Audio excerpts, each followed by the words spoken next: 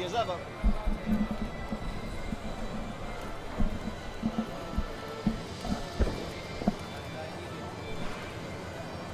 Good afternoon. Good afternoon, everyone, and welcome to Buhurt Next 2022. The atmosphere here is really electric. It is happening. Finally, we get to start the year on a promising note. However, this event is not without difficulties. Unfortunately, we are missing a few teams. First of all, Buhurt from Russia, the winners of Buhurt Prime, in the first edition of Buhurt Prime. Unfortunately, they are not able to make it. Second of all, the next team not able to come is Taurus MFC from Italy, from Turin and Piacenza. Unfortunately, due to COVID restrictions and the isolation period that they would have been obligated to take, they are not able to make it, which is a real shame after they had such a successful, they hosted such a successful Buhurt Masters tournament in Volpiano. The third team, and this really is a tragedy, the news came in yesterday that Aquile Sequania from France are not able to take part because they had 3 fighters who tested positive for COVID. So that's really such a shame, and it has therefore changed the lineup, the structure of how this tournament will go ahead. Instead of having 2 groups, which was previously advertised, there will be a round robin. So what will happen is that we will not have the longer breaks that we've had in the past and what we used when there were group phases. There will just be some 10-minute breaks, so we'll keep the action as tightly packed as possible. So you'll be looking at the tournament should sort of start at about, there should be just a few minutes now. Then there will be 7 fights followed by a break. Then there will be some interviews. We'll be doing interviews with all kinds of fighters, lots of people involved in the whole event. So stay tuned for that. And of course, at the end of the group stage, there will be another break, more interviews with some of the fighters. Then, of course, there will be the semi-finals of 2 fights and the third place and the grand final. Now, interestingly, for the semi-finals and the final, there will be there'll be no time limit on them. So this could be really interesting. And other things which will be used for the first time on an official level, as you can see, the list is using the high bar. Now, it is not illegal to hold on to the high bar, but it's just not very logical to do so because you'll be leaving your arm open to attack, so it wouldn't make any sense. Another thing which is new to this tournament, and I'll repeat this later on as we see it happen, is that it is permitted to have a 3rd point of contact on the ground. So, for example, if a fighter throws another fighter to the ground and they get pulled down, it is okay to have a 3rd point of contact, which could be the top of a shield or it could be the fist. That would be acceptable. Of course, 4 points of contact, the fighter is considered grounded and considered out, but the 3rd point of contact is acceptable. Of course, when a fighter is in that position, they would be extremely vulnerable to attack, so it's within their interest to get up onto their feet as quickly as possible. So we just have the captains meeting with the marshals now. The teams that we do have here, we've got some well-known faces and some that we don't see often enough, but that's what Buhurt Next is all about. The teams who finished between the 10th and 20th places in the Buhurt League ratings of 2021. So you can see there the captain in the red and gold band of old friends from Russia, a team who have taken part in Buhurt Prime for 2 editions. Very well experienced fighters, but they do have a few changes in their lineup, in their roster. Sierotki from Poland, they have had a wonderful start to the year. They come from a number of different places in Poland, so training together has been difficulty for them, but it's really good to see that they've had such success in 2021, and they are here at Buhurt Next. Absolutely well-deserved position for them. Now, we have a team from the Czech Republic, which is MFC Vysocina, and they are very, very well known. And you can see all the names of the teams there, just going one by one. Vysocina, of course, coming from the Czech Republic, enjoying some great success in the tournaments last year. The next one, of course, NSK, the Russian team from Siberia. Now, they do have an extra fighter tried to transfer to them in the transfer window, and that's a fighter that everyone knows very well, Ilya Dragan. Ilya Dragan, of course, is a fighter for Buhurt, the team who are not able to make it, but he decided to transfer so he would have more opportunity to fight. And this, of course, means that he will be fighting with NSK in tournaments until the next transfer window, and then he may choose to continue on after that. So we'll see how that goes. After that, of course, we have Syabry, the Belarusian team, also a faction of Club Bern from Russia. Now, they are another team that has enjoyed wonderful success in Buhurt Next last year in France. And they have a few changes in their roster, but they will be looking very strong. Some have tipped them as favourites to win this tournament. Pardus Bellator from France. And although some of the French fighters had difficulty coming over, we're really happy to see that Pardus Bellator have made it. This is really great news for us, and it's great news for France, so they'll be doing them proud. Some very experienced fighters there, some who have fought for other teams in the past. And of course, the last team that we have is the White Stags. Now, the White Stags, of course, are the local team from Serbia. What can we say? Without the White Stags, without the White Eagles, it would just be, this tournament simply wouldn't have happened. The amount of work they've put into making Buhurt Next happen has been absolutely incredible. And I will speak more about them later. And I just want to let you know that, in fact, some of you may have heard already that Buhurt Prime, which was scheduled to be held in Monaco as per usual, will now be held right here in Serbia. So this is, on one hand, it's sad to see that we won't be able to continue the tradition of holding Buhurt Prime in Monaco, but unfortunately it had to be cancelled due to the restrictions that were added for combat tournaments in Monaco. So it's been moved kind of at the last minute. The introduction was given on the just on the 6th of January, so we heard about that.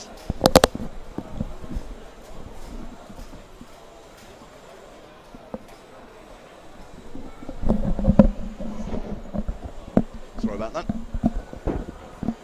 And sorry, just to continue on that line, it was it was cancelled. So the Serbians have been fantastic in offering to help and to host a tournament in Serbia for Buhurt Prime. So we'll hand you over now to the presenter.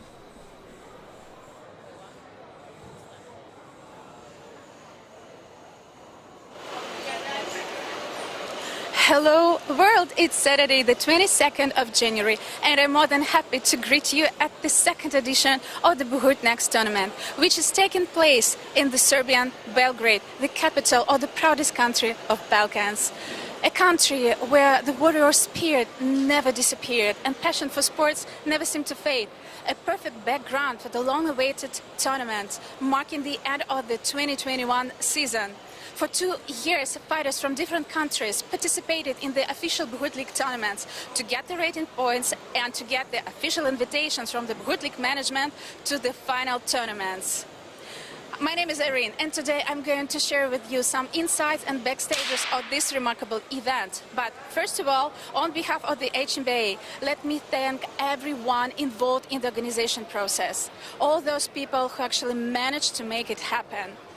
The whole event became possible due to the joint efforts of the Historical Medieval Battle International Association, Buhurt League brand management, and the hosting country representatives, the National HMBIA Federation of Serbia and the White Eagles organization, who are more than well known for being the hosting country and the co-organizers of the 10th edition of the World Championship Battle of the Nations that took place in 2019 in the Smederevo Fortress.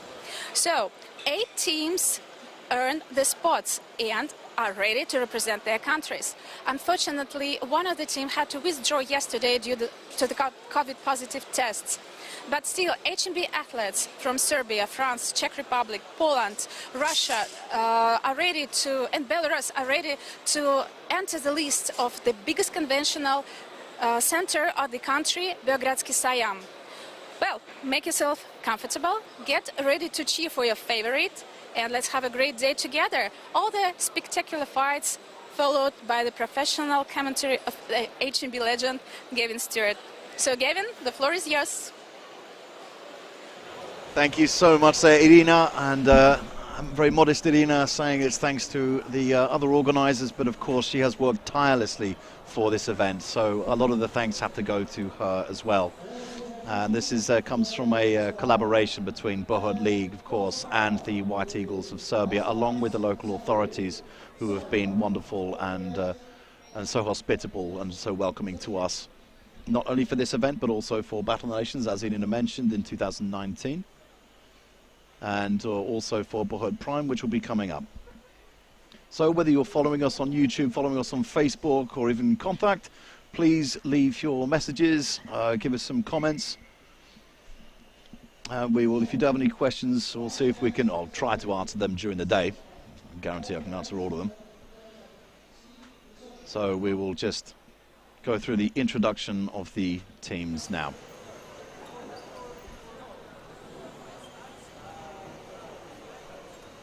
So we do have a fight order.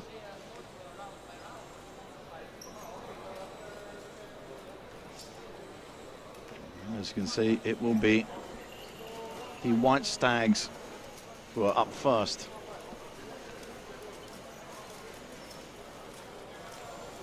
And they will be facing Syabry from Belarus. And a very well experienced team. But again, there have been a few changes here and there to some of the rosters. Again, a number of these changes have been brought about conditions owing to COVID restrictions and simply people not having the possibility to train. Of course, they want to get their aid team out there. As you can see, the captain there of the White Stags is Alexander Urosevic, who of course is the captain and a close collaborator. And although they did have a modest place in the league, of course, as they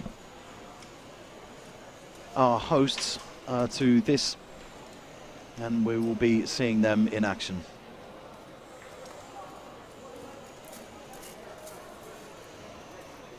So Syabry, of course, a very, very athletic team, often using pole arms, and although we've got one or two there, we'll see what they've opted for this time. The Belarusian team, experts with their pole arms, so it's something, well, they've certainly appeared in Battle of the Nations, not only with the 12 versus 12, but also the 5 versus 5, using pole arms extensively. But we did see a different performance from them last year in Buhurt Next, and they adopted more short weapons. So things to look out for. As I said, you can see the list as it is. It's not illegal to hold on to the list, but it's quite risky, quite dangerous if you do so. You can, another change is the implementation of the 3-point rule, which means you can have 3 points of your body touching the ground, so it could be 2 feet, and either a shield or a fist, or a sword if it really helps, or it'll be quite uncomfortable. But of course, it's not really a tactical decision. It's simply for a question of balance. Like if somebody tries to hold themselves up as part of a tactic using 3 points, well, they're just going to be open and vulnerable to attack. So I don't think we'll see people adopt that in any other way. There's no time limit. This was discussed, but there is no time limit on how long the 3rd point can be on the ground. It was mentioned that it should be a 4-second rule, but of course this just makes it very, very difficult for the marshals, who already have a difficult enough job. And the other change is that in this tournament, I'm not allowed to shout. I have been told. So we'll see how that goes. Anyway, I will do my best. So, ladies and gentlemen, we now get underway for the first fight of Buhurt Next 2022. We are live from Serbia. That is all happening now. This is what we love.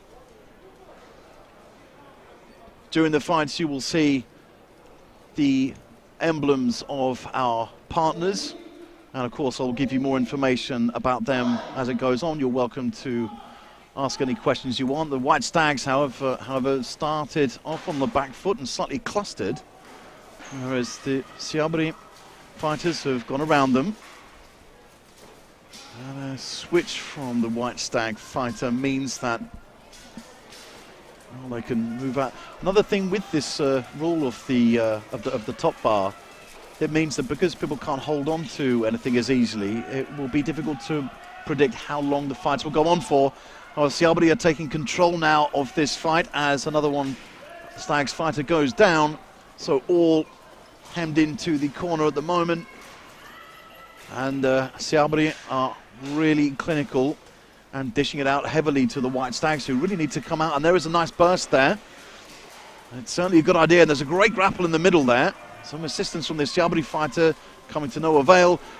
Well, that's very good evasive action from the Syabry fighter.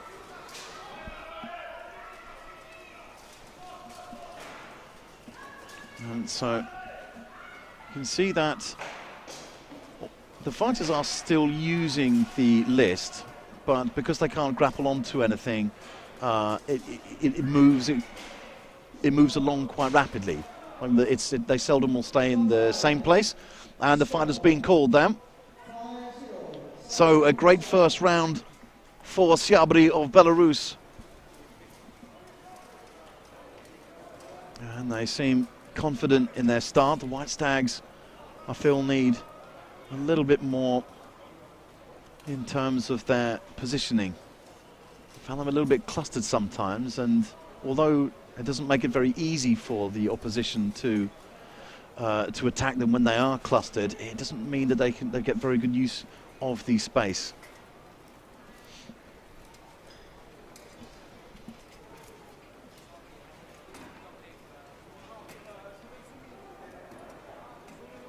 So, also another thing, the weapons are kept on the side of the list, as of course Alexander Urosevic, the captain of the White Stags.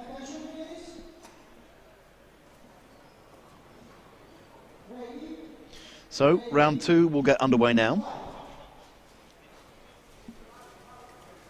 Okay, White Stags, I'm quite surprised they didn't go further out. And the White Stags fighter tries to go for the break in the middle, but I think that was easily seen and dealt with by the Syabry fighter, who of course does find himself into trouble in the corner there. And there's now some better movements, a great strike coming in. Much more action now. Good aggression shown by Syabry, that's a great takedown there. So once again, moving well, and there could be a takedown there, and both of them have gone down there. So the White Stags fighter did well to hold on to the Syabry fighter in order to take him down too. Had a good grip on the arm.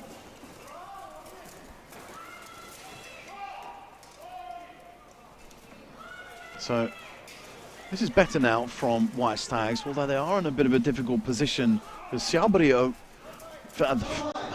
As soon as I say that, of course, there it goes. Well, that is a great victory there for Syabry, and they have started their tournament very, very effectively.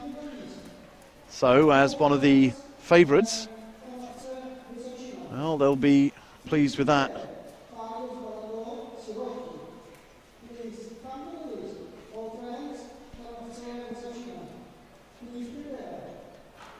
So, yeah. You can see that there seems to be a little bit of unease with the higher list and the flatboard top list from both teams, really. Or if I have to divide it, I would say that perhaps Syabry, I would seem a let's be a bit more comfortable with it, using it a little bit better.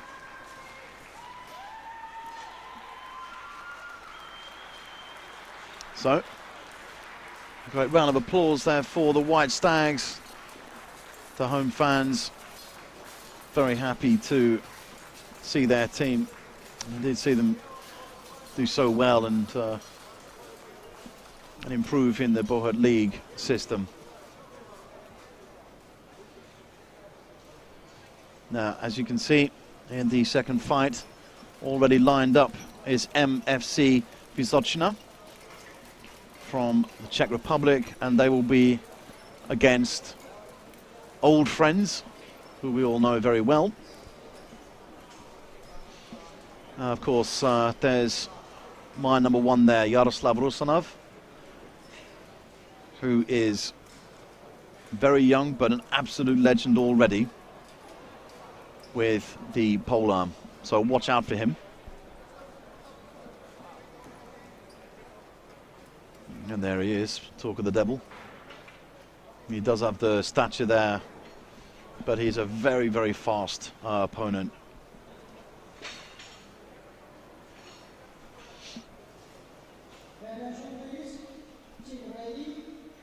And without further ado, we get started with the second fight. Old friends going straight into Vysocina. It's a nice movement, however, from the Czech fighter. Great takedown there from Rusanov. Superb work, and goes straight to help out his teammate. Very nice work from old friends, but the defense of Vysocina is very sharp, but already that is a first round victory to old friends of the Russian Federation.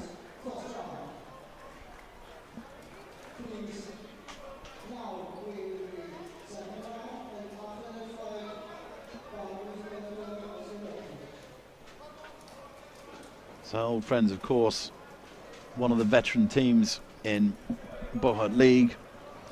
They have featured in both editions of Buhurt Prime so far. And of course, they're not exempt from the difficulties that people have faced in terms of training, traveling, of course. It's been difficult for everyone, but they have a very high-class team for this tournament. And really, you have to say, they are also one of the favourites. However, let's see how the Czech team, Vysocina, get back into this fight. Striking down the middle, some great movement from old friends. And moving around in that circular fashion, the crossover comes from Vysocina, whereas interesting, you can see the runner of the old friends fighter goes around, goes in for the trip there, but it's not quite enough to take down the big Czech fighter. Nice aggression, and again, if they can prize him away, which they can do, as you can see, this is the benefit of having the wide list head. Old friends now well in control of this round. I think now it's just going to be a formality, and that is it. Old friends demonstrating why they are here at this tournament with some superb fighting.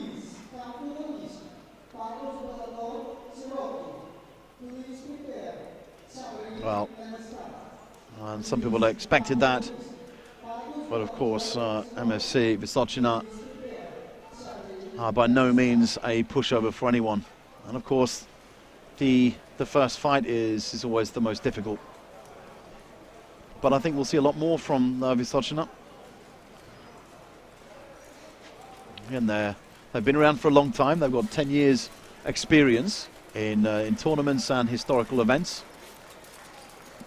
Was one of the first Czech teams.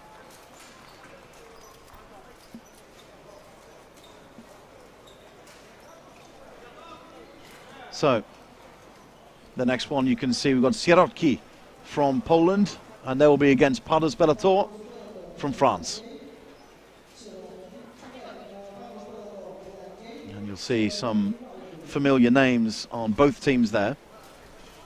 Christopher Pinto, one for example. Of course, some of these fighters get experience in Martel. And Sierotki, the Polish team, well, they come from all over the country.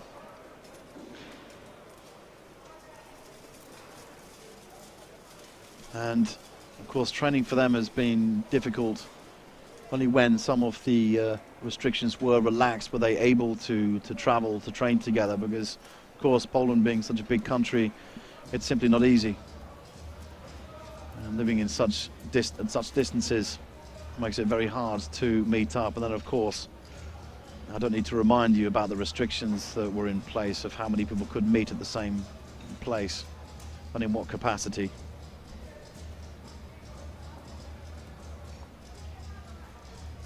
So I think this fight will be pretty close, and it's been quite anticipated. Two teams who are at a very similar level.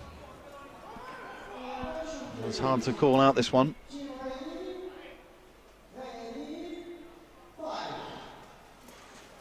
Round one begins, both with a similar start. Some rather tentative hits to begin with, however. The halberd is not wanting to get too close. Now there's a bit of movement. They've broken across the sides. A lot of athleticism you'll see from Pardus Bellator. Of course, that is no surprise from a French team. And you can see how these clinches break away from the list, and two of them have gone down together. That, of course, is the difficulty with having all that open space. It's very hard if you're in a grapple. If one goes down, they're likely to both go down. But this is much better after a slow start. There's a lot of action coming from both these teams now.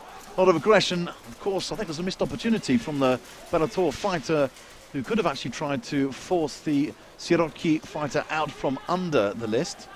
And of course, there's quite a wide space, as you can see. Well, that's a nice takedown there from the Bellator fighter, as you saw, and of course another one there. Superb work from Pardus Bellator. Some great takedowns there, and you can see that there was perhaps a third point of contact after the throw from the French fighter.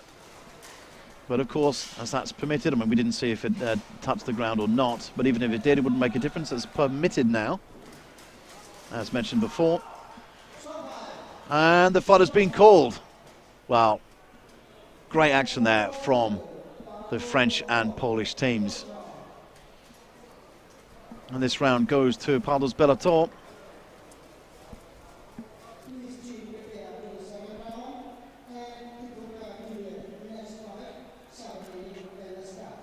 So the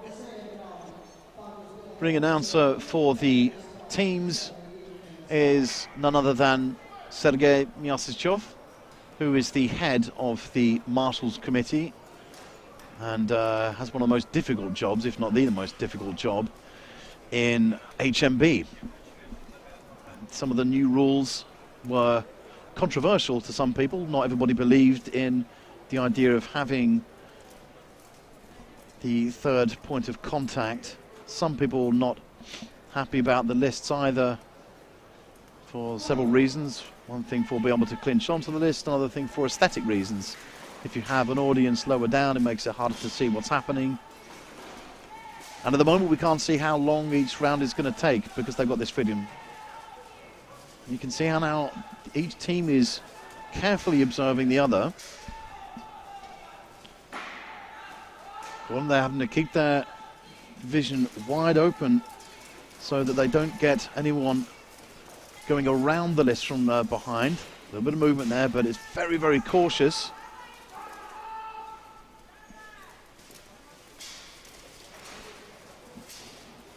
So now the Bellator fighters ready to make their mark and start their attack. As you can see, the Sierotki fighters have got them under control there. There's a nice burst out in the middle there.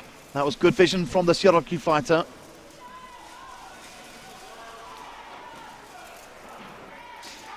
And now things are moving forward. Things draw up on a pace. And this is great work from Sierotki, who are forcing down the Bellator fighter. However, it's not going to be easy. And Bellator now coming right back into it. Into the halberd there, just gathering his strength. And unfortunately, those moments to gather strength might have proven costly, in fact.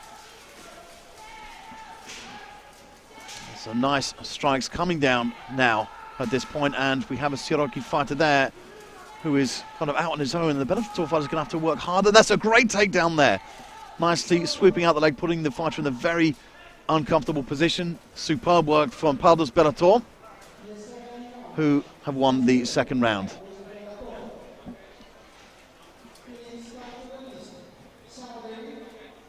So, let us know what you think of the list. Let us know what you think of the three-point rule. Like I said, we've got new concepts, new rules being implemented in Buhurt Next. So it'll be really exciting to hear what you've got to say about it. Do you think it makes a difference? Do you think there's more movement? Do you think it's clumsier? It could be anything. Let us know what you think.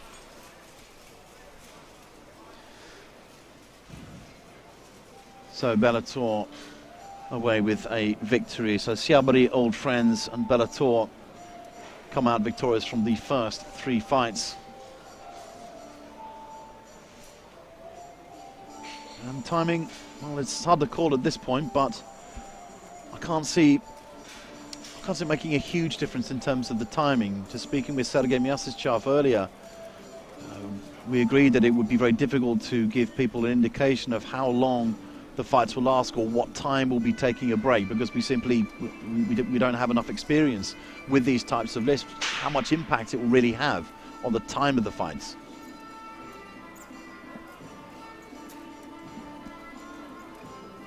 So now for their first fight, NSK, you can see there from Siberia, and they are joined, as mentioned earlier, by Ilya Dragan. And they will be against Belarus, who we saw at the start. And of course, they had a comfortable victory over White Stags. It'll be exciting to see what NSK do with this fight. Again, also being from Siberia, traveling anywhere is difficult for them. But they have made their mark in Russian tournaments.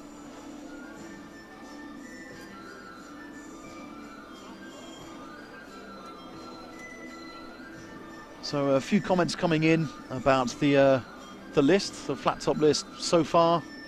Seems to be doing reasonably well in terms of feedback. A little bit of controversy coming out of the three-point rule, which is understandable, but I guess we'll have to see it when it happens. So NSK, Syabry now, two teams who have faced each other in the past, and not so distant past, in fact. Again, good structure and aggression from Syabry. There's great movement coming in from NSK, who are strong on their feet. And I wonder, with those charges that go to the list, because people cannot grapple, will this be a turning point for the charges into the list? So many times we see fighters charging, but they just smack the opponent into the list, and it's all for nothing. It's just wasted energy. But consider they cannot hold on to that.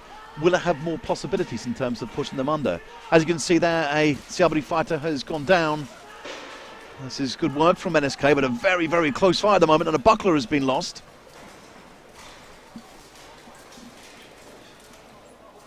So the marshal's checking for any other breakages or losses. I don't think. Very close at the moment. NSK with an advantage. So more fighters, but Syabry know how to take them well, and that's great evasive work from the Syabry fighter on the near part of the list. He's able to avoid that very well, and they put the NSK fighter into danger. As the NSK fighter who's gone down there, a lot of athleticism coming in from Syabry. Oh, very, very good teamwork there, but almost took out the NSK fighter. This is a really close fight. Well, to have such a strong fight so early on in this tournament, it can't be easy, but there's a great takedown, and the NSK fighter will be charging back from it after collecting a new weapon, again, which have to be left on the top of the list.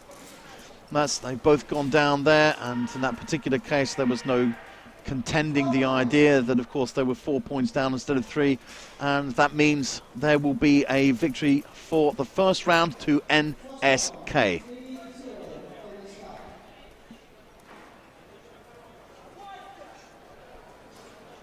Well, lots to talk about there.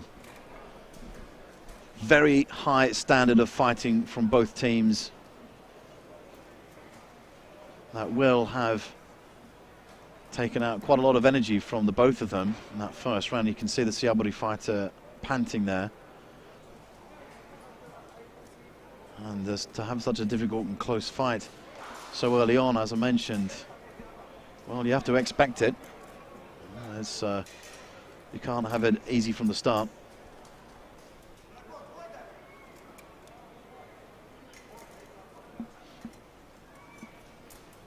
So round 2 begins with a couple of changes for each team. I don't have an awful lot of fighters available, however, and this is much the case with the teams participating.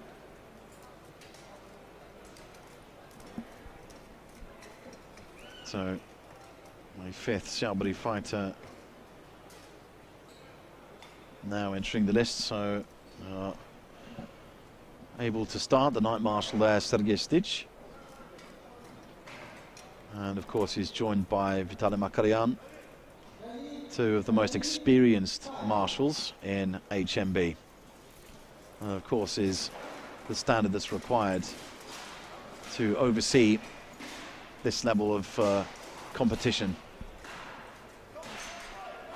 Another thing which has been difficult is the development of marshals in COVID period. So it's not only the fighters who don't have the opportunity to train.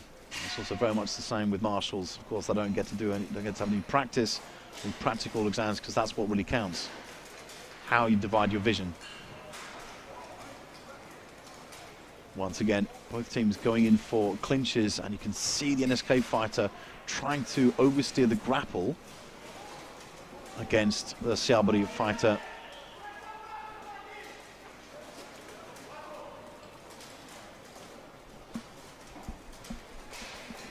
And so there's some great action here from these teams. Really hard to split them apart. And they're very evenly matched. And it's great to see that the fighters are changing the type of grapple they have when they are in the middle of the list. Of course it changes when there is a list to hold on to. And I think instinctively people put their arms out, fighters put their arms out there, but you can see how exposed that Syabry fighter is, how the gauntlet did not even cover the top of the wrist. So there is a level of danger to it. If it's too dangerous to continue with, it needs to be discussed. Of course, this is a question for the marshals. But the safety, of course, is the most important thing for the marshals to ensure. Very tight grapples there, not able to get the fighters down. But this is close.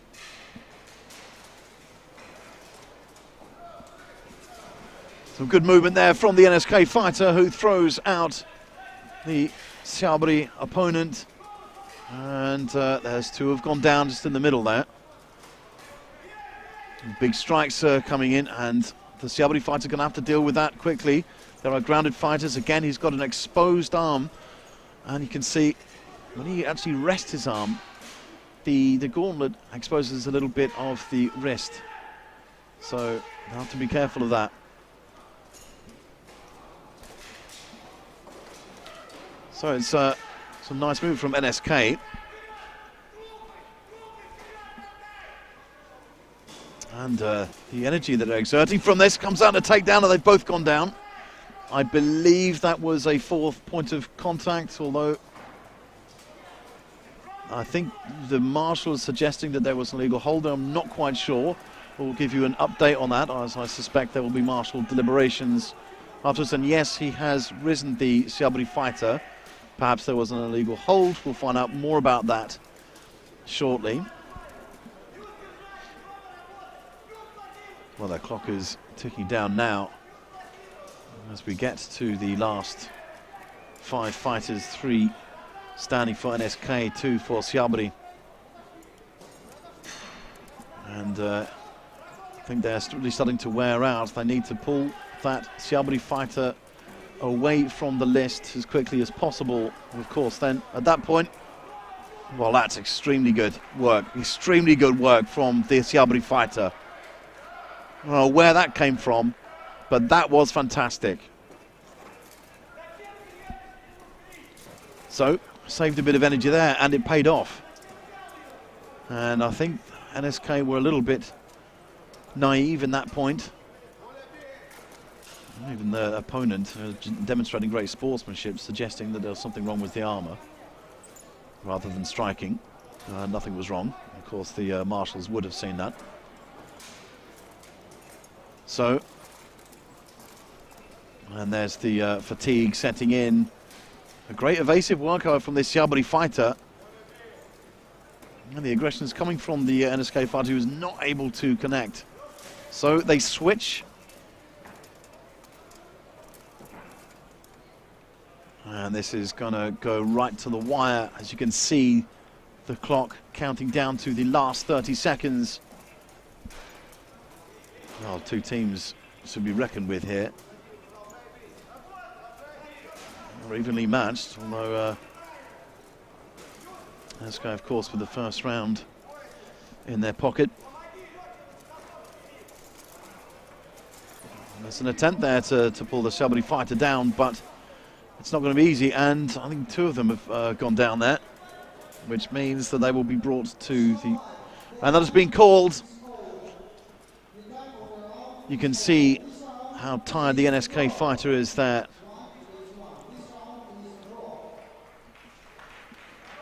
And sensational fighting from both teams.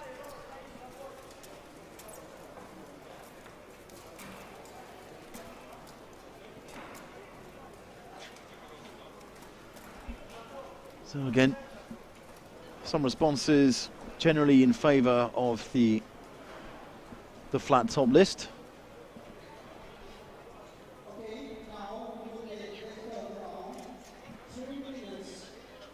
So, an additional round is given, despite the time up.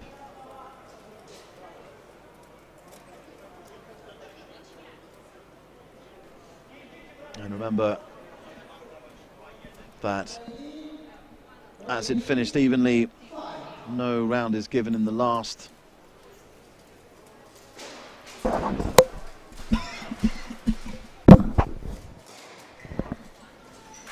And a understandably slower start to this fight, but the aggression is coming through, and the athleticism, although the Syabry fighter thought better of that one.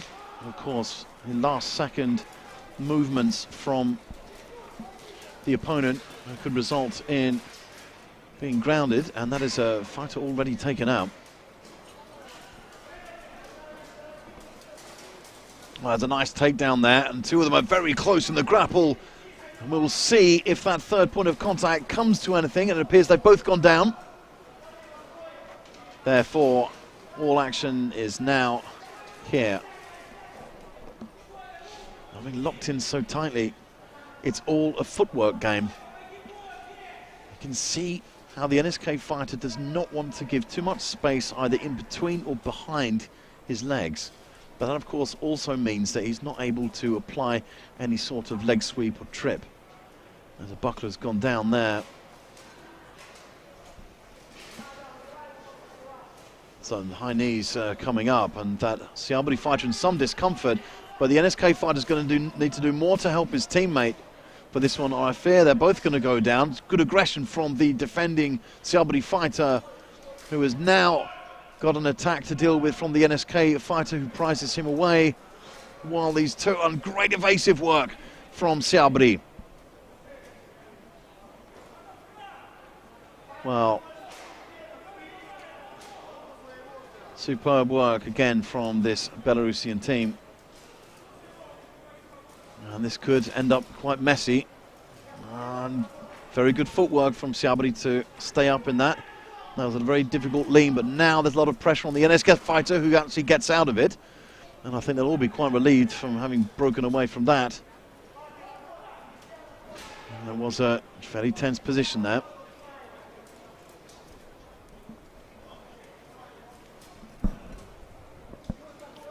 So you've got the very athletic Syabry fighter and the NSK fighter's having none of it. Shaking his head, suggesting you're not coming here. But now they've broken up, and you see the NSK fighters heading towards the back. In terms of the energy, it's hard to call. But I do favour Syabry. That's a great attack there.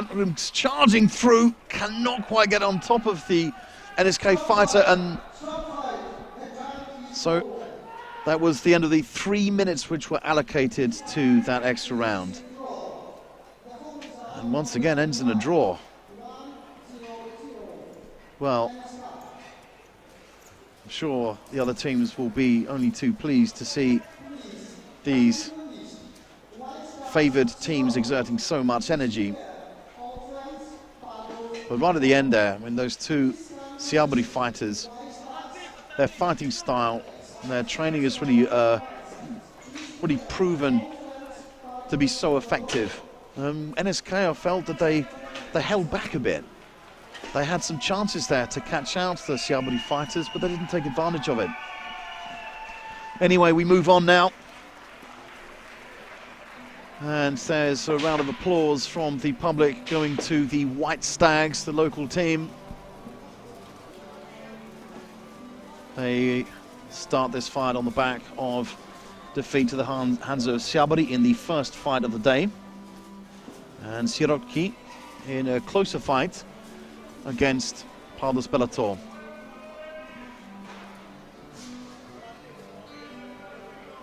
And you can see the place in the league, well, there's a lot separating them.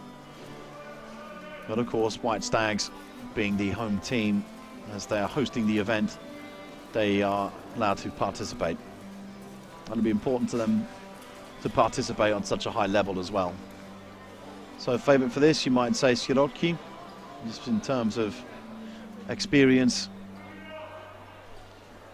And their place in the league, of course, speaks for itself. But bear in mind that a lot of the teams have had up and down positions purely because they were not able to fight.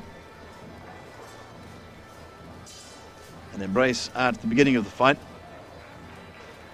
It's great sportsmanship, but it has been discussed. Is it such a good thing to have before the fight? Is it time wasting? Does it kill the energy? What do you think? Let us know. Hugs and fist bumps before the fight? Yes or no?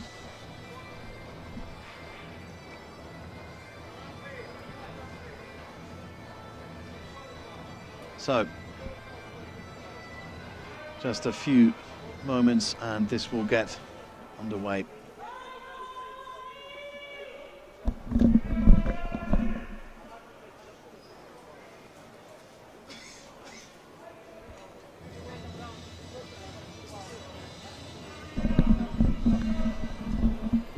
Apologies there.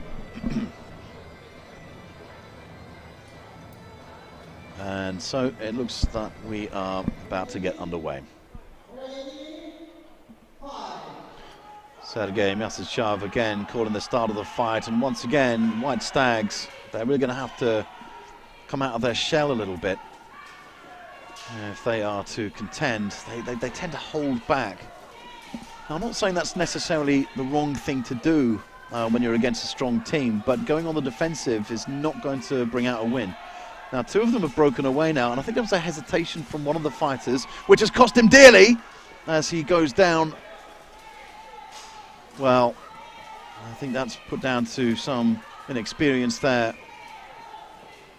And breaking away, and a few fighters are actually going down, and you can see just, I wonder how many points down that Sierotki fighter was, but he appeared to be all the way down. But again, this is going to be a difficult job for the marshals, although that's some great takedown work from the Sierotki fighters.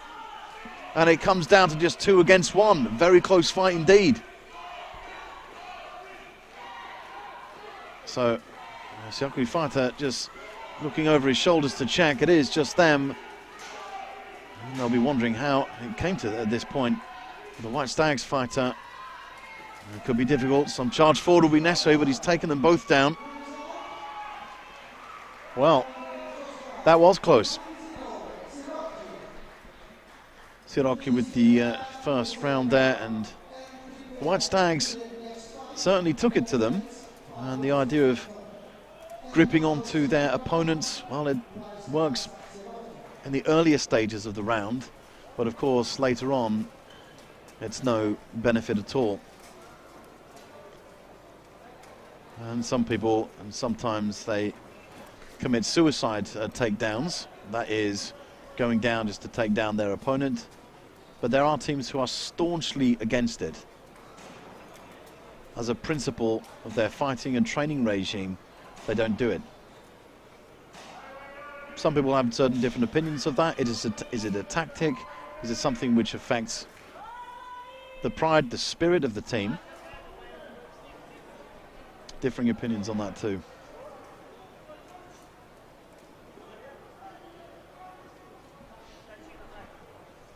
And the marshals sporting their, or half wearing, their face masks, which were specially designed for them, based on what I'm not sure.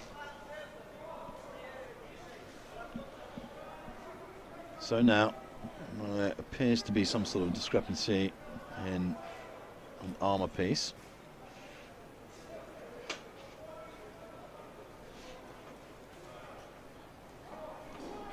So yeah, an interesting comment there from Lawrence Lagnese, who's the former head of the Authenticity Committee of HMB. A lot of experience. Feels like all matches are lower scoring with this kind of list, since suicides and doubles seem so much more common. Very, very good point that actually, Larry. And you're likely to get that a lot more. So there we go, a charge comes in just on the far side of the list there. Well, that was good. A dedication to the cause of getting the White Stag fighter down. And this is good work from Sierotki. Much more together in that. And you saw that the charge that came down from that Sierotki fighter, whereas when you have the list that you can grab onto, it's so much easier to sort of deflect or just absorb those charges. But that time, with the persistence of the Sierotki fighter, he was able to take the White Stags fighter down, to his credit, did very well to stay up as long as he did.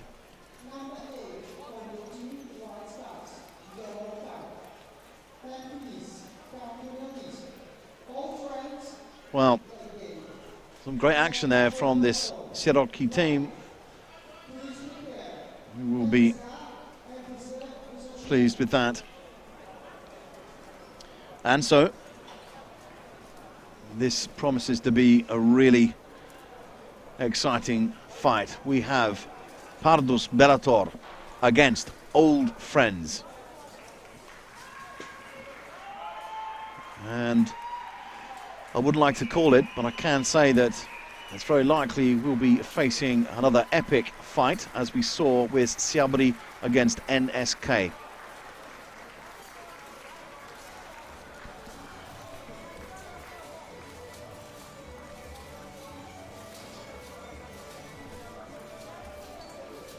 So just to let you know, this is fight number 6. And we are scheduled to have a short break, just a 10-minute break, after fight 7. So we've got 2 more fights for certain, and then we'll be in a position to tell you how we're doing with the program, what you can expect, how long the breaks will be, and everything. Then, of course,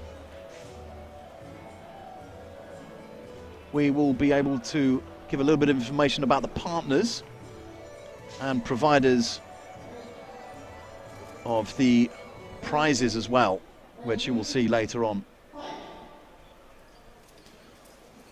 Old friends with a more rapid start.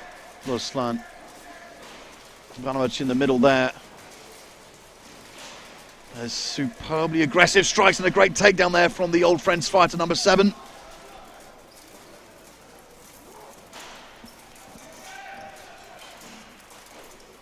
And old friends really taking it to Pardus Bellator. But a lot of energy coming from an athleticism from both teams. But old friends now charging and hemming in those Bellator fighters who have got to break away from the corner of that list. Strikes pounding down now on them. Well, this is looking very difficult for them, and it's been called. And I'm tempted to think that even though the Pardus Bellator fighter was absorbing those hits, I'm not quite sure how many more he could have taken.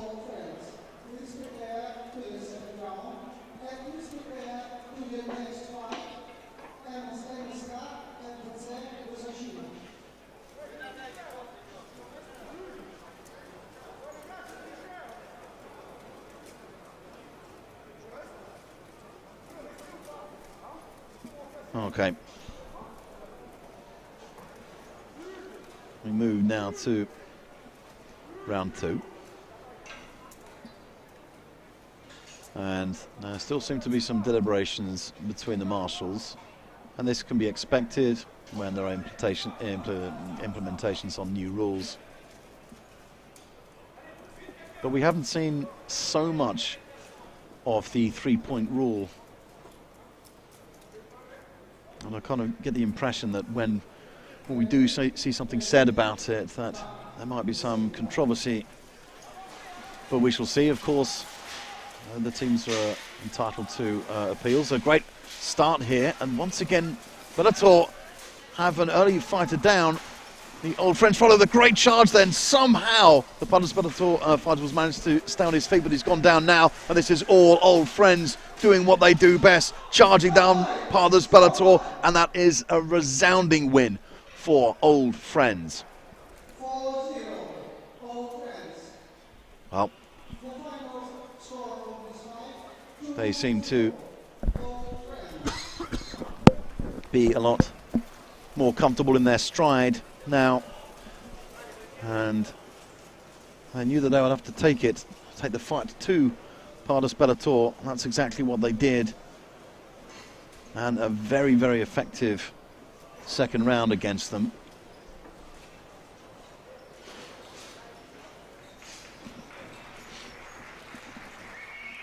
So this is the 7th fight of the Buhurt Next 2022 round robin. I remind you that it's done as a round robin and not as the group system, which was the original intention. But of course, as 3 teams are absent, there are only 7, and therefore the group system simply would not work.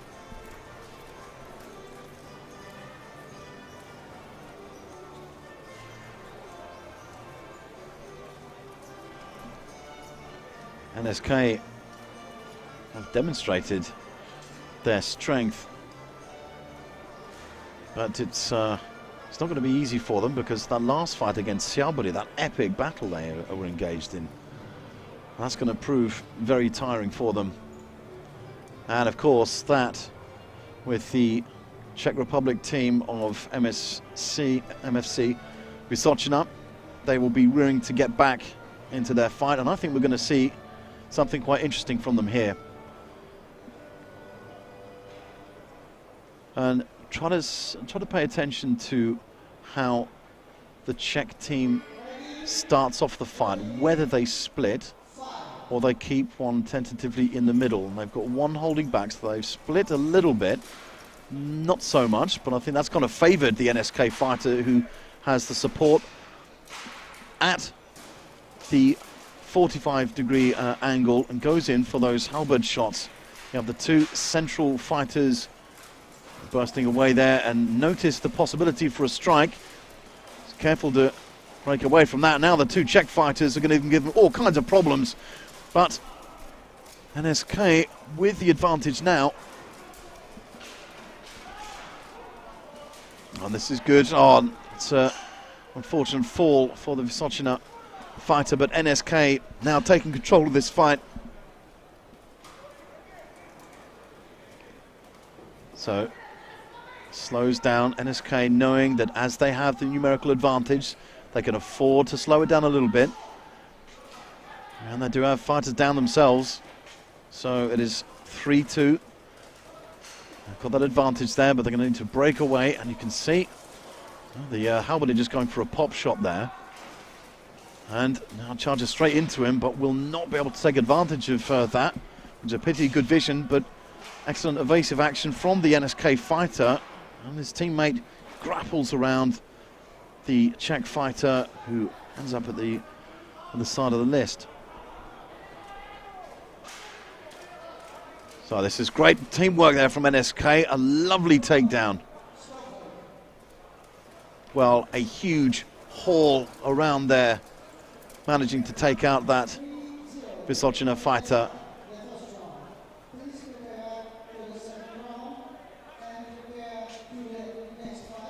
Well, I can see that there's a lot coming from these NSK fighters.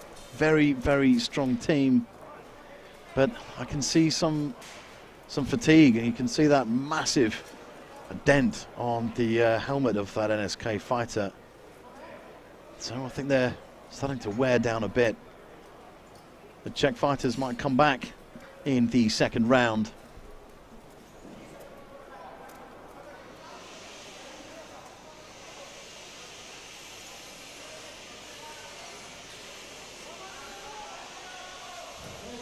So let us know what you think of the teams that you've seen so far.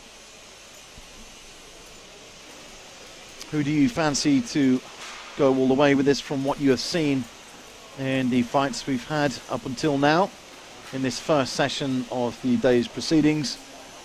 And that's another good takedown. Now there were 3 points on that, but now there are fighters going down all over the show there. And it seems that well, that's a nice shove there from the Vysocina fighter, again, who was looking for those 3 points. Great aggression from the number 2 Czech fighter there. And he's starting to wear down his opponents. Very nice work from NSK, however, to take control there.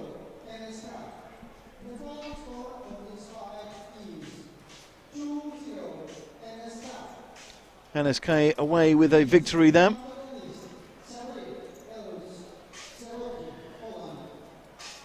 And I mentioned something about a break, but we're going to continue on for the moment. So the head of the Marshall Committee, Syabry,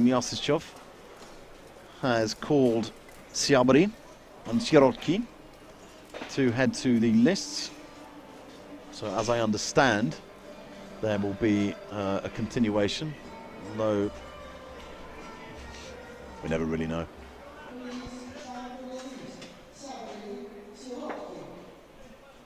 So the Marshal has announced that the fighters are to come to the list, but I'm not sure if he's been told there's supposed to be a break at this point.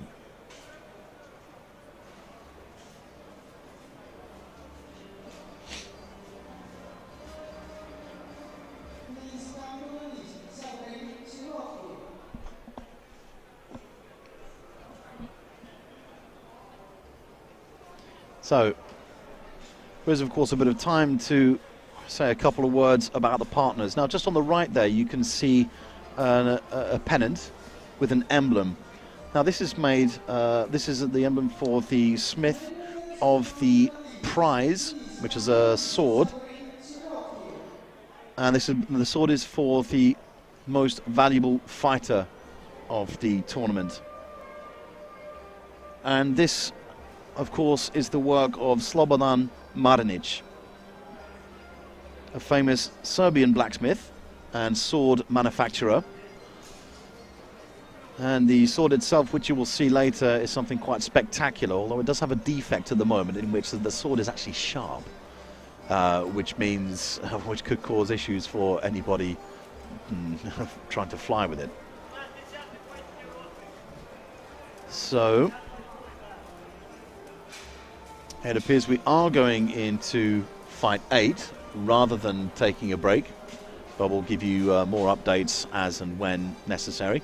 So Syabry are now in the list, and approaching the list now from Poland, Sierotki.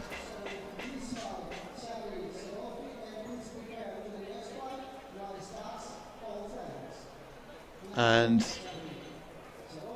so Knight Marshal Syabry has called for the next teams to prepare themselves for the fight. So it seems that we are not having a break for the moment.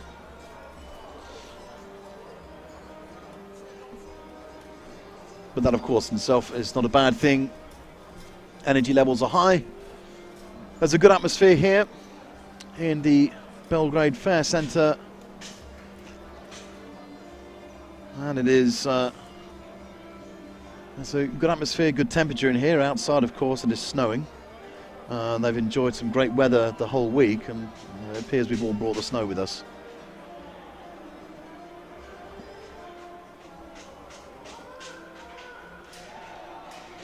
So, Sierotki with a lot of support.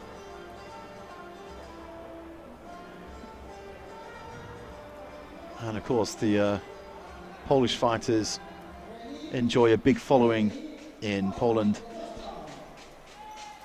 Very big spectator sport. Their events are known for drawing in crowds.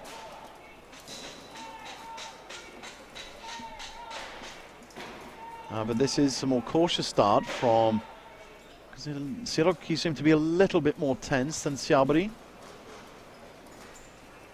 No movement at all there, and Syabry keeping a distance there.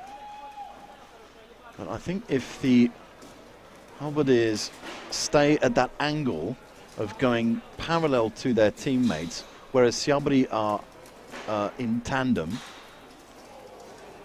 it's going to be easier for Syabry to break through and to get a charge against them. So if they can withstand some of those shots, and in fact you can see on the other side the Syabry fighter has made his charge, but of course he's chased down by his Sierotki counterpart. And I think this is going to stay like this for some time, as I can't see a break happening anytime soon. But has some nice shots to the leg of the Sierotki fighter who is against the list.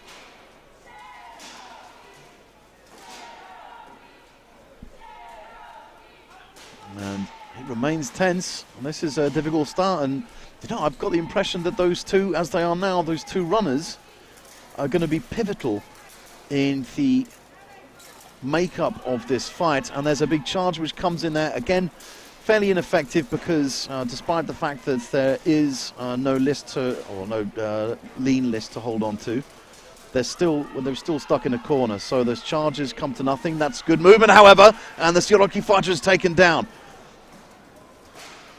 So the charges, all fighters should take note of that. Charges are good if you can get your weapon around the fighter and pull back.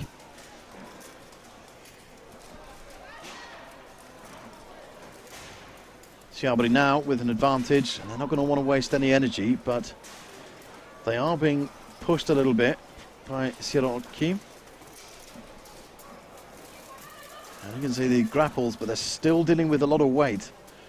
So 5 fighters of Syabry against the 3 of Sierotki. And that's a nice move, however. But again, there was not much commitment to it in the end, whereas Syabry have come up with a suitable takedown there, and looks like Stitch has called the other fighter, the Syabry fighter, to go down, because he has decided that there were 4 points touching the ground. And again, this is where we see whether that rule is useful, beneficial or not. And that's a good takedown there from Syabry, who have won that round. Extremely tense start.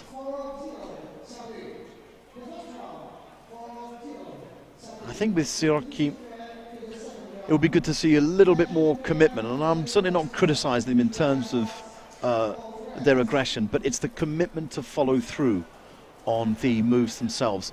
The charges which don't come to anything, and you saw their counterparts charge, pull back, and they get the takedown. Now, you can't get that all the time, because of course the fighters who are engaged in a clinch, they're not just going to fall down like that. You do have to have a bit of luck. Start thinking about, with those charges, where do you put the knee? If you can get to the hamstring sort of area, then you will put the fighter off their balance. So when you pull back, you're much likely to be able to get a takedown out of it. We go now to round 2. And it's a much more aggressive start. Neither team too happy with the start of the first fight. And they'd rather get stuck in, and that's some good move from Sierotki. However, great teamwork. The charge comes in.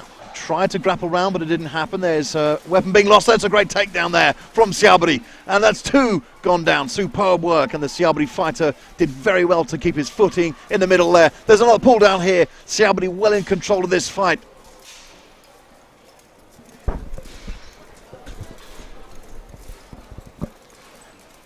So this is good teamwork from Syabry. They're demonstrating why they are on top of their game at the moment. That is a second round victory to Syabry of Belarus, and you can see there the emblem of Club Bern, to which they are affiliated.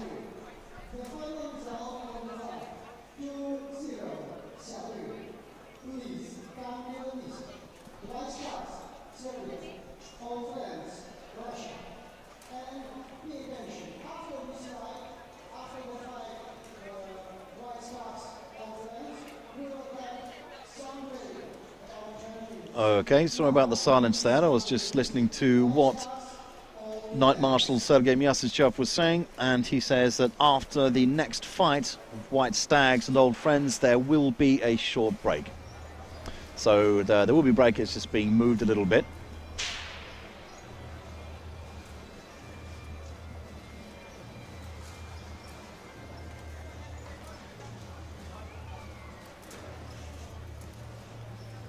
So you will see the symbols of the partners with whom we're working pop up on the screen every now and then.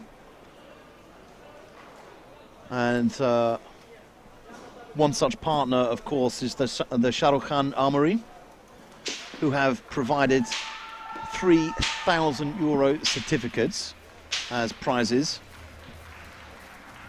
And this is an armourer well worth paying attention to, and we would like to thank their industries, the Shah Rukh Khan Armory Industries. They absolute masters and produce all types of armour for HMB and even reenactment, as well as padded elements, for example, the gambesons. Ultimately, their pure passion is Eastern kits. So if you're looking to upgrade your kit or go for a full kit in the Eastern style, then check out Shah Rukh Khan Armory. They've got some stunning work, and of course they're always happy to hear and share feedback from their past customers. So I'll be speaking a little bit more about our partners in just a little while. We've got plenty more. We've got a richness of them today. Shah Rukh Khan Armory, which I've just spoken about, of course Slobodan Marinic. And just after this, I will be speaking a little bit about Historicum and Master Uli, who have also provided some fantastic prizes. All of these producers, of course, are very well known and need little introduction, but it's important to recognize their contributions to Buhurt Next. Later on, I'll do a little bit of give you a little bit of information about HMBIA and what we're up to. Of course, I am the Vice President, so I should know a thing or two. White Eagles, I will be speaking a little bit about them, and again, as mentioned, immeasurable contribution to the event here today. And then, of course, we've got the Vena Sport Live, who are taking care of all the media of this, or rather the video of this. So if you've got any feedback for them, please let us know.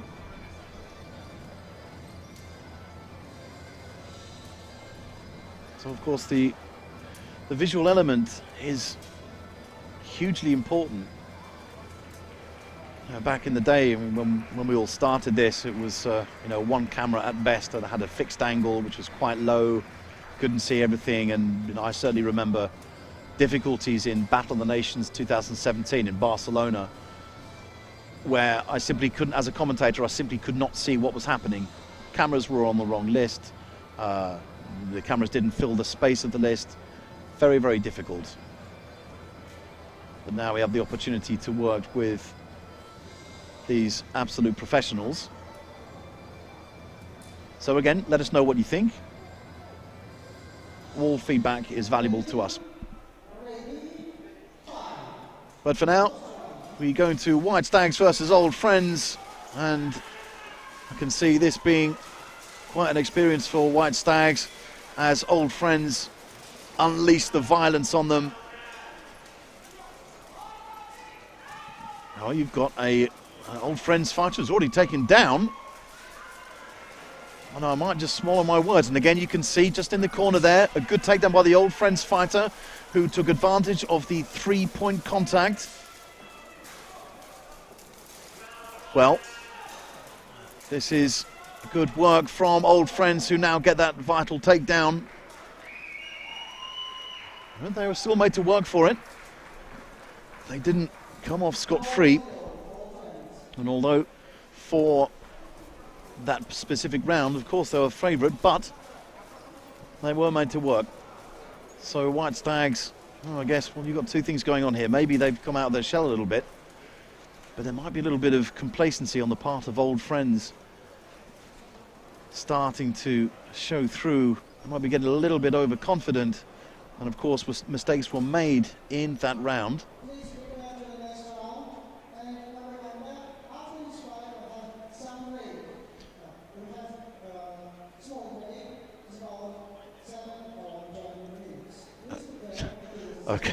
Okay, I was just listening out for the announcement by Myasishov about exactly how long the break will be. He said it'll be short, there will be some break, but we'll get a clearer definition of exactly how long that will be in just a moment. But he's absolutely right, there will be a break, that's the important point.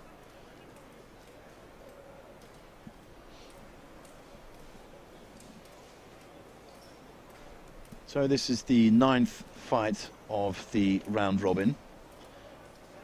Don't forget that there will be a total of 21 of them. So rather than having the 3 breaks, there will just be 1 break.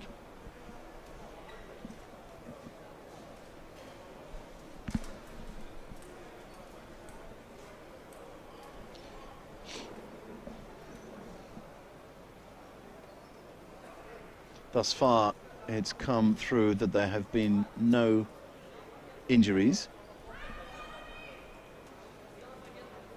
So the ever-ready medical team not being made to work, which is great. And Old Friends starting, having a bit more of a relaxed start towards it, and that's Ruslan again with that great takedown. This is much better work from Old Friends, who gel a lot better in this. Good vision. It doesn't wait too long in order to focus his attention on another opponent. This is the Old Friends that we've come to know and love. However, we were not expecting that. Well, it just goes to show that nobody is infallible. Of all the people you'd expect to excel in this and not suffer a takedown, well, he was taken down. Of course, the White Stags fighter, it was followed through by the fighter. So that's Old Friends with another resounding victory there. So we are going to take a break now for about 10 minutes. So yeah, 10 minutes. Do not go away. Please leave some of your comments, leave some of your questions. What do you think of the fight so far? Who for you has really shone? And I'll hand you over to Irina. Come over. Who I'm sure is ready. Irina. So the first part of the tournament is over. We've just seen 9 amazing fights. And it's high time to get to know our fighters better. And I'm really glad to introduce to you the captain of the MFC Vysocina team. And let's ask ask him to maybe tell us more about his team. Where is it from, and where, like, how did it all started, and what was the origin of your team? Okay, we are MFC Vysocina. Vysocina is a district of central of Czech Republic, so we are all living there, so it was logical to have that name. We started Buhurt since 2013, which was our first participation in the Battle of Nations, and then we proceed. So you're fighting since 2013, and you participated, I mean, so the members of your team, also members of the national team of the Czech Republic, right? Right, that's right. Okay, great. So, like, how do you feel after, like, these first 9 fights, and how many fights you already had? Yeah, we had 2 fights with, I think, 2 strongest team here, so it was like we expected, but we are looking forward to another fight. Okay, which teams you faced? We faced old friends and an SK, both from Russia. Oh, yes, lucky you are since the very beginning. So, great. And I suppose that this is kind of the very first big international tournament for a long time, right? For you as well? Yeah, of course. We had some tournament in September last year, and it was enough. It was our elimination tournament in Czech Republic, so it was a small tournament, and then nothing. No, I see. So, and how did you prepare for the tournament? Did you have some special program trainings? We received an invitation for this tournament 3 weeks ago, so we have not so much time for preparation, for special preparation, and it was after Christmas vacation, so to be honest, our shape isn't as much good as it should be. Or could be. Okay, so, and also I think this is the very first time that you managed to try the new type of list, right? Yeah, it's our first time, yeah. So, like, how do you feel? It's like completely unusual, it impacted your fight or your team performance? Yeah, because we were always the bigger fighters, and we were fighting on the list, on the barriers. It's a big change for us, but it's not as a big change as we've expected. I think we can deal with it, and we can prepare for another fights and other tournaments and be in the better preparation. That's great, really. Thank you for your feedback. It's really important to us and to our audience, like, to understand it. So, and what are your expectations, like, for the rest part of the tournament? What do you expect from your team today? To win.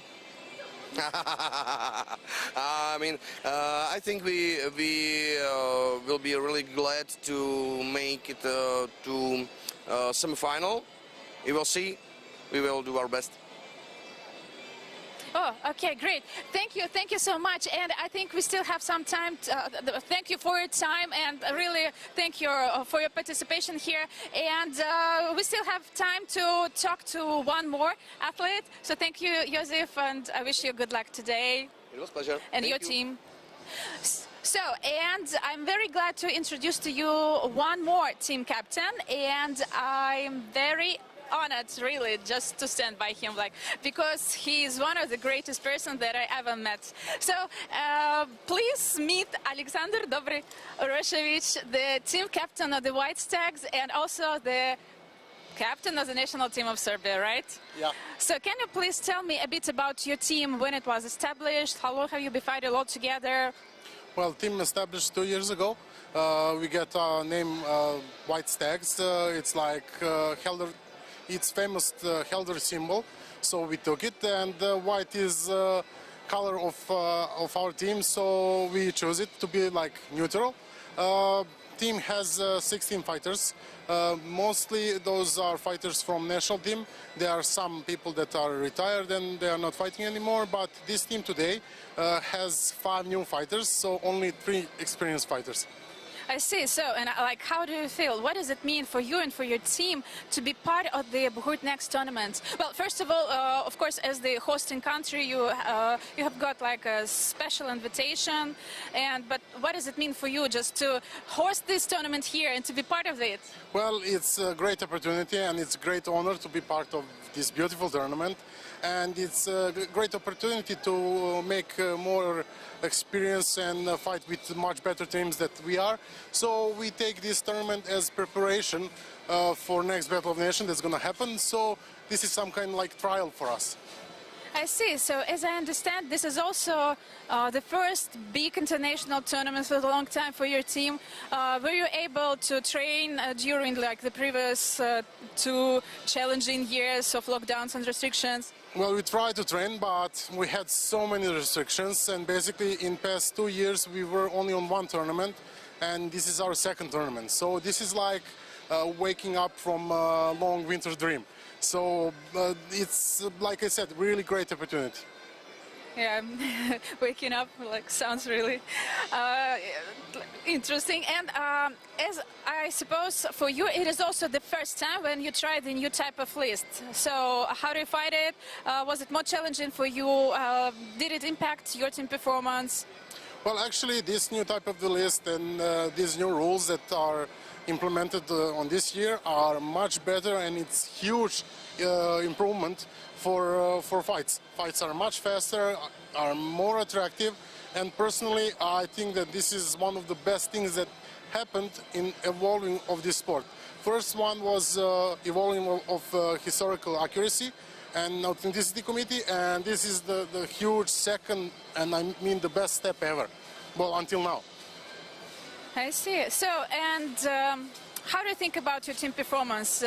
What do you expect from the rest part of the tournament? Well, we had 3 fights. Unfortunately, we lost all 3.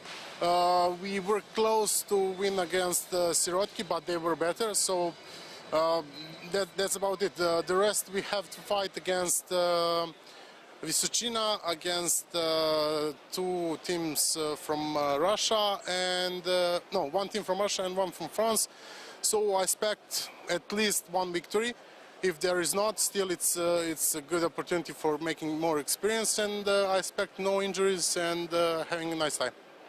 That's a great approach, I suppose, yes. And I hope that the whole event will be a great encouragement for your team and for the future exploits. Thank you, Alexander. Thank you for your time. We wish you best of luck in the upcoming fights, and just stay strong. Thank you. So guys, let's get back to the list, because more spectacular fights we need to watch. Gavin, floor is yours. Thank you very much, Irina Kameva. Well, 2 absolute superstars of HMB there. First, of course, Josef, who is one of the nicest guys you'll ever meet. And then speaking to a guy better known as Dobry, Alexander Uroshevich, who has worked tirelessly and has really developed the entire sport and also cultural aspect here in Serbia. And his belief in the movement in Serbia, not only Serbia, or in the whole world, is infectious, is contagious. He has such a good influence on people and the way they view how this is done. It is not just a sport for him. It's a lot about the cultural aspects. So it's we'll be catching up with some more interviews shortly, just after the next few fights. So we'll have several fights coming up now. There'll be another break for interviews then, while the teams now prepare. Well, it's just time to speak about another one of our partners, and if you haven't heard of Historicum, you must have been asleep for the last 10 years. They're a family company, and they are created for fighters by fighters. They've got 10 years experience in participating in tournaments all over the world. So it's based on experience that they create their work, and they are so confident that they'll satisfy all of their customers, and they can really tailor-make the armor rather than taking some measurements. It's all about how the fighter works, how the fighter reacts.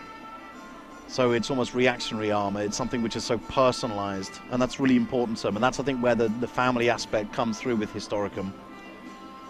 So they not only armor, they've been working for 10 years, specializing also in weapons, costume, footwear, and even accessories. And they've been known to create paintings, not only for the tapestries themselves, but also shields, materials. So a lot of people have accepted thousands of orders over the last 10 years. So again, it's really good to have Historicum as one of our partners. And I would suggest you follow them on, like all our partners, on their social media, visit their websites, have a look what they got, look at the feedback, see what people say about their armor and about their materials. So we've heard about Historicum just then, previously about Shahrukh Armory, and of course the swordsmith Slobodan Marinic, and later we will hear about Master Ule. Now, as you can see, we go to the start of the next fight after the break, which is NSK versus Sierotki. And I still think that Sierotki have a lot to give in this tournament. NSK look a little bit lethargic, but it might just be a tentative start. They have a little time to compose themselves, but then everybody has. So, just looking at that's a nice takedown. However, is that a fourth point? Yeah, NSK fighter seems to be attached to them. He's lodged off and he's removed himself. Great energy coming in from NSK and Sierotki. This is much better. NSK now with the aggression. It seems like at the start they were just holding back a bit. Not that it wasn't there. So I will take my comment back.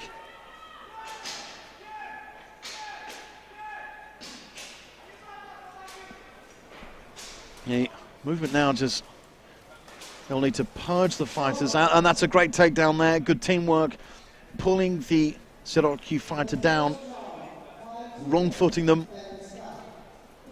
and of course after that they are in full control. So solid victory there for NSK, and it looks like you've got a lot of supporters as well. Many people writing in on our social media platforms expressing their support for NSK. And there was one comment, however, saying, "Pour moi, old friends va gagner." Guess what that means. So, it is a rapid start to the second round. Swiftly moving in. The NSK fighters, again, there's a little bit of complacency shown there, but they've got the aggression for it, and Sierotki fighters really trying to take advantage of the height. And not quite getting over. They're up against big fighters. And that is two taken down on the far side of the list there. The reaction coming from Sierotki. They do have a hold on them, but again, they've just got to concentrate their grips. They've got to commit themselves a bit more. And that's a lovely takedown from the NSK fighter. Beautiful hip toss there. It seems there is a momentary pause, or if it's not been stopped completely. Looks like we have the first injury of the tournament.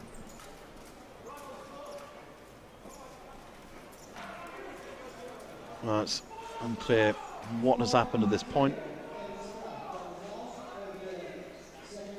It seems fairly unresponsive, so it must be in some discomfort. Again, as with all the injuries, we will do our best to give you an update. It looks like there's some head trauma gone in, perhaps something to the neck. And the medics there, careful not to move the fighter, just trying to remove the, I think the strapping on the back there. So this will take a few more moments. Again, yeah, I think there's going to be a neck cast put in there. Very, very careful not to move the fighter there. Of course, we are working with trained professionals who have spent time observing the fights to see how they work, see what injuries can be expected.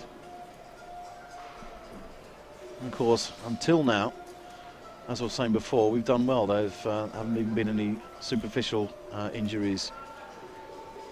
But a neck brace will be applied to keep the fighter still in this case.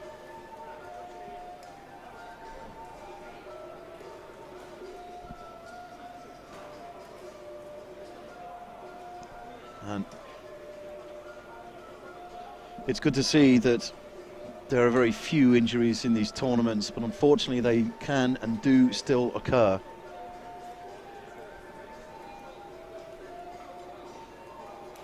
So the first thing here will be to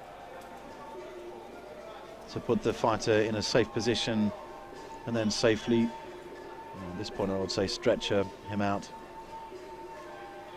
for immediate medical attention.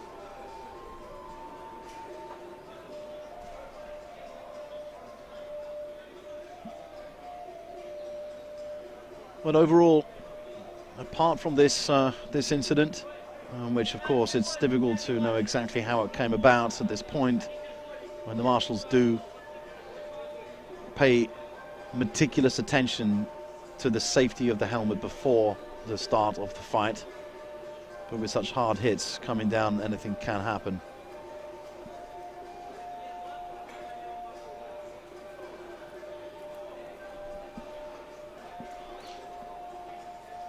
So again, the fighter still not moving now.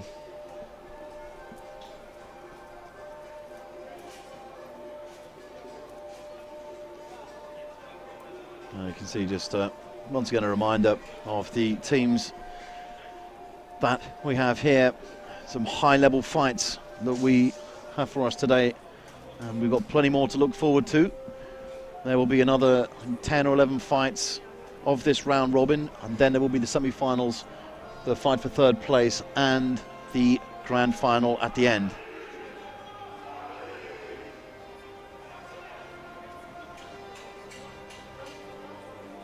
And it's great to see people getting involved in the discussions on social media, on YouTube. Again, all comments are useful. It's good to see we're getting some mixed opinions about the new rulings. Most of it based around the list itself. Some people in favor of it, some people not.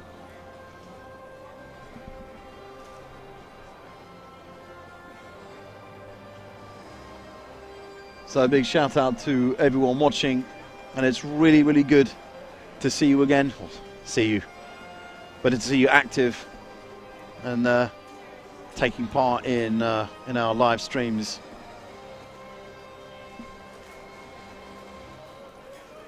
And yeah, hopefully this year we'll actually be able to see you again.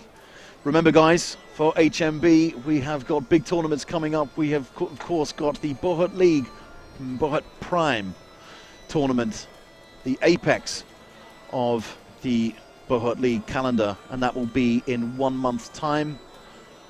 Again, held here in Serbia, no longer to be held in Monaco due to the rulings about full contact sports due to COVID restrictions. So I will be joining you in just a month's time.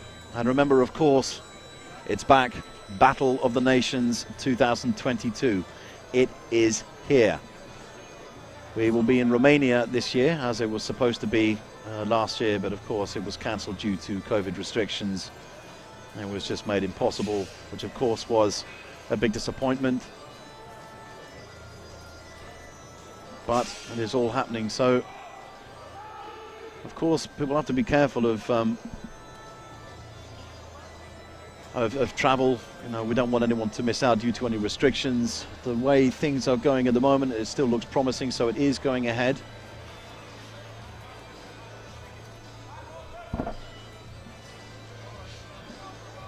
And then you have, you can see Alex Titov just on the right speaking to Sergei Stich. The marshal himself now, of course, is one of the coordinators of Buhurt League and works hard with Artyom Vasilyov, who of course is the officer of Buhurt League. And they put so much work into organising these tournaments. It's been very difficult for them to spend so much time without. It's been hard to make developments, and in some respects there is an opportunity for people to make considerations about what they do, about what improvements could be made for tournaments, about media, all sorts of different approaches. But of course, at the end of the day, what people really want is the tournaments themselves. Fighters, audience, everyone.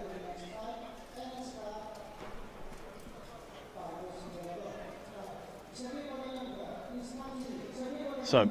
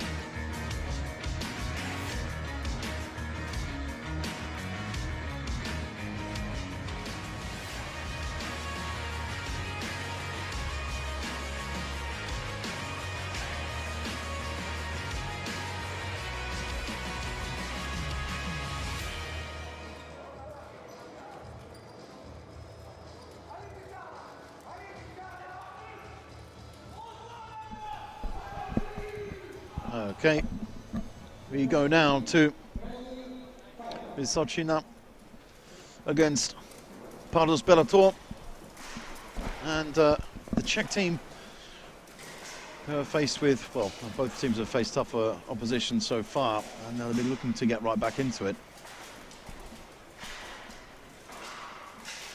So we will bring you an update on the injured fighter as soon as we get information. It's important that everybody hears about it, understands what the situation is. And the two Czech fighters have been taken down already, and the Bellator fighter goes down as well. There was no contention that all the weight was put on all 4 points rather than just 2. There's a great charge coming in. Grabs around the fighter, and unfortunately the Bellator fighters just demonstrated so much strength that even pulling away, the Bellator fighter was able to push his opponent away from him and charge him over the grounded opponents, forcing him to fall. Excellent reaction work from Bellator.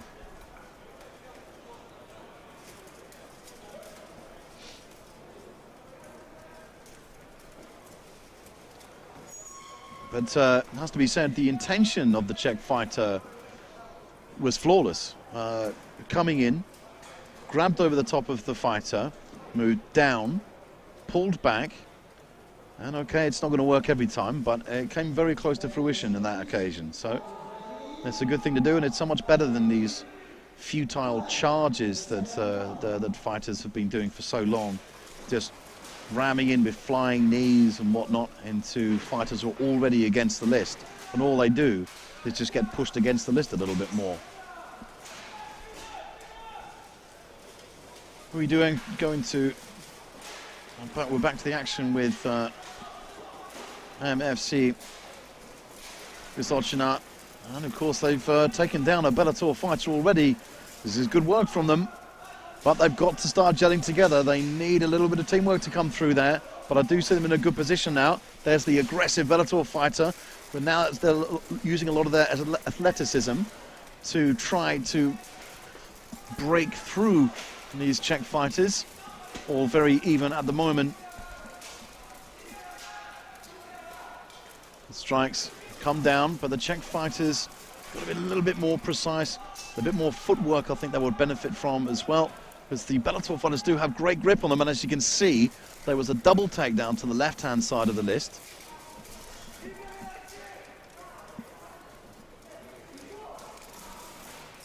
So this is good aggression from Bellator, but I have to say, MFC Vysocina, they have come through, and that will be the end of it. There was a Sluggish takedown towards the end there, but a takedown nonetheless. And it was too much for the Czech fighter to deal with.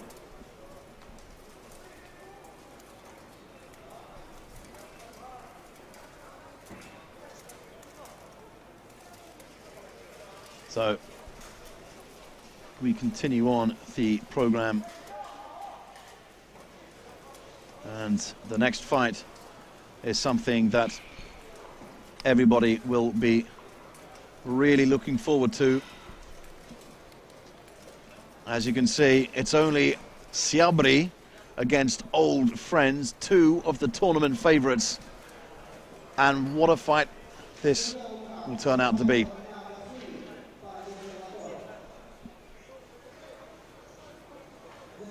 Again, a little bit of medical attention to one of the French fighters there, and you can see Baptiste Lacroix, who is was to be doing some announcement today. He is actually helping, well, certainly on a linguistic level, but it's great to see him in these events himself. He drove all the way from the Czech Republic to be here for this tournament, and again that shows the dedication on how much people believe in such tournaments. Sergei Myasishchev there, as you can see, overseeing the actions and announcing the fighters to come in. A man of great experience himself. Now the rules, when they're created, they are the result of a lot of deliberation, but he is the man who signs them off. And of course, there is his number two, Sergei Stich, conferring with him. I beg your pardon. Well, there appears to be a buy in that, and I'm not sure.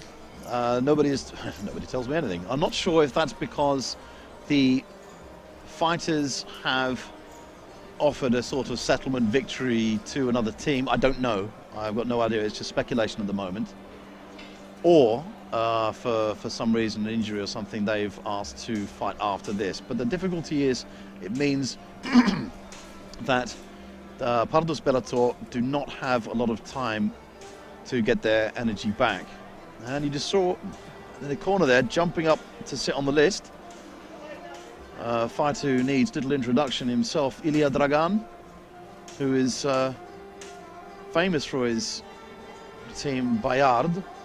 But I remind you, in the transfer window, he changed team. And you can see the NSK, they've managed, it's only the bare essentials there. Two fighters down.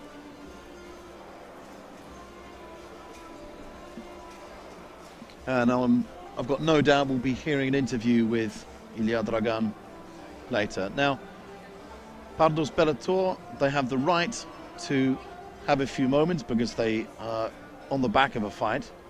So they are given time to get their energy back. So I think they'll have another few minutes in this.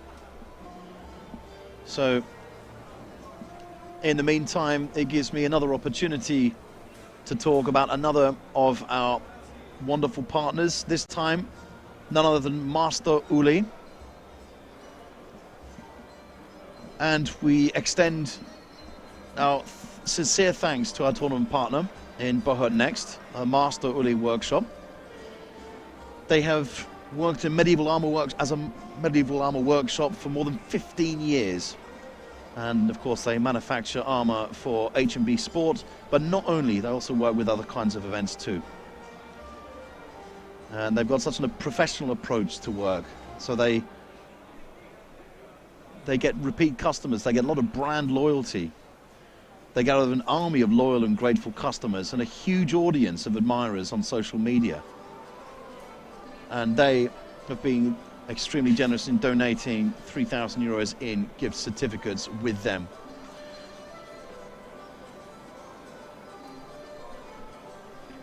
So it's just come in that the fight between Syabry and Old Friends has been considered a bye, which means that Old Friends leave with a 5-0 victory over Syabry. And this is something which happens from time to time because, of course, remember, they do operate for the same club, Club Bern, and in certain tournaments they've been known to just have use the bye system if they have to face each other, although I do remind you that they faced each other in Buhurt Prime.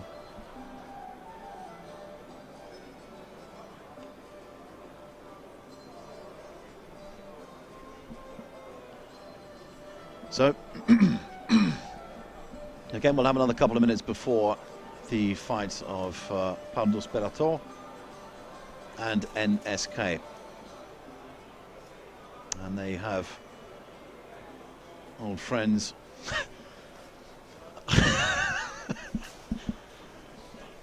Yeah, so they will be available for posing and photo shoots, as you can see. That's their second hobby.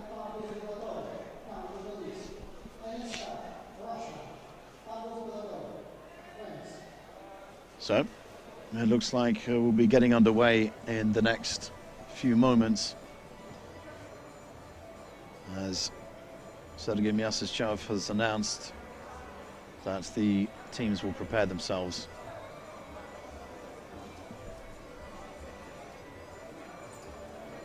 So, don't miss out on the chance to let us know where you are viewing from. I can see we've got a few nationalities. But where are you?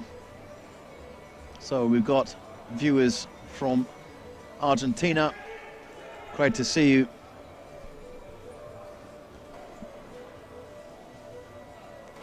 The last city at the end of the world, South Atlantic. Thank you, Juan Diaz, for that. Excellent. And of course, we have got the staunch support of the Serbians here.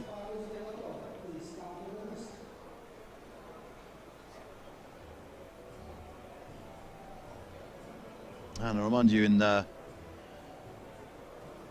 we've had some viewers, so big numbers in terms of viewers in the past. Battle of the Nations, the viewers shot through the roof with the introduction of the Chinese live stream.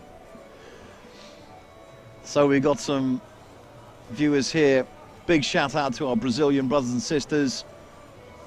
Salute to the Aussies watching us, all of you. A big high five to the Polish. Big up to Canada. The guys down in South Africa, big up for us. Vive la France. We've got the Spanish people joining us. Germany, we're in St. Petersburg. The Netherlands. And of course, the big following we have in Russia. A huge salute to you all. We've got some friends watching in Romania too.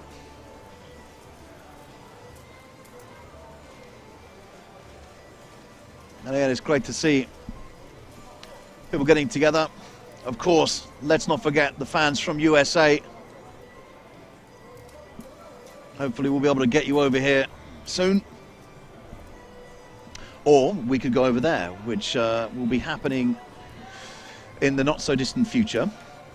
As is understood, but I'll leave you to discuss that through your own social media.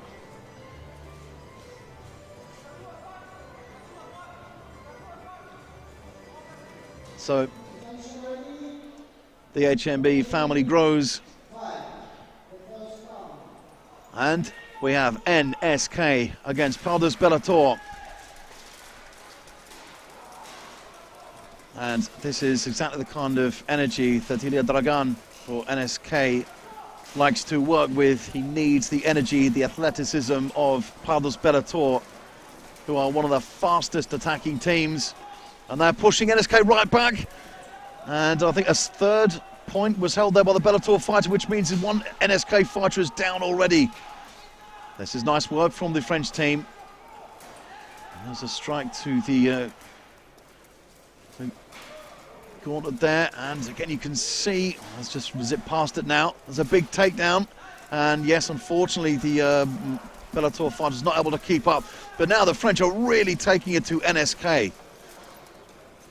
Well, they've just fought, and you'd expect that fatigue will be kicking in at this point, but they're pulling no punches and going straight into this NSK team, who are not giving up.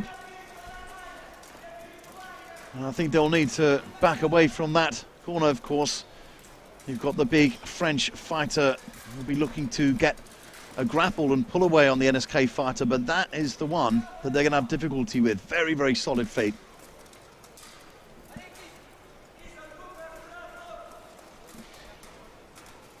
So, as it goes down a bit, you can see a real grapple coming through, and I think they're both going to go down as they do. The Pardus Bellator fighter bouncing off the grounded fighter. There's a nice takedown about to happen. They both go down. So it's 1 versus 1 here. The Bellator fighter, can he stay up? He can't. Well, right down to the wire. Wow. And there's a bit of deliberation there with the marshals. We'll be looking to see if all those pushes were legal. And you can see just shards of that halberd shaft spread across the ground there. Now, because there's some intervention from the NSK captain, he's not happy about something.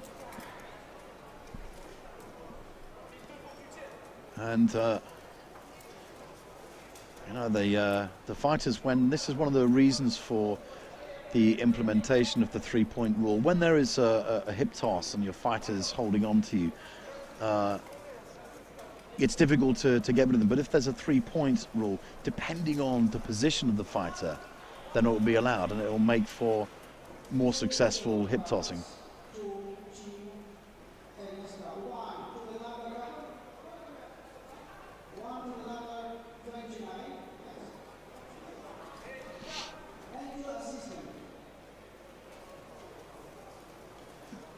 So I didn't hear the start of that, but as I understand, there's a yellow card.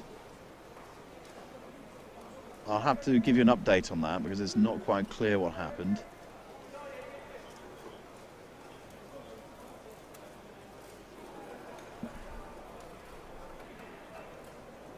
And again, when the marshals are going through these points, they will take as long as they need to establish what exactly happened. Of course, they don't really appreciate the intervention of fighters when they're going through their own deliberations. But the temptation, of course, as a fighter is to get in there and state your cause.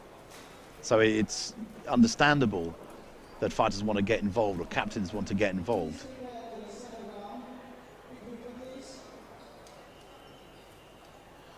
So Sergei Myasishchev asks for preparations for the start of the second round now.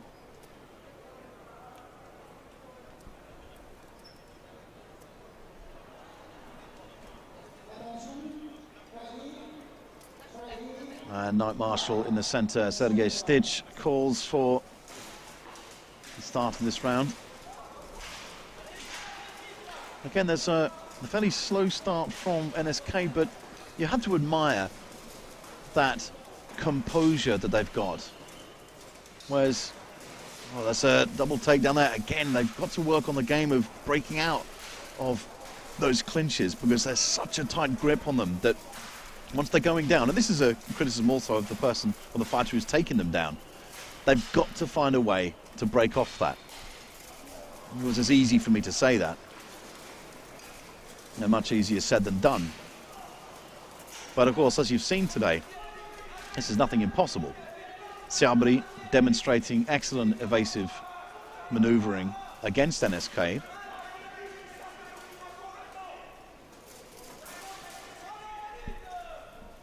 As it pulls down a bit, and you can see that that's good teamwork from NSK. He was sort of like hunting down the loose runner. Well, some great aggression shown, and there's a late intervention from the Bellator fighter. He's going to have to be very careful now. And the charge comes through. And I think the Bellator fighter would have been, done better actually going for the loose NSK fighter, who was told to get up. And I think the NSK fighter was a bit lucky there. He thought he was down. And the marshal said that it was up. And that's a good takedown. Very nice teamwork there from NSK. Oh, what a battle this is turning out to be.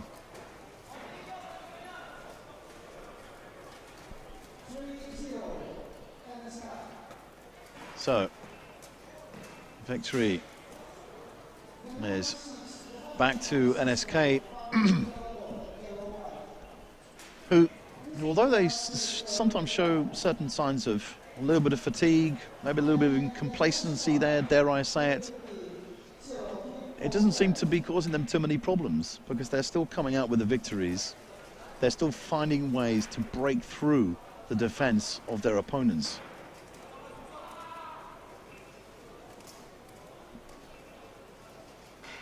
It's difficult to gauge the formation and structure of NSK, and this makes them unpredictable.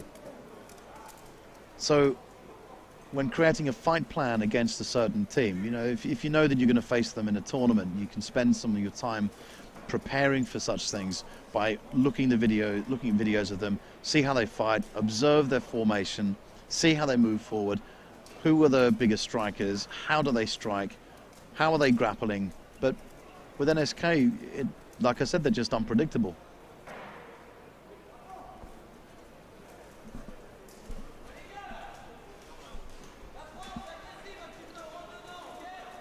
So, excuse me, let's drink some water.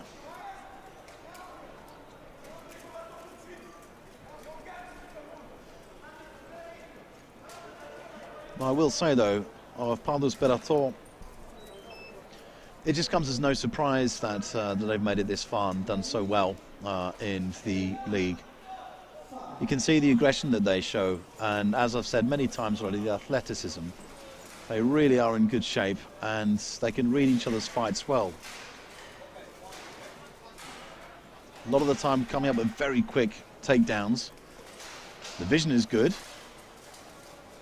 They know where to position themselves.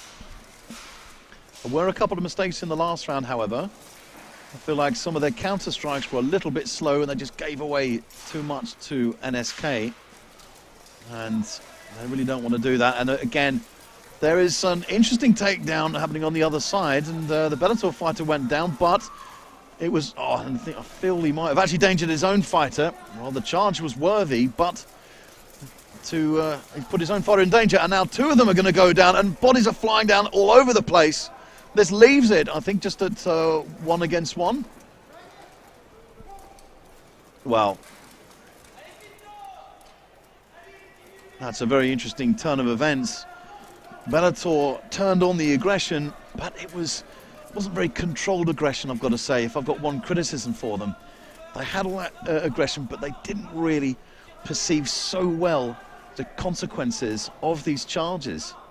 Now you have NSK in a good position, but is at full stretch here. Nothing to hold on to. This is where it becomes interesting. This is where we can see if the list is useful or not. Great grappling from NSK, and the evasive maneuver on the part of the Bellator fighter is outstanding. Manages to get to his feet, but still being pulled down.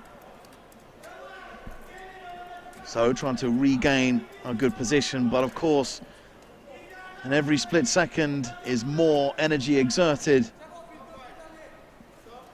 So Sergei Stitch has called a stop, perhaps for inactivity, and has asked the fighters to go to the middle, which is a new concept. When they restart, they are to do so in the middle of the list. Of course, this is so that there can be more action, if you say. And a good takedown there. That's, oh no! Well, still trying not to shout, but when I see things like that, I really feel for the Bellator fighter.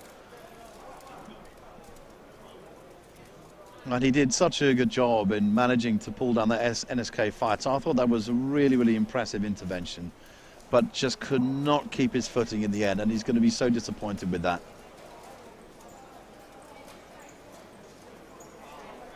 Well, these are two very evenly matched teams. Conflicting styles, as I said. NSK have that unpredictability factor. But really, the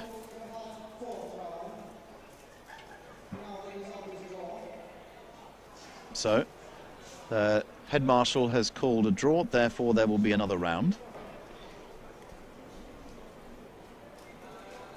But as I was saying, really, when I see that happen to fighters, they get the takedown and lose their footing. Everything goes in slow motion, and it's just, I really feel for them.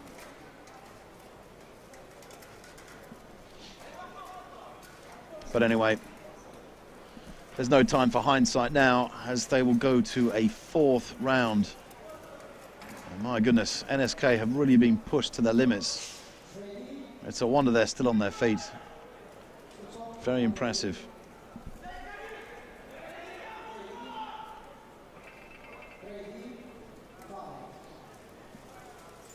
And again, Bellator going for that slight start there, but going side by side rather than tandem. Always keep your eyes open to see which of the, when you get one in the middle and two on the side, are they going side by side or in tandem? Great takedown there from the NSK fighter. So some early pressure, and it's going to be difficult to get out of that. Again, jumping round, going for the pull down. The NSK fighter eventually gets there for assistance. And there's a good vision by the Bellator fighter, ducking those shots there. And that's a big strike that comes down on the Bellator fighter. There's some careless vision there from Pardus Bellator. After they worked so hard, NSK have dominated this round. Well, there were some errors on the part of Pardus Bellator, and NSK punished them for it. NSK wanting to get that round done as quickly as possible, and well, they made relatively short work of Pardus Bellator. And you can see there, the next fight will be Sierotki against old friends.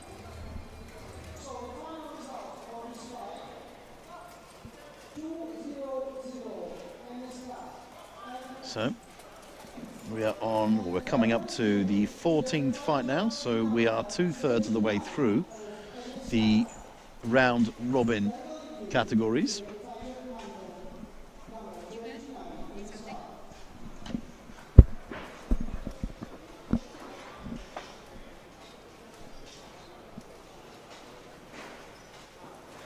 So old friends will be well rested after the bye they had against Syabry.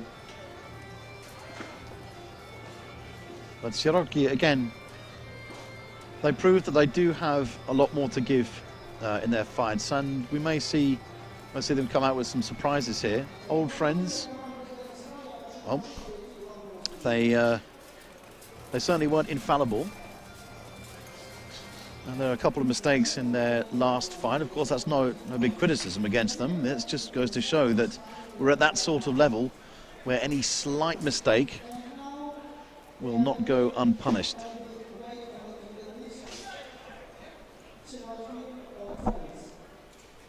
So we've got plenty more action for you today. Remember, this is just a one-day event.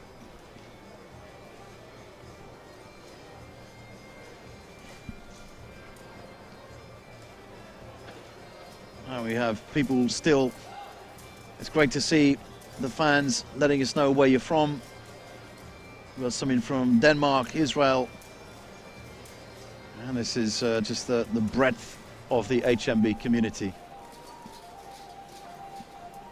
Don't forget, excuse me, don't forget, guys, that there is, of course, in St. Petersburg in April, date to be announced, the 12 versus 12 tournament.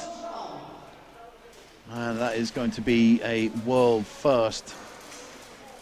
So we'll be able to go back to St. Petersburg, the home of so many phenomenal tournaments, and the home to some of these old friends fighters who are slow or rapidly picking apart this strong Polish team, but they are having been gunned down by the Old Friends fighters who know exactly where to come in. The third could have come in from the side, but he changed the grapple. That's nice work, great vision and teamwork from Old Friends. Really nice finish there.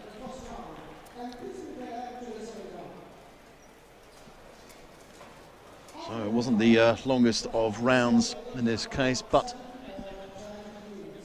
I think Sierotki are going to have to pull something special out in order to come back from this one. Very confident fighting from Old Friends.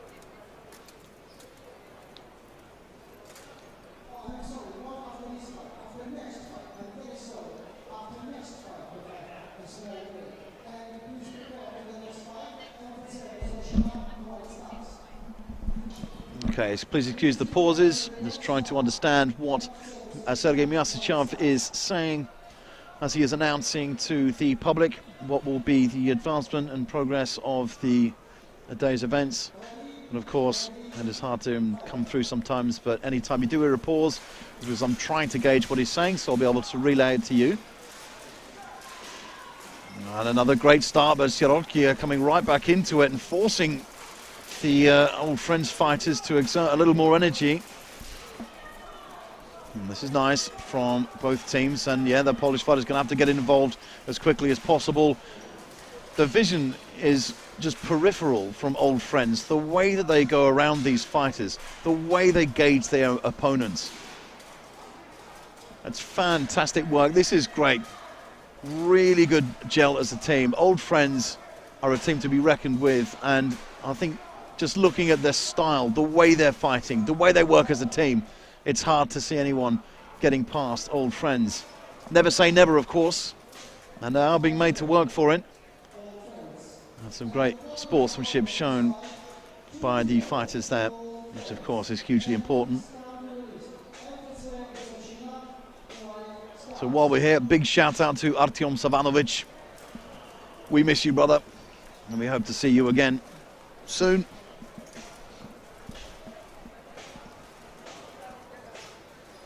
So there's just a little discussion among the marshals there in case there was a shot against the back of the knee, which, of course, as I remind you, is an illegal strike.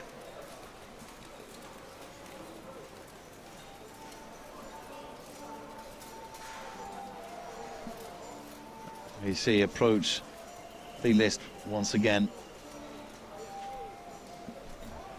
MFC Vysocina. I'm sure I'm pronouncing that hopelessly badly. I do apologize for that, I really do. They will be up against the White Stags of Serbia.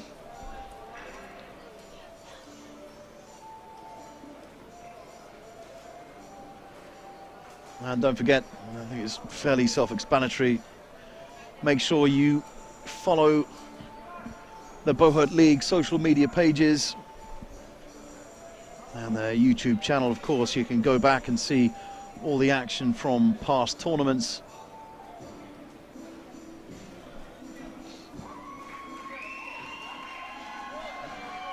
And a great roar for support of the White Stags, the home team.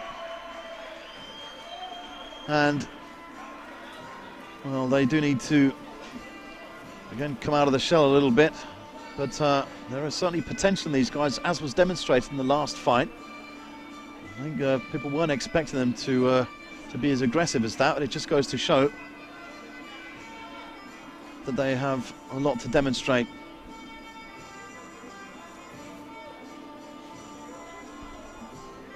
Remember, this is Buhurt Next. This is all about development for teams. This is all about going to the next step and getting to Buhurt Prime, finishing in the top 10.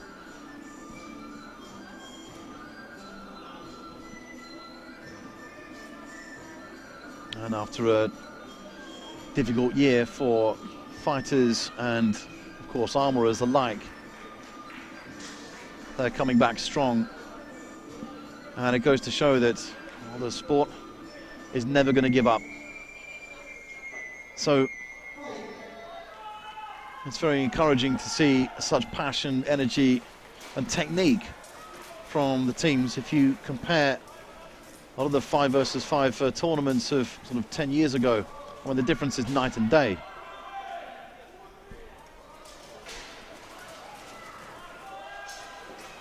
And there's some nice movement, a little bit tentative from the Czech fighters, if I'm completely honest. So just to let you know, this is the 15th fight out of 21 in the round robin.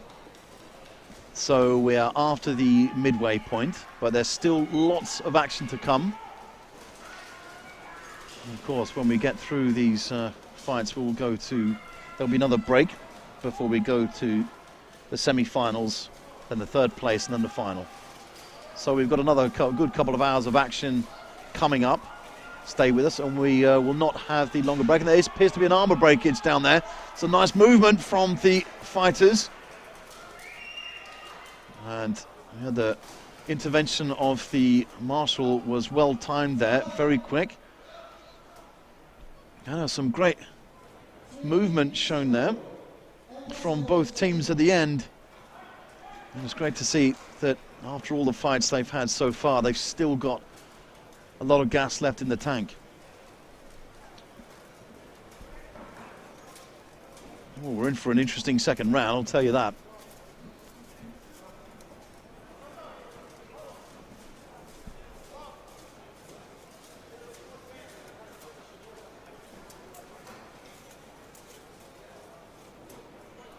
And the White Stags are such a nice group of people. A lot of energy, as mentioned before. Part of their, let's say, training, not just for the sport itself, but for the movement, is also their knowledge about history and how that can be used to encourage more people to get involved in the sport. I was speaking to the legendary Maxim Yun earlier, and he asked me why HMB. And part of my answer was that it's such an individual sport. So many different sports, they adopt new technology. For example, you look at football, you know, the boots that they were using 50 years ago, 80 years ago, I mean, they're nothing compared to the boots they have now. So technology moves forward. Certain things have to move forward. But this thrives on the historical aspect of it. And it's great to see when people take more and more interest on preserving the historical aspect. These are proud things. There's a good takedown there. Some nice aggression shown by both the teams, charging against each other. And even with that jump, without the ground, he might have bitten off a bit more than he could chew. So, teams on the ground, fighters on the ground, and that's a big takedown there. And again, you can, of course, use the grounded fighters to your advantage.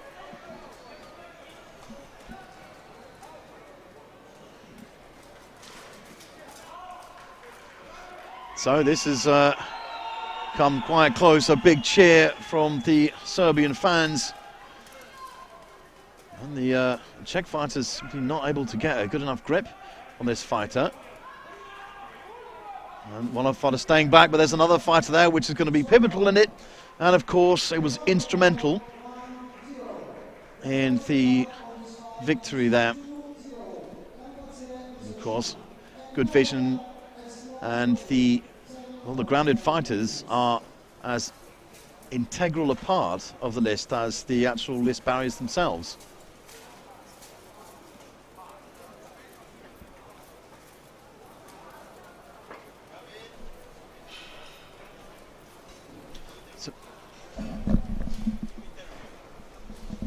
So we will take another short break now, and we will cut to some interviews. So I think we'll be left in the capable hands of Irina.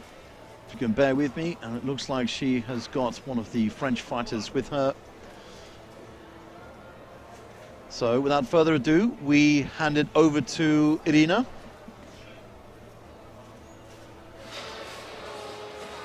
So hi again, 15 fights are over. It's like almost the middle, or even like the the second part of the group stage, and we just witnessed an amazing fight between the Russian team NSK and the French team Pardus Bellator, and the captain of the French team was really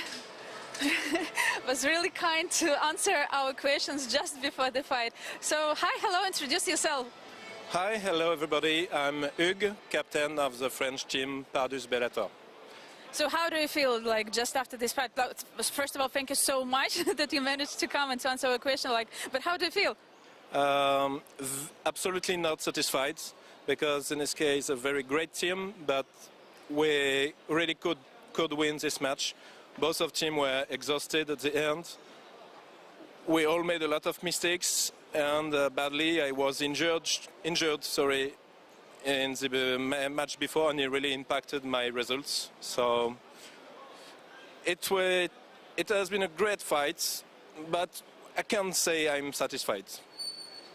Well, I'm sure that all our viewers support me. That was really a great fight, and all the guys in the live streaming area were cheering for all the athletes, because all of them seemed to be so motivated and so willing to fight. It was 4 rounds total, right? Yes. 4 rounds, a lot of draws, a lot. I guess we had. At this time, the same level. Every team had really chances to win. I'm just sad that we didn't have all our assets ready for this one, but it was a great fight. Yeah, totally agree. So I suppose this is the first time that you have an opportunity to fight with the new type of the list, right? Yes, absolutely. It's new, it's very interesting on some aspects. But I really still in the disturbed phase myself to the new way of fighting. But we'll all adapt, and I hope it's better for everyone. Well, it definitely looks more dynamic. And how do you think, did it impact your team performance, or it didn't affect you that much? Oh yeah, absolutely. In this tournament, it totally affects our performance, because, as I said, we are still grabbing barrier training. We just began the tabletop list fight, so we will adapt and we'll get better, and we'll win more in this kind of list. It's just we need to train more. Yeah, I totally agree. Just practice first. And what do you think in general about your team performance? What does it mean for you to be here at the Buhurt Next tournament? We are really happy. We fight every year to be invited to this kind of event, to even with all the trouble we had, we all know about this year, it's important to make efforts, all the teams, to come, to support the federation, to support the sport, and to have some, show like this to keep people, to maintain people coming and try and get entertained. And come, we need more men. Come. Okay, great. So you have 2 or 3 more fights, right? We still have, I guess, 2 fights in the group fights, and I hope we'll be on playoff after. Well, we wish you best of luck. Have some rest, and thank you for your time. Thank you. Welcome, everybody. Bye. Thank you to Hugues and to the French team. And we still have some time to meet one more team member. I think that would be a great opportunity to talk to the opponent of the French team. And let's greet the athlete from the NSK team. Thank you.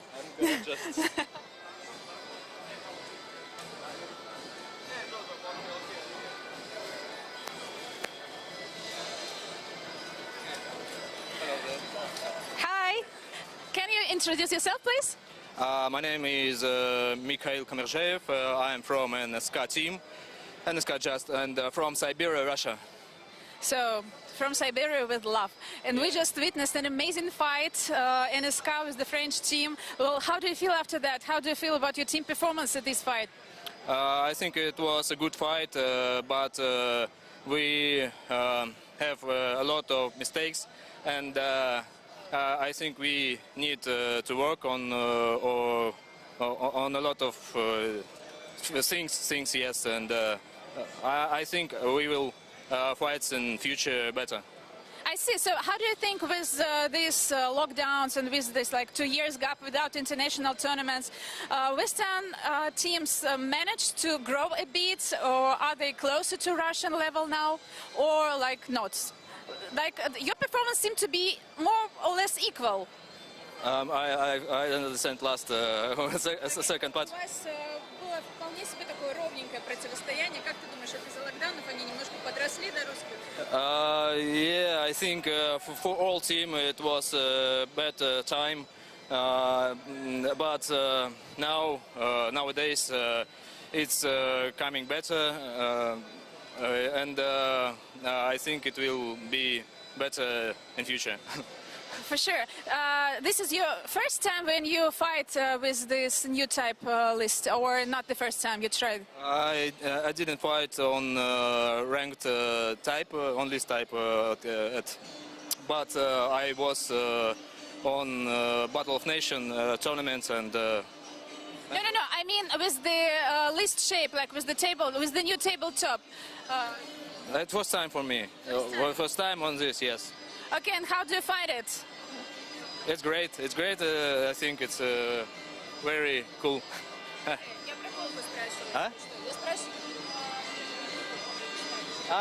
Ё-моё, я такой. Ну, это же не будет, да? Нет, это прямой эфир. Прости. I think about shelf. It's a great new thing, and I like it. I like it. It gives up. It gives us too many new interesting ideas, yeah, for fights, and it helps for us make fightings more dynamic. Yes, totally agree. Thank you so much for your time. Have some rest, and we wish you best of luck in your upcoming fights. Thanks. Okay, and maybe we can meet one more athlete. We still have time to talk to, and yeah, please. Okay, thank you. One. Все как один. Все как один. So, yeah, hi. We still have time for a couple of questions for the representatives from Poland. Introduce yourself, please.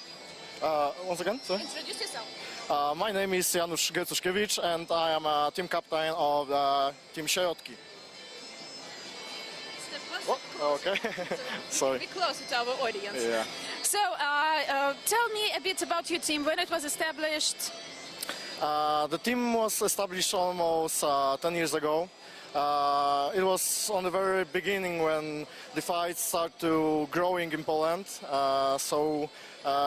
In this moment we are the oldest Polish team which didn't change name or change the logo of the team. So I can say that we are the oldest Polish team in some. And pretty conservative one. Yes. So, this is your first time at the Buhurt Next tournament. What does it mean for you? How do you feel? For me, it's very important because this is the first very big tournament since I'm the captain of the Sierotki team. Because before me there was Wojciech Gula. He was amazing captain, and since he left, we had some problems with team members.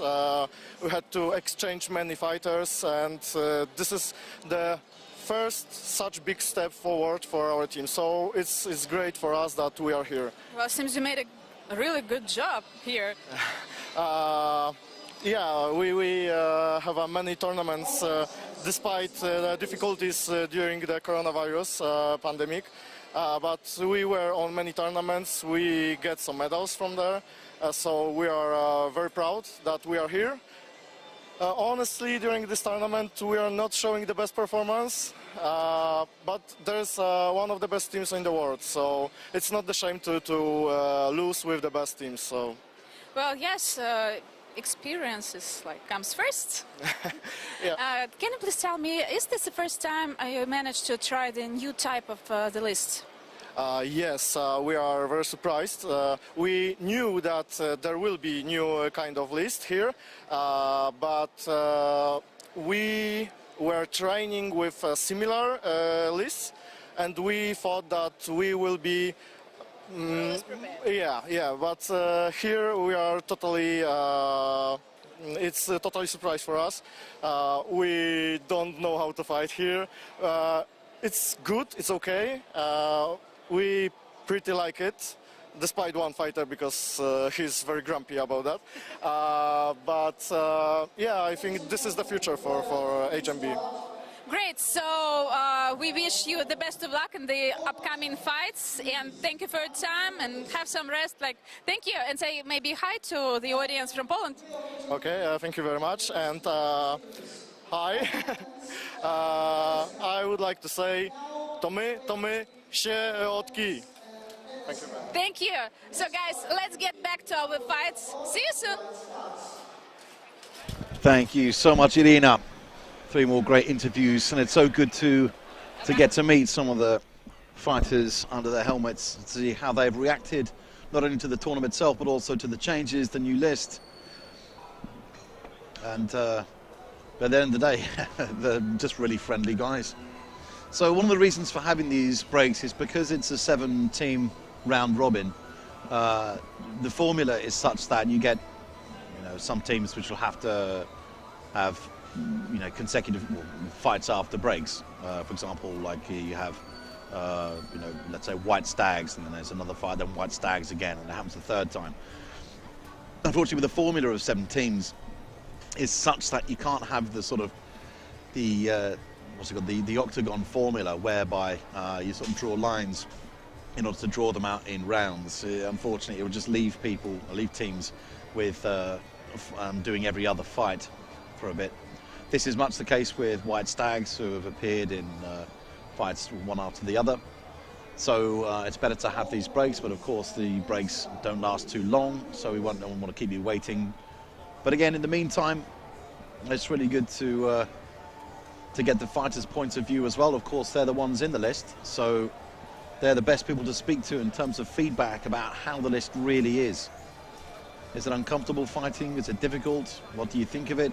Again, people have got mixed views of it. I mean, that's the whole part of it.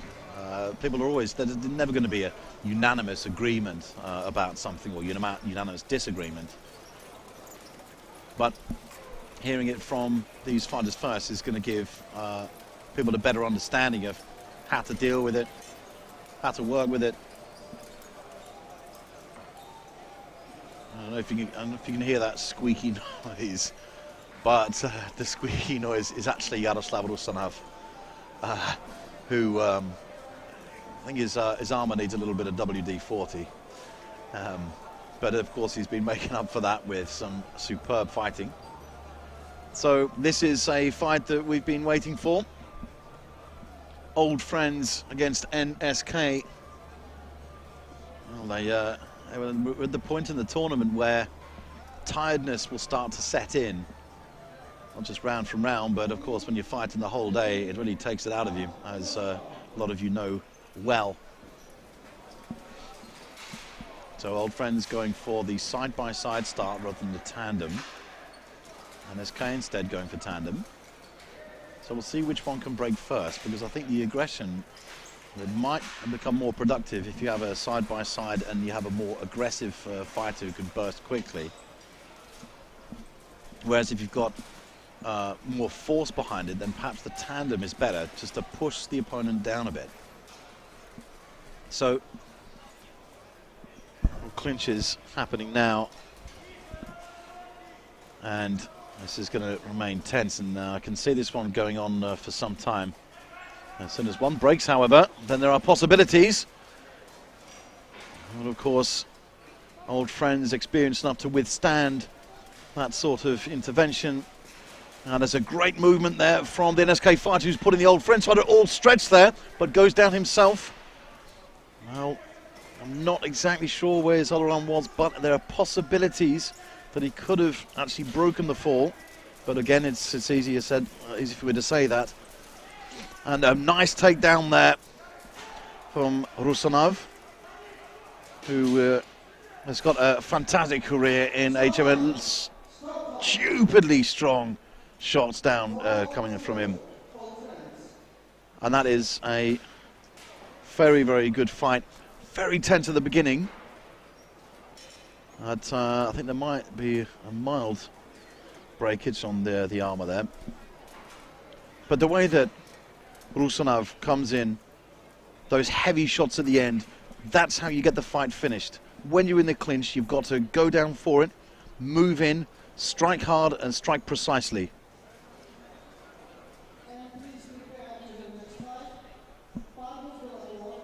So once they break away from those clinches, you can actually read the fight itself. When they get the first breakaway, that's when the strikes start. But again, of course, it's no easy task to get those clinches out of the way, and I thought that would be going for a lot longer than it did. So again, Rusanov staying in the middle, but moving very quickly. A big strike coming down, but NSK had it covered. Nice balance there from Rusanov, although he's gone down himself. The reach of the NSK fighter was far enough so that there was no way Rusanov would have been able to fight back from that. Again, they're evenly matched. These clinches are coming through. There's a good takedown there for Old Friends. He does lose his weapon, have to go back for that. However, he did very, very well so forward there. The strike's going to come in now.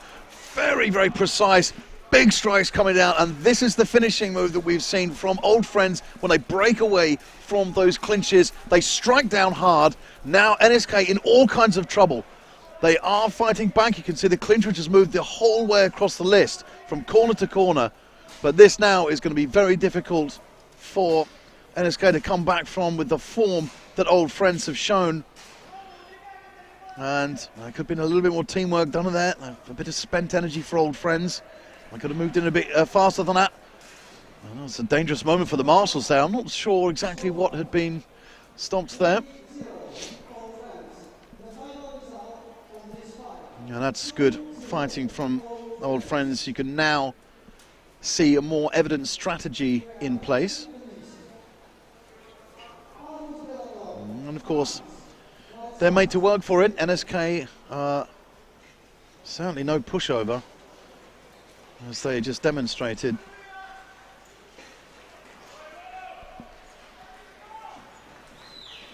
So you can hear the crowd making a little more noise, which tells you the White Stags are coming up, and they will be against Pardus Bellator. And I remind you, this is the 17th fight of the proceedings, so there'll be, again, I'll remind you, 21 of the round robin. So 4 remaining fights after this. And then one after this, we'll see the return of Syabry, who've had quite a lengthy break. And of course, that's because they had the bye in the previous fight against Old Friends.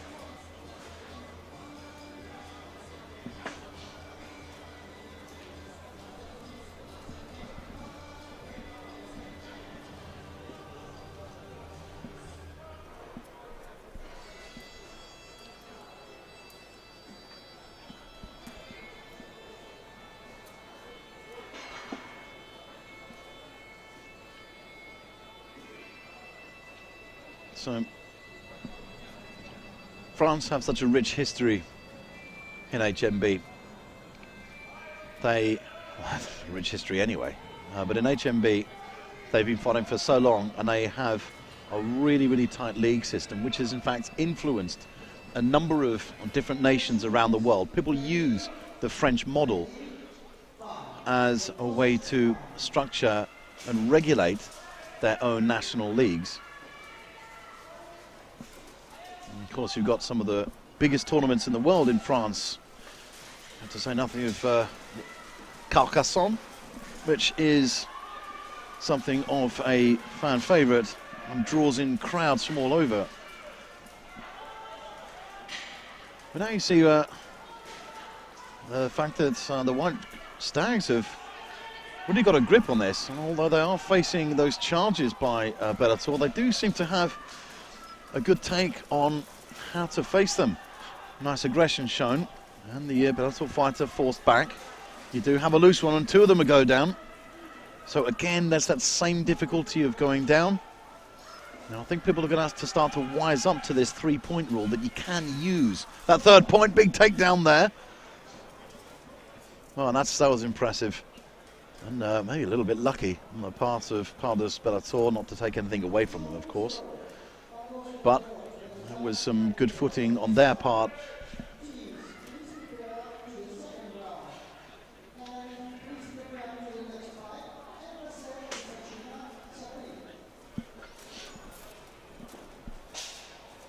So it's interesting to see that even at this stage in the tournament that the White Stags have actually found this reserve of energy and strategy. I mean, the difference between their first fight and this fight is incredible, even though now, you know, in theory they should be more worn out, but they were almost sort of not afraid but tentative, overcautious at the beginning. Now they take the fight to the opposition, and they've had the chance to read the fight of Pardus Bellator. But again, going in for those flying kicks, regardless of whether they connect or not, great trip there from Bellator, regardless of whether those high kicks connect or not, they do still break the lines. They do still create that distance. There's a good takedown there, but the White Stags fighter did well. The fighter is still up, which seems to me a little bit suspect, but I may be wrong. I thought there were 4 points on the ground there, but the marshals disagreed. So the French fight on. I think they might want to have another look at that, to be honest, though. And again, White Stags have a fighter going down, but manage to take the fighter with them. A lot of pride that the White Stags are fighting with. And again, part of that comes from the big support they have.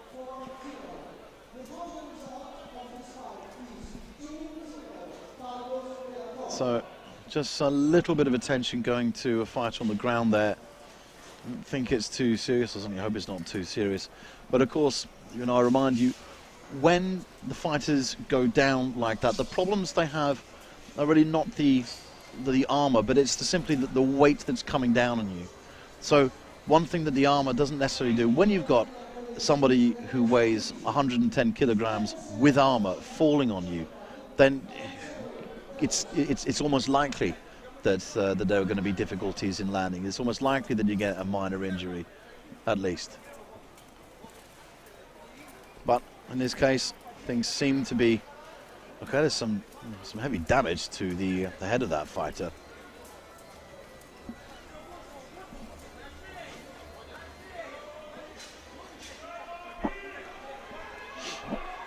So we have the return of the Czech fighters,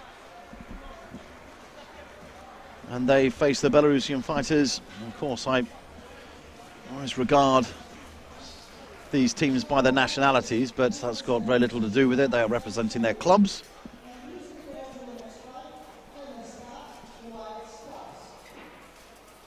So Syabry against Vysocina.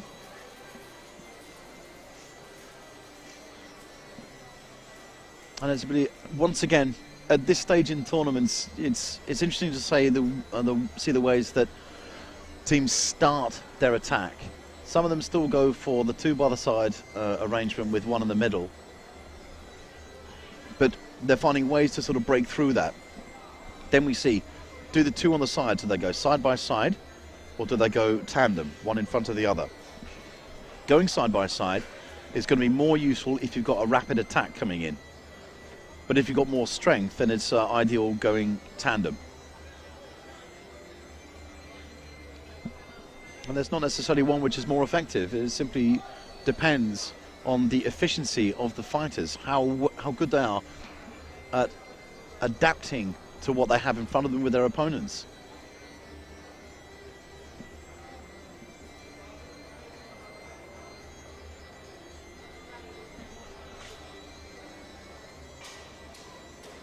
So I think we can expect to see a lot of that physicality coming from Syabry. No sooner said than done They've gone straight in on the side, and they're staying tandem on the sedan, which is broken through. And the Czech fighters are trying to deal with the speed of the Syabry fighters. And there are two down in the middle there. There's a bit of an unforced error there on the part of Syabry. A great takedown there, big strength coming through. But the pull downs are just brilliant from Syabry. A dangerous kick coming through there from the Czech fighter, but he's the one taking the punishment at the moment. Syabry fighters really getting some great movement out of this list. And they then take it back to the Czech fighter, who is not making things easy for them. We saw before the evasive maneuvers of the Syabry team, who have just won that round. Their evasive technique is really refined. You won't find many teams that rapid and that slick with their evasive maneuvers. There's a lot you can learn from watching these fights and seeing how fighters get out of certain situations. It doesn't matter on your stature. It doesn't matter if you're a bigger fighter or a smaller fighter. It doesn't mean that if you're a smaller fighter it's easier to get out of a grapple. That's got nothing to do with it. There's the techniques which are tried and tested, and you can see all the biggest teams, they adopt these. And you've got to have your evasive techniques refined. And that's not all about your striking game. You've got to find your way out of it. You've got to find a way to slip out and counter-attack.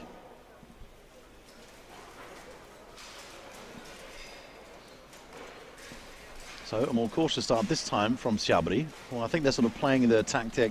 At the start of it, you can go for that more aggressive attack. Again, there's a takedown there, which is good news for Syabry. A fairly careless launch, however, from the Syabry fighters, who are really charging into each other. So, showing a little bit of complacency there, the Syabry fighters, but they are very, very aggressive, and they've got Vysocina in all kinds of trouble here. Wow. I think this will be a day at the office for Syabry, who in the end make fairly short work of Vysocina. And they walk away with the victory. So, in spite of the bye, and so losing on a technicality against old friends, they're still contenders.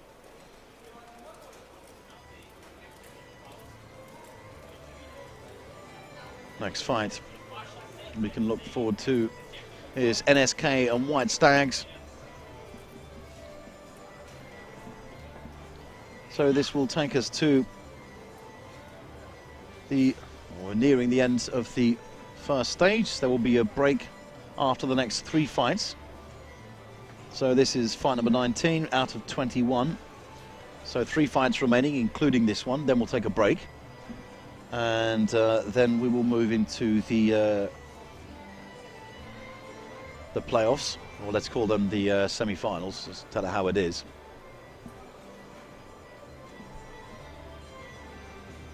So it'll be first against fourth and second against third. Then there will be the fight for third place. And after that, of course, the grand final. And don't go away for the award ceremony. There's still lots to tell you. We've got lots to get through today.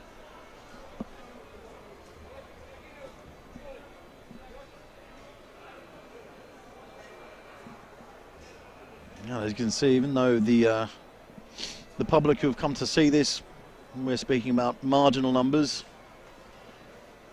be aware that it's all growing here, and there are discussions about how to expand this sport itself in Serbia, who work with HMB at this Belgrade fair, which has a number of different arenas. And this one is ideal conditioning, it's a good temperature. And because of this, we are able to host a good-sized event. We will, of course, go to... I'll come back here, excuse me, in 1 month's time for Buhurt Prime. Stay with all the social media updates with Buhurt League for that. But now, we are about to go back to Irina Kamaeva for some interviews with the fighters. So before the next fight there will be just a short break now. Russ, and let's use this time as the opportunity to talk to the hosting country representatives, the representatives of the White Eagles organization, who are, as I mentioned already, well known in the whole HMB movement as the co-organizers of the 10th edition of the Battle of the Nation, which took place in 2019 in the Smedri River Fortress. Hi guys, introduce yourself, how are you? Hi, my name is Bojan Tasic from the White Eagles. Vladimir Blagovic. So, and you're kind of like the most important people of White Eagles, right? Yeah, every White Eagle is the most important White Eagle. But yeah, we are trying to lead the club. We are the highest guys in the team. Leading them in some direction that we think is good. Well, first of all, on behalf of the whole association, of the organization team of the Buhurt League, let me really thank you for all your efforts, for the fact that you kind of really could make it happen. Well, how do you feel about like hosting such event as Buhurt Next here in your country, in your city? It's awesome! It's really great. It's I'm just joking. It's really big pleasure and great honor for us to be hosts of events like this. Next is something that we dreamt of, and working with you guys and learning a lot of stuff about hosting events like this makes us even bigger in organization. So yeah, we are happy about this. Really happy. Vladimir, do you share the same? He stole me words from my mouth. Yes, it's our honor to be part of this team of parties, this HMB International Association, and it's glad to us that we have this chance to be the organizers of events such as Belgrade or Buhurt Next this year. Did you face any difficulties during the organization process? No, we were just we were a little bit afraid about the injuries, of course, when full contact armored combat is in question. But no, we know that we are going to work as hard as we can, that we are going to anticipate every problem and try to solve it on time, and eventually everything is going really awesome. Okay, great. Thank you so much for all your efforts, for all your time, for all the exploits that you made for us and for the whole community to host this tournament here in Belgrade. And now let's get maybe back to the fights. Let's have a look what's going on there on the list. We are back on and ready for the White Stags against NSK. And Irina Kameva speaking there with two people without whom it would not have been possible to host Battle of the Nations 2019 at Smederevo in Serbia. And likewise, we would be hopeless without their valuable assistance. I mean, they weren't just assisting us. I mean, they created this in conjunction with us. And they really work tirelessly. And you can see the pride with which they carry out their work. They get media involved, they get the press involved, they get local authorities involved, they get the tourist board involved. Again, it's good to speak to people like that and to know them and to see how they work things. Have they got a few tricks up their sleeves which could be used in other ways for in other countries to do the same thing, to hold or to host tournaments of this caliber?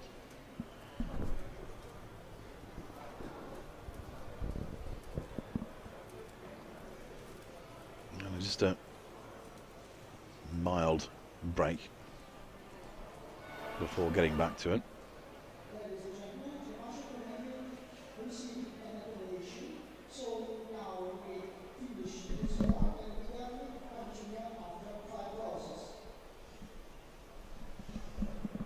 Okay, sorry about the break there. Once again, I was trying to hear what Sergei Myasishchev was announcing. It wasn't entirely clear, at least not from where I'm sitting, so apologies about that. But I'm sure it'll all come clear in just a moment.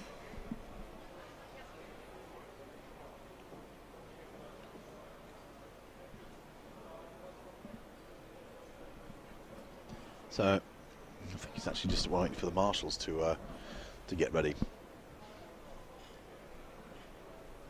And of course, don't forget that teams have the opportunity to appeal against any decisions which are made. So this is all part of a day in the life of a marshal. They have to deal with these situations. A very difficult job it is, but it's something which is very rewarding. The marshals do their job with a lot of pride, and it demonstrates the importance of keeping our sport regulated, keeping it tightly organized.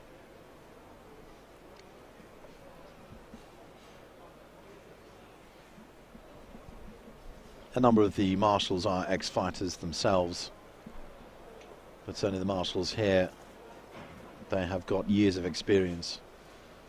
And some people ask, what does it take to become a night marshal? Well, it takes a lot, and it's not just about years of experience. You need a lot more than that. You've got to have the qualities of a night marshal. You've got to be the one to take that risk. You've got to have the courage to make an unpopular decision, and you've got to sort of you've got to take the criticism for it.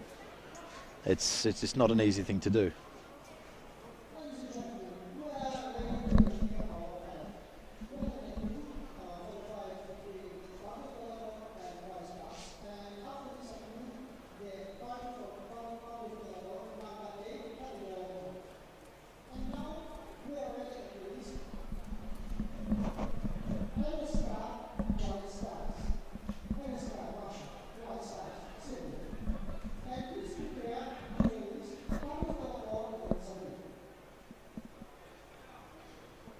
Due to some of the acoustics, it's very difficult to make out what Sergei Masachev is saying, but the upshot of this is that we are now ready to get underway with NSK versus White Stags.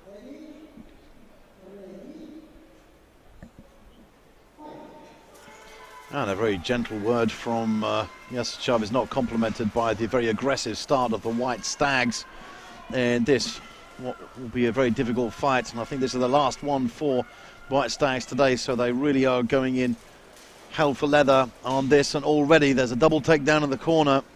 That won't give an advantage to anyone there, but the White Stags at this point have nothing to lose, and they're going to have to go for it, as they do there. And the NSK fighters knowing that they're in with a real chance. That's going to be tough for them to break away from this. Good teamwork, though. And that's a nice takedown on the back there. Great strength shown by the NSK fighters.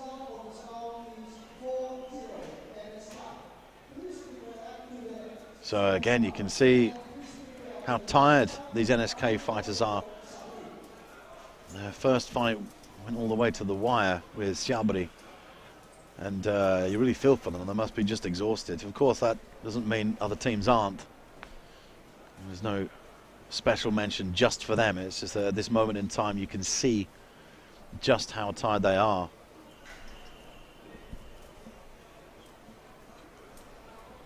Marshall checks again for the helmets, and we will try to give you an update, or as soon as I hear something about the injured fighter from earlier, we'll give you an update. So NSK fighters getting as much time resting as possible, and already there's a White Stags fighter down, and I think this is going to be over fairly quickly. That was a very, very bad mistake at the start of that. NSK just bounced off, and I think this is going to end up quite bad. Good footing though from the White Stags, and unfortunately not the same can't be said there. Now Gorno has come off at that point, so that's of course an automatic grounding, and that is it. NSK have defeated White Stags in this inimitable fashion they have. So that's all we will see from the White Stags, who have had a very tough tournament, but bear in mind that they of course have not had the opportunity to fight as many tournaments as other teams.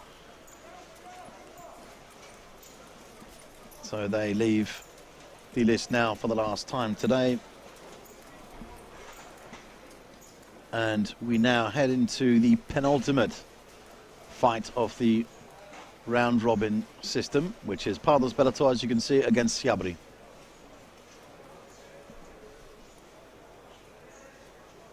Again, could be another interesting fight here.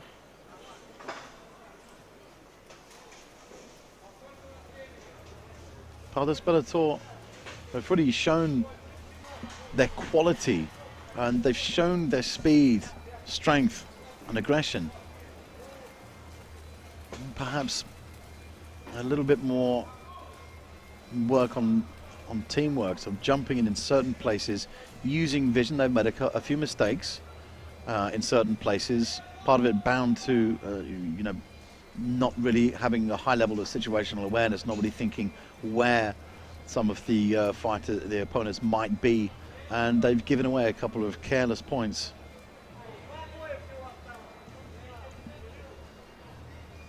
But when they hit, they sure hit, I'll tell you that. So I think you're actually looking at the two most rapid striking and fast moving teams in this tournament. So I'd be interested to see how this goes. Cautious start from both of them, slight more speed from Syabry. They go once again for the tandem start, whereas again Bellator tried to equal that on this 45-degree in one place. So this will be the break of the middle runner. It's a new weapon that had to be taken by the fighter, but all the aggression really is coming from Syabry at this point. So that's a risk for the... Oh, it's a great footwork. The vision to take the risk of tripping the fighter there was spot on, but that was excellent footwork and grounding. They are not going to get this fighter over. Where he gets the energy from, I don't know. But that was majestic footing. Syabry now well in control of this. There will be a charge. What's he going to do? He goes for the armor strike instead. A very good idea. Again, the flying knees, waste of time. You go charging in, you wrap around the top part of the body, go for a pull down, or you start going for the armor.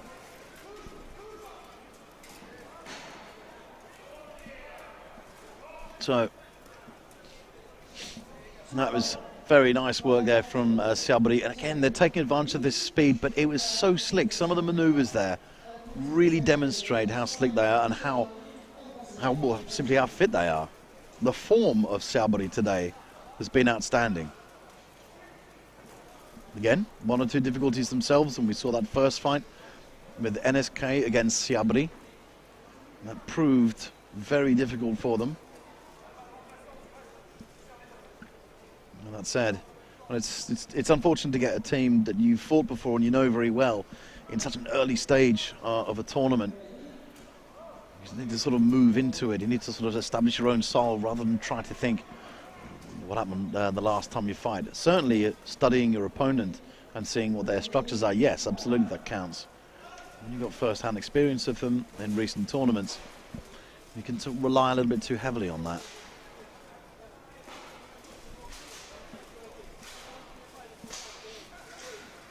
Okay, so Bellator are a little more open with their vision this time, and the decision to try and run down or charge down that Syabry fighter was a very good one. There's a broken weapon there, so he will not be able to strike till he gets a new weapon.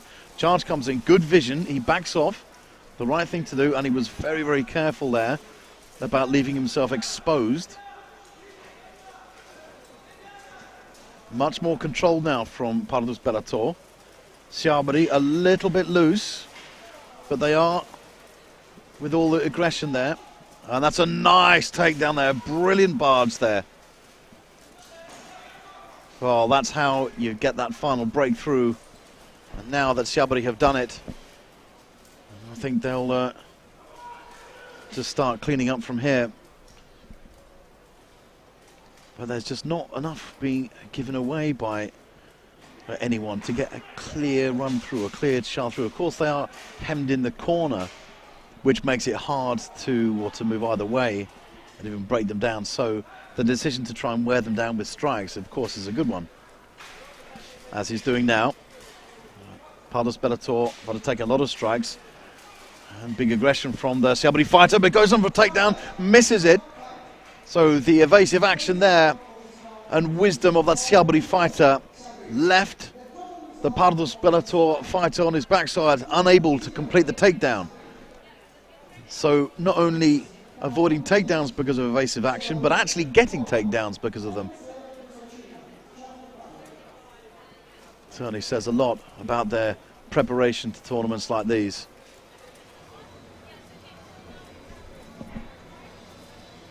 Well, that was nothing short of excellent from Syabry. Pardus Bellator, however, again, if they gel a little bit more, well, I think we're going to be seeing them in Buhurt. We could be seeing them in Buhurt Prime next year.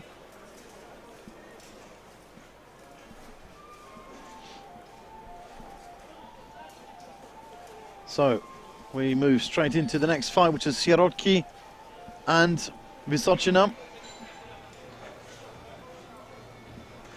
And Vysocina, the aggression's there, and they've had some really, really top moments in this tournament. They've had certain moments where there's been just brilliance from them.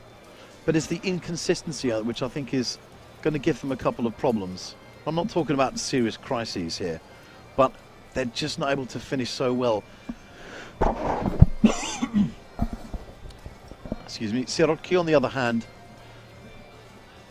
they've got the aggression, they've got the maneuverability, they've got the strikes are coming through quite precisely, but there is a little bit of time, not time wasting, but ill-invested time, and they just don't commit to some of the moves.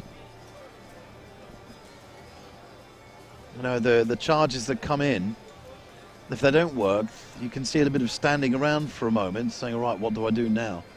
And it's that sort of lack of commitment which is going to hold them back. That said, they have, of course, put some great fights into this tournament, and you can see a number of their players proving very valuable. There's some great vision that they've got in seeing what's happening. So, pole arms here, as you can see,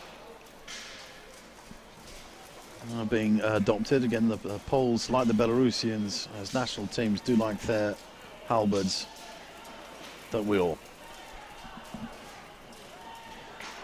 Good movement, but they are locking themselves into clinches at this point. That's a good takedown there. Lovely aggression from the Sierotki fighter. A weapon has gone missing, however, therefore, I'll take on that, and a double takedown there in the near part of the list. Good aggression shown by Vysocina. So, trying to pull them down is going to take a bit of strength from the Czech to withstand that. But has a look around and again demonstrates a good vision there. And the Sierotki fighter comes a cropper.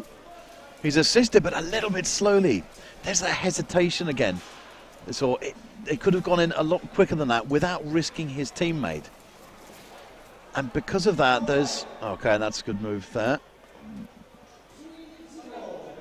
And that is called...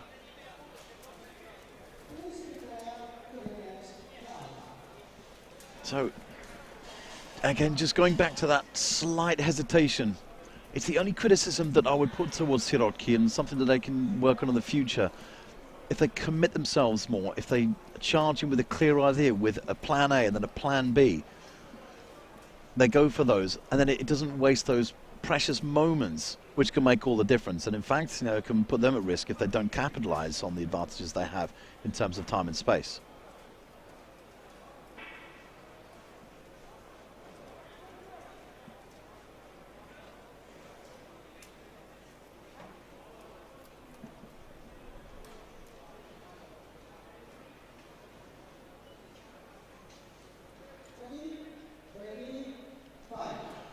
And Sergei Myasyev once again starts the fight.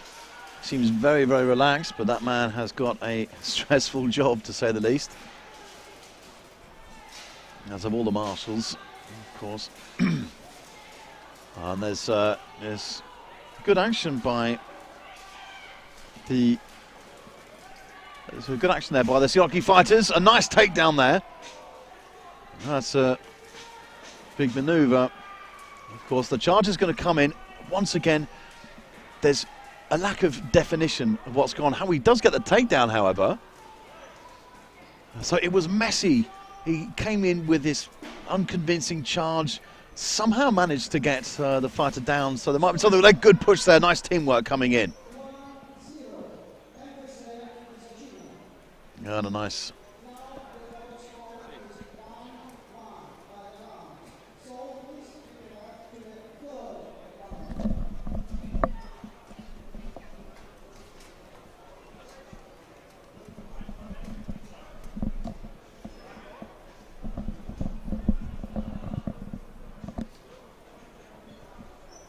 Well, we're going to a third round here. And this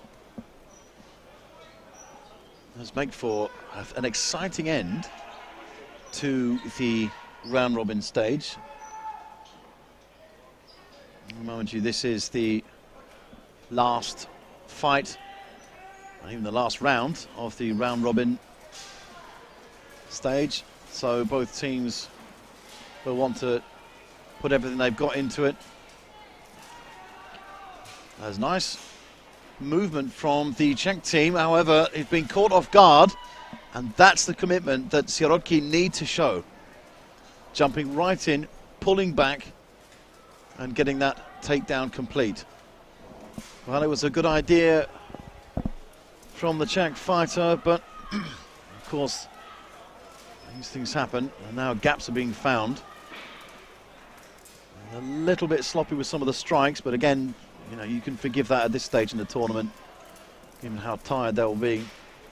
So again, changing from one opponent to the other, the halberdier, and it's a sort of lack of commitment that they've got. Take a leaf out of the book of old friends. When they break away from the clinches and the grapples, that's when they start with the big strikes. And they've got to keep down on the same fighter, not strike once, see that it doesn't work, move somewhere else, have a look around for a bit. They've got to strike on the critical points on the armor.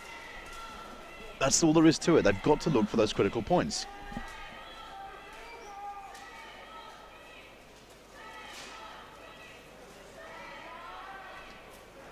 So there's another tense end to this, and these grapples are not going to go anywhere for a bit. As you can see, the Sierotki fighter really resting to get his weapon back, switching it up. So they are now moving around to divide it a bit. That's good teamwork. And nice movement there. And that is the end of it. So a nice round to end the round robin, which leaves Sierotki with their victory.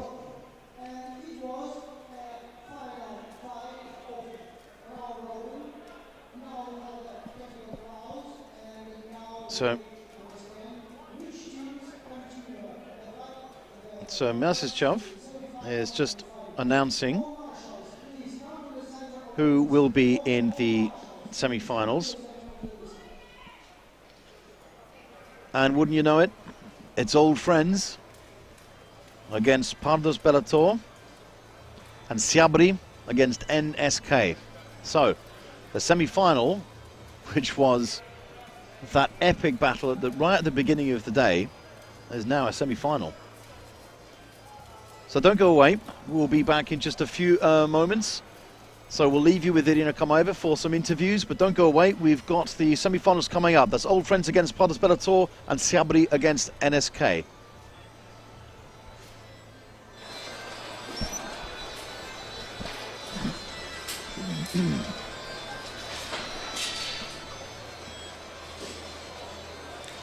So this is the end of the group stage, and we have a great opportunity to talk to the representatives of the team who managed to proceed to the semi-finals. So guys, introduce yourself. I'm Ivan Varenikov. I'm Yaroslav Rusanov. And as you might guess, they're from the Old Friends team, which is located in St. Petersburg, Russia. So guys, how do you feel after the group stage? We feel amazing, do we? Yes, enough. Not so hard. Maybe. We won all the fights so far, so we're ready to rock in the playoffs. So we've got 2 more fights, and yeah, let's hope we're going to win them in the tournament. I think this is not your first Buhurt Next tournament, or the first one? The first one, right? First one for me. Yeah, last time we fought at Buhurt Prime, and we were supposed to fight here in a couple of weeks for Buhurt Prime, but there was a decision to let an opportunity for the American team to grab our spot, to give them the wild card, and we were fine with that. We were holding the 10th place, and it was fine with us, so the American team is going to fight for the Buhurt Prime championship, and we're here for the first time. Well, that's kind of a very chivalrous decision from you. Kinda, it was not upon us, but anyway, we are doing what we were told. Okay, great, thank you. So, and you said that you didn't lose any single fight, and what do you think about the other team performance? So you can see the difference between the Buhurt Prime participation and participation here at Buhurt Next. It's just like, I don't know, piece of cake for you, or you just struggled a bit at least? I wouldn't say it's a piece of cake for us, but let's be honest, that's not the tournament for top 10. That's for top 20, and because of some COVID stuff, it's not even for the top 20. It's more than that, but we're doing good so far, and all the team, they're motivated, they're good, they're ready to fight, and so are we. I think that maybe Monaco more beautiful than Belgrade. I watch only that. Organization of that tournament so cool. I enjoy and happy to stay here and fight here. Great, thank you. So this is not your first time in Serbia, right? Maybe I don't right understand your question, but I can say that. But anyway, we appreciated the hospitality of the Serbian team, because yesterday it's not the first, it's kind of first time when we were, you know, met like this, because yesterday the member, and I think the captain of the White Stags, the local team, he met us, he went with us for a walk through the city, he was our guy, he went with us to the National Museum, he showed us the city for like 4 or 5 hours, and it was so cool. So yeah, it's cool to be in Serbia anyway.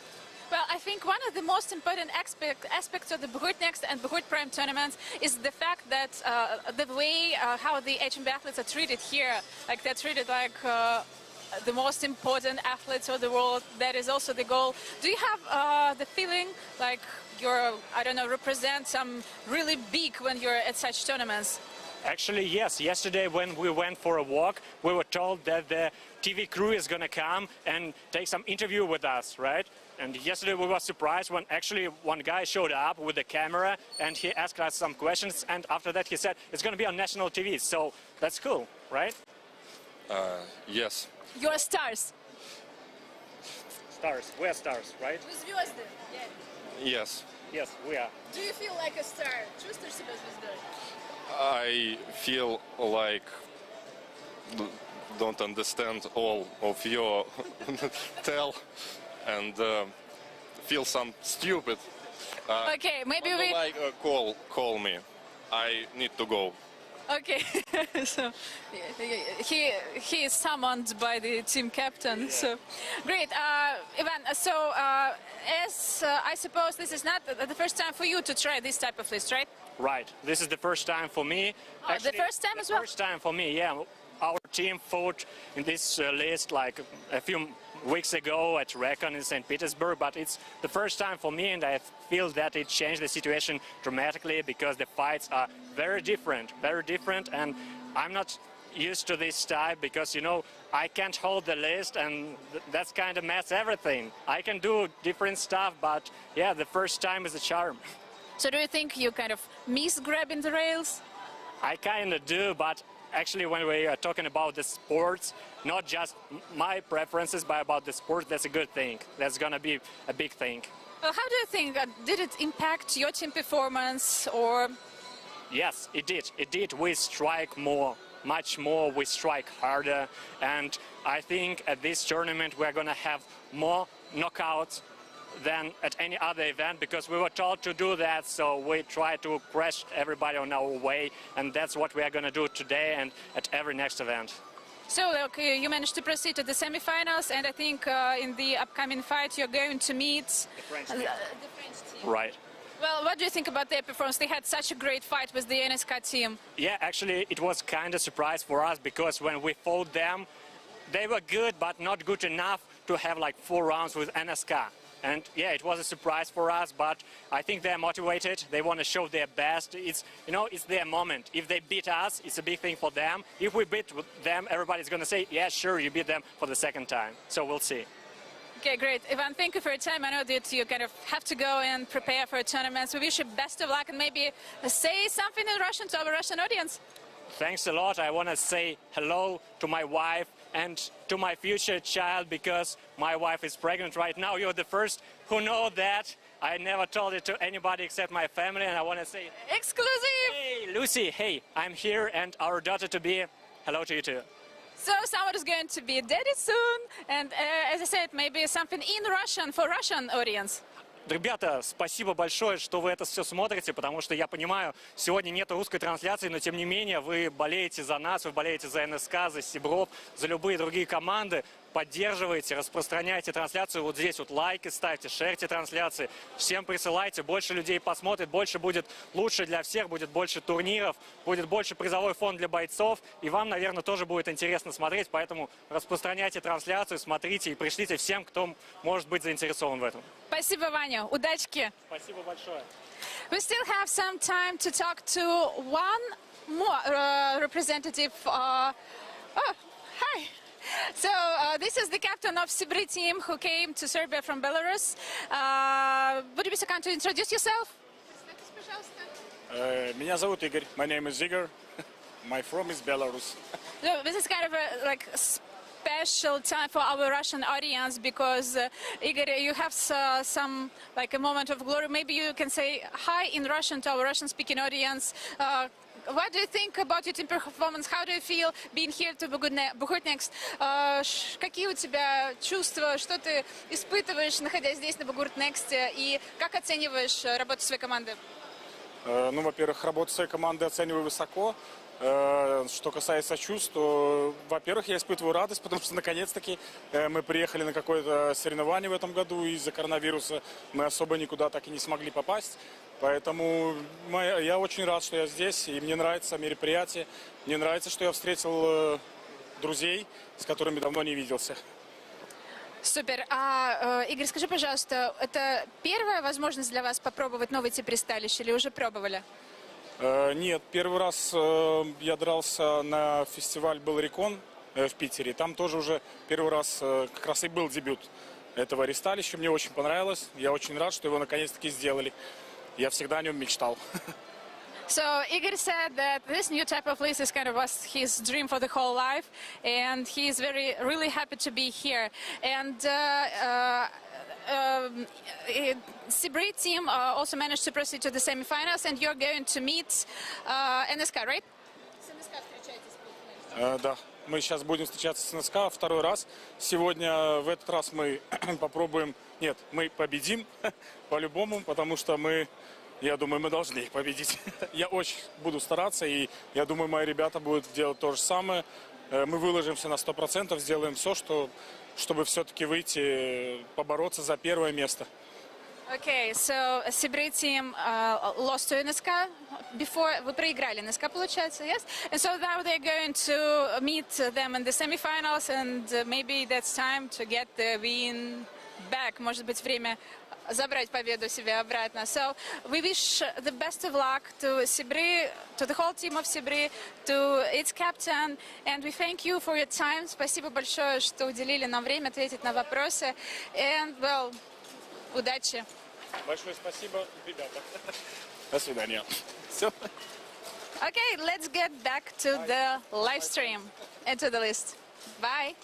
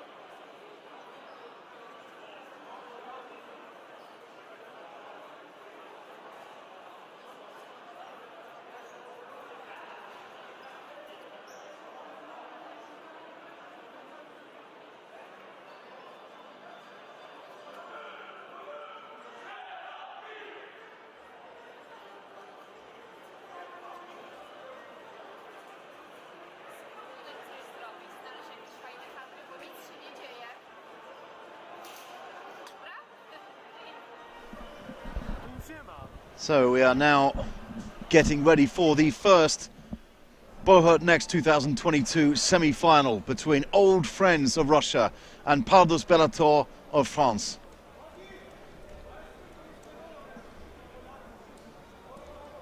Well,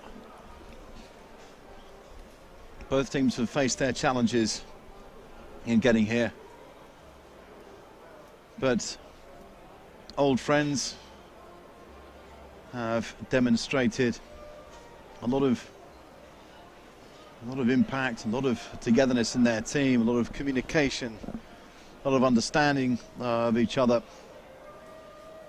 And you saw there have been a lot of the ways that they start. They have the split start, the runner in the middle, and they start first off with the clinches, and when they break away from that, that's when they start coming down with the strikes. And Bellator instead have been, well, inconsistent in places in terms of their vision and their awareness for what's happening in the list. That said, you've seen how fast they are, you've seen their rapid attacks, and you've seen how effective they've been in these attacks. And I think we'll be in for an interesting semi-final. Old friends will certainly be less complacent than they were. They'll certainly be confident, they'll be going in as the favourites, and I think they know that. But well, you've seen what happens when people give something away to Pardus Bellator.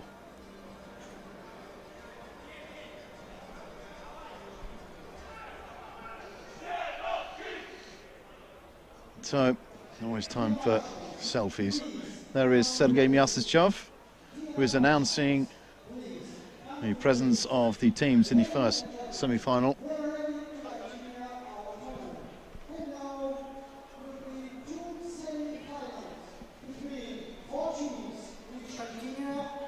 This competition. And the first fight will be between old friends and Pardus Bellator. The second semi-final will be between MFC and Syabry. So the announcement to the public of the semi-finals, and Sergei Myasishchev calling the first teams to the list. So I hope you're ready for this. We are now back in full action. So we will have the two semi-finals, and then there will be another break, likely to be thereabouts 10 minutes, because after that we will have the third place playoff, the battle for the bronze medal, and of course teams will need time to get their strength back for that, and while they are fighting it out, then the two teams to reach the final will have an opportunity to gather their strength, strategize, get focused, and then we'll fight out for the final of Buhurt Next 2022. So far, it's been a really exciting and enjoyable performance, and to see so much hard work pay off. There have been some talking points of this tournament thus far. Some mixed feelings about the list, some mixed feelings about the three-point contact. Some people think it's beneficial, but other people say it sort of blurs the lines about, you know, when there's a discrepancy, when there's it seems there was a fourth point or something to that effect. You know, does it cause more work for the marshals? Are they able to referee the match with such accuracy when these things are occurring? Pardus Bellator from France now taking to the list, and they are followed by old friends. As was mentioned before, of course, they relinquished their spot at Buhurt Prime to make way for the American team, which was a very, very sportsmanlike thing to do. I don't know how they feel about it, to be honest, and they perhaps prefer Buhurt Prime, but they are in a really good position now to take home the first place of Buhurt Next. And of course, think about Buhurt Next as in what is happening next, what will be next for these teams, for these fighters. And the way they have fought today, old friends certainly deserve to be among the top teams in the world. Pardus Bellator, well, speaking to them, they're aware that there are a couple of things to work on, but I think they can easily do that. Now let's see what they've got against old friends, who start off very aggressively. And it's already a takedown. Superb work from old friends. Well, leaning forward for that one, a high risk maneuver, but it paid off. And a huge kick to the back there from old friends, who are now grinding down this Pardus Bellator team. They push them right to the corners here. And I think Pardus Bellator knew how to hit them. They're both down, and it is over. Well, that is why we speak so highly of old friends. They've taken a strong team and absolutely reduced them in that first round. And it started with that high-risk push. And that could have gone wrong. All it would have taken from the Bellator fighter was a twist, and it would have gone very, very differently. But at that point, you saw afterwards, again, the lack of vision on the part of the French fighter, taking that excruciating kick to the back there, which became his undoing in a matter of a split second. Again, not just leaving himself overexposed to that. That's something that Pardus Bellator will have to work on. But we go down to round two, and as expected, old friends holding back a little bit, but it's Pardus Bellator who run forward. Nice vision shown there from the Pardus Bellator fighter, knowing that there was a runner loose. And it's a great takedown there, however. Pardus Bellator all of a sudden are right back into it. The charge comes through absolutely nothing. There's some spent energy there, but they're in a good position now, and another old friend's fighter has been taken down, whereas in the corner there are two Pardus Bellator fighters being taken down, and this is very, very close. What an absolutely stunning semi-final this is turning out to be. Well, from out of nowhere, Pardus Bellator charged in, got these excellent takedowns, and old friends will not be happy about that. Well, they're ducking and weaving. They're moving out of these positions well. That's a good takedown there. So now it's old friends who have got the advantage, 2-1. But my goodness, that comeback from Pardus Bellator. And this is what Buhurt League is all about. Old friends now with a win. So the second round victory goes to old friends, but wow. Absolutely priceless entertainment there.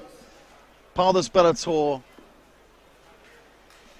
defeated, but my goodness, they displayed absolutely everything in that round. Well, although they didn't win, they've got a lot to be proud of. They've got a lot to be happy with. And they do have another fight, which will be for third place. Well, up next, of course, we've got Syabry against NSK.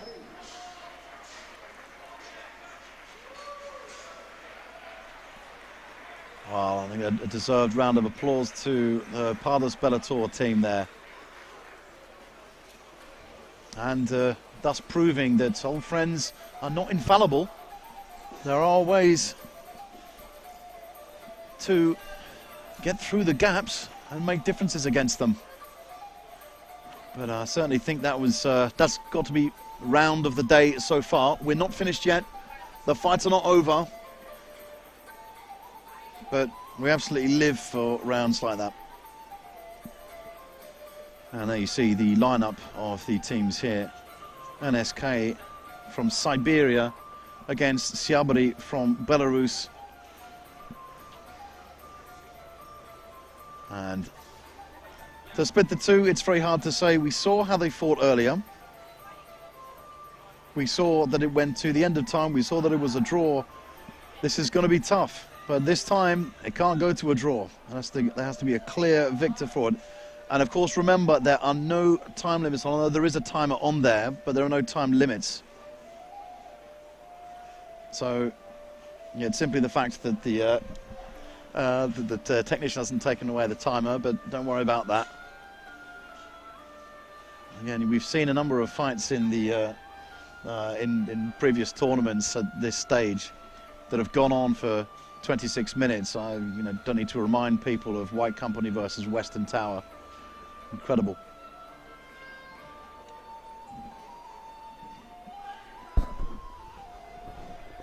So, the question is to everyone, who's got this? What do you think, guys? NSK or Syabry? Let's hear it.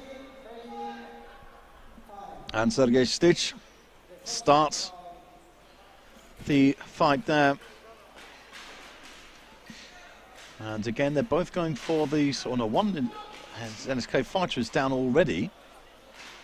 Well, that happened in an absolute flash. Nice tandem setup and alignment from Syabry. Both the central fighters, he's not a vision, and with a kneeling fighter, it's going to be quite difficult for the NSK fighter to back down there. A nice movement, moving in for another weapon. That's very close to take up, a good evasive action. Avoiding the strike from the Syabry fighter, who unfortunately now has a firm grip on it, and you've got the loose striker there in the middle, who is being watched by the Axeman, but there's some great shots coming down here, and I think there will be, yes, exactly, pulls in for the takedown there. Syabry fighter narrowly getting out of that. Well, that leads them in a difficult position there. The marshal, I thought he was actually calling the Syabry runner to take a knee. The NSK fighter somehow able to get out of that. It's incredible. But Syabry are doing a really great job now of pulling it down there. I would like to say they're in full control of this round, but they're not exactly. They are being made to work for it, even though they've got a full team on their feet. So I think now they'll start work on these strikes, but before that happens, there is a takedown in the corner.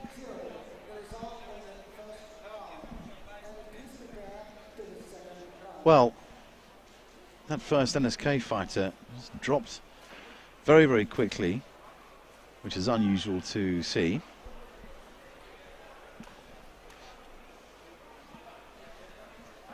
And there was no coming back from that in the end, although again, it's just addictive, this aggression that NSK show.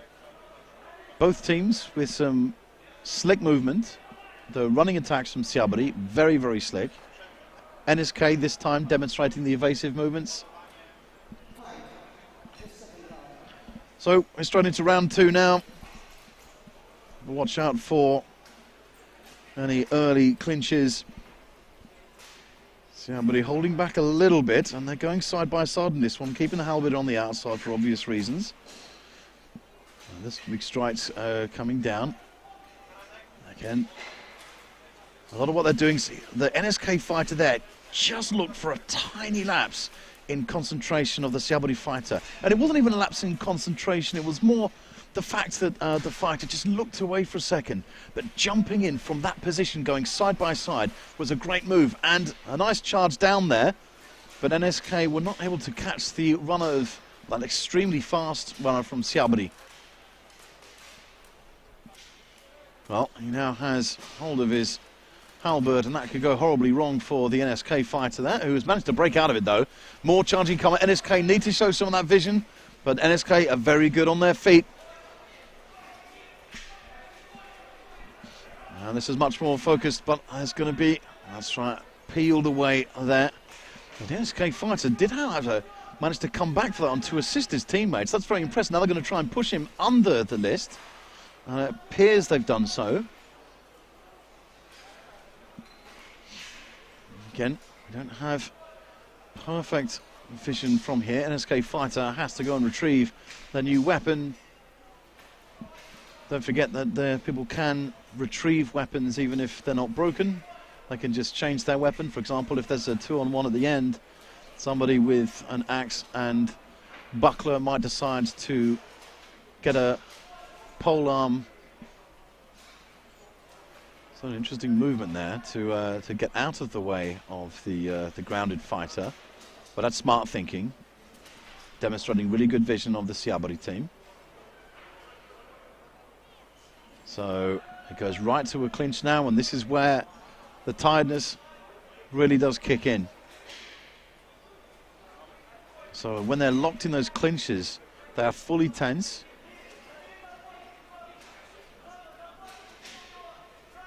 Strikes are coming in, but of course they're going to need to get them the right angle, and not many strikes going to the legs, which sort of surprises me. And this K fighter needs to push his opponent back there. So there is a loose fighter to be careful of, and he'll be aware of in what position his legs are. And there it is. It's used. That's very impressive fighting from the NSK fighter. Two more are dragged into the fray now, which means that an NSK fighter has gone down. So they both... Oh, that's incredible work. Bodies tumbling everywhere now. Well, it is now advantage NSK, but... Well, it's not actually. I beg your pardon. So it is 2 against 2, and there's just a massive bodies in the side there.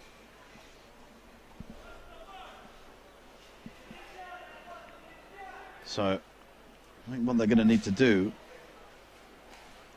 is actually pull away. Now, the marshals at this point, if there is a sort of stalemate, and as if there is not enough action, you can see Sergei Stich counting there. He stopped his count because they have moved away. If that would go to a 10 count, he is actually allowed to bring the fight to the center of the list. This is a new rule that's been introduced. Now, watch Sergei Stich hand. He's got it raised, so he's ready for the count in case a clinch remains inactive for 10 seconds. However, perhaps thanks to this list, there is more movement going on.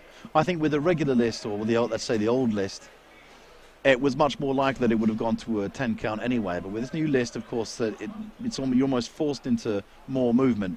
The count has gone up again, and just as soon gone down. Again, going for the body shots there, but I think he'd be better off going for a knee.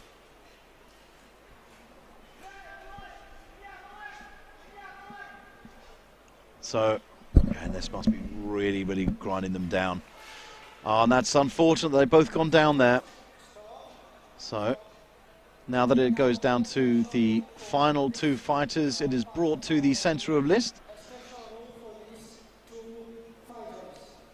So, as announced by Sergei Myasnichov, this is a special rule for this tournament. It does not mean that it will be a permanent fixture. It's just something which has been added, and again, it is to increase a lot of the movement in the center rather than keep action on the lists.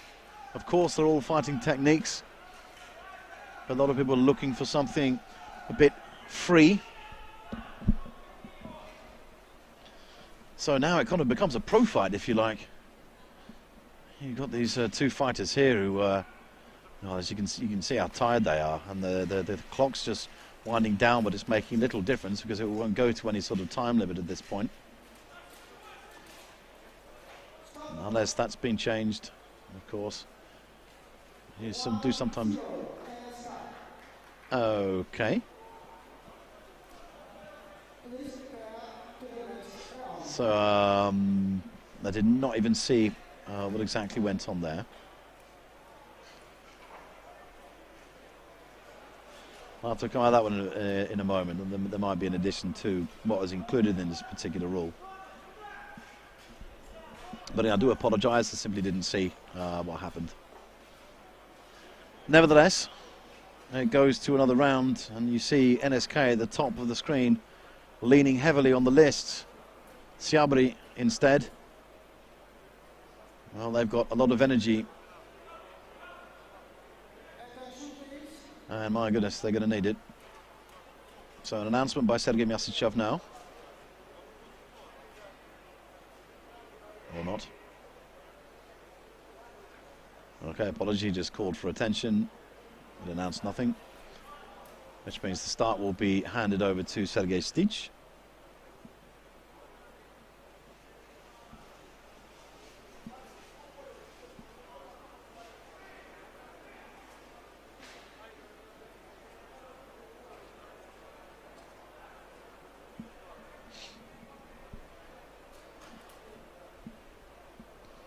And there's a bit of a team talk going on with Syabry, but of course NSK can demand the start of the fight if they wanted to, if they felt the time was being wasted. But to be completely honest, I feel that NSK would be quite happy with the extra few moments. Okay, there is another armor check for NSK. It appears to be okay now by Sergei Masichov.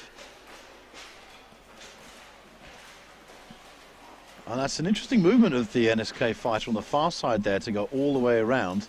But of course there once again, like a flash, is in there the Syabry fighter. And there's a change for a halberd there with the fallen polearm. The charge is coming in, but it goes to nothing, and he's actually quite lucky to not lose his footing there, and he went straight into his own teammate. Very even at the moment, and it's an interesting coverage that they've got of each other, and NSK being very, very careful not to leave themselves too open. Well, it looks like in the other side there, NSK fighter has a firm lock on another, but that opens the things up a little bit. But it is just a case of switching over. Syabry fighters right back in there, and that is good work. And I think that's a third point. Well, the marshals were happy that there was only 3 points of contact with the ground there, or that any pressure was put in order to balance themselves. A nice turn and take down there from Syabry. Really good work. This is now the beginning of the end, I feel. The NSK fighters, what do they have left? Can they come back from this? We've seen it happen before. It's not unheard of, but it looks like Syabry are in a really good position here. And that has been called. Well, you see how tired the Syabry fighters are, and not only, of course, the NSK fighters will be exhausted too after that. So this means that Syabry will face old friends in the final. And if you notice before, they did not fight in the round robin. Well, they don't have a choice now.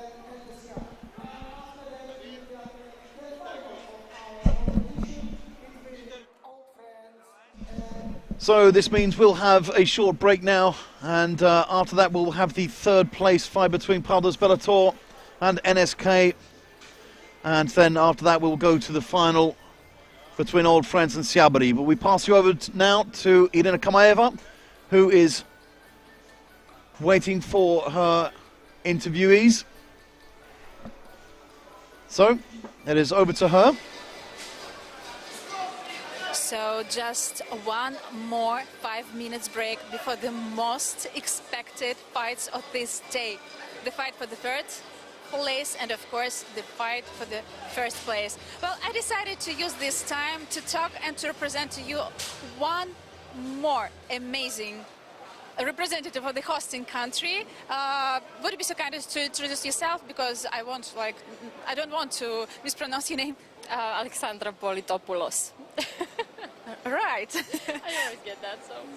So Alexandra is not only the representative of the National HMB Federation of Serbia, she is also known as, correct me if I'm wrong, like Sword Girl on social media. Yeah, that was kind of a nickname for me, so people can get more familiar with me and my work.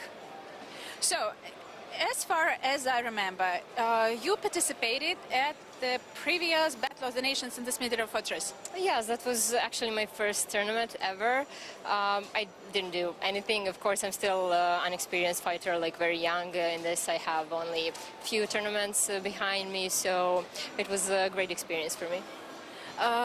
You're duelist, right? Yes, duelist. The Sword and Shield is my favorite for now. Okay, and please, can you tell us a bit more about the development of the sport among ladies here in Serbia? How many of you, or you're just the only one? Well, for now, I am the only one, but I'm working on it like really hard, and I got the eye of the media on me for this sport and trying to develop it like as strong as I can, you know, to invite a lot of girls to join us, to see that this sport is for females as well, like not only men, even though it looks really harsh, but it's really not that. Well, that means that you have to train with the guys, right? Yes, but that's a good thing, I think. So do they prepare some special trainings for you, or you just do the same what they do? Well, they take good care of me because I'm the only girl for now. But no special treatment. No, don't get to be a snowflake. I see. So, and getting back to the social media thing, well, we all know how social media is important nowadays for the sport development, for the increase in the popularity of this sport. And as far as I remember, you have about 30,000 followers in total, right? Yes, in total, when you look at all my social media, it's like over 30K for now, and I'm very grateful because a lot of people are interested in my work and everything I do. With I do dance and fight as well, so yeah, a combination of those two things are very interesting to people. So in Serbia, I caught the eye of media, and for now, I'm just gonna continue with my work. How did you come to that? So just you woke up one day, I want to start my own TikTok account. I just wanted to share the love for this sport, that's all. And where did you start? Like you start uploading some videos, pictures, so what are you doing? How did you make it like these accounts that popular? Well, apart from the fact that you're so beautiful, of course, you attract a lot of people's attention. Like, what you're doing to develop these pages? Well, the main idea was to combine martial arts with, professional photos and medieval history, and, to combine with modern things right now, so we can show to people that are not so much interested in medieval, but, to combine everything. So that was the idea. Okay, great. Well, what do you feel about like having the Buhurt Next tournament here in Belgrade, hosting it?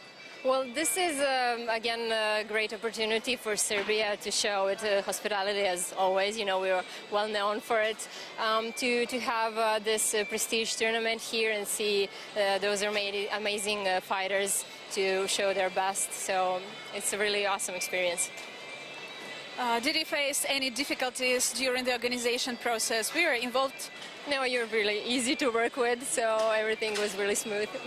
Oh, thank you. We are really happy and honored to be here in Serbia and to work like hand by hand with our representatives of the National HMBIA Federation of Serbia and the White Eagles organization as well. And guys, I think it's high time to get back to the list and find out who is going to get the third place today.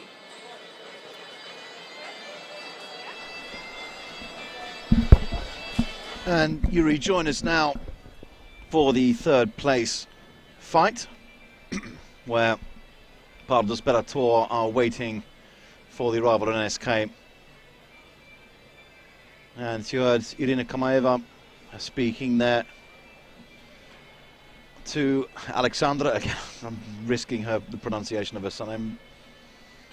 Polatopoulos? Maybe. Sorry if I got that wrong.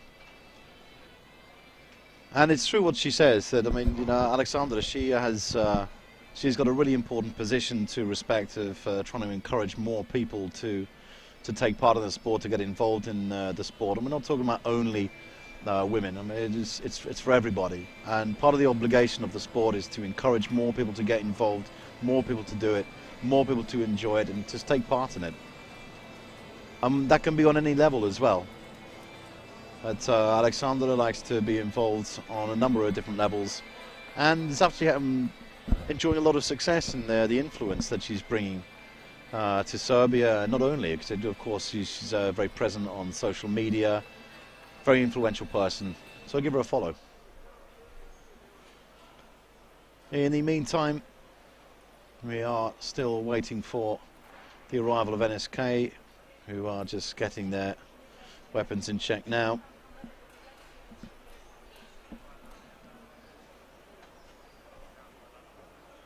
And there he is, Ilya Dragan, who, as I mentioned twice before, transferred in the transfer window to NSK. And he was, of course, a decorated fighter with Buhurt, who were not able to come to this tournament in any case. And there we have here the lineup. So Konstantin Bernhard is the captain of NSK, and Hugues Hardy, is the captain of Pardus Bellator.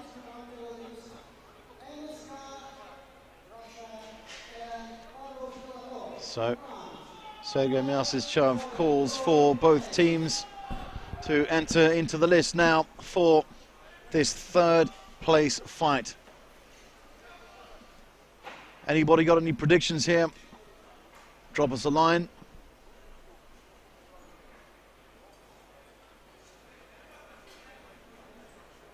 And I think it'll be a close one. I mean, you saw some incredible fighting from NSK before, but you can't take anything away from Pardus Bellator. I think they've fought with a lot of maturity and spirit. Again, a couple of gaps as mentioned with their vision about what's happening around them, but they have rectified those issues in some cases, perhaps not perfected it, but certainly rectified it.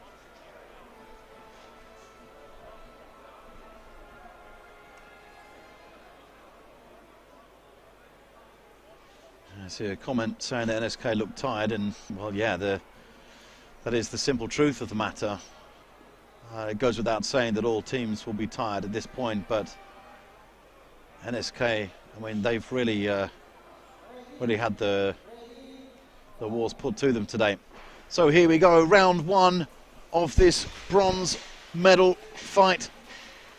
Bellator will want to be a little bit careful not to give anything away, because the footing of NSK is just too good.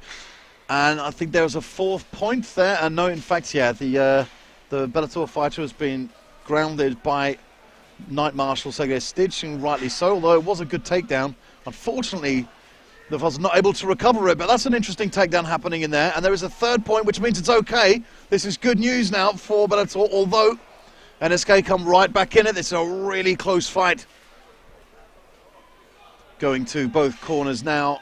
The NSK fighters might be able to find a little bit of leeway around there. You can see the Marshal giving a count for them to move it out, as they do.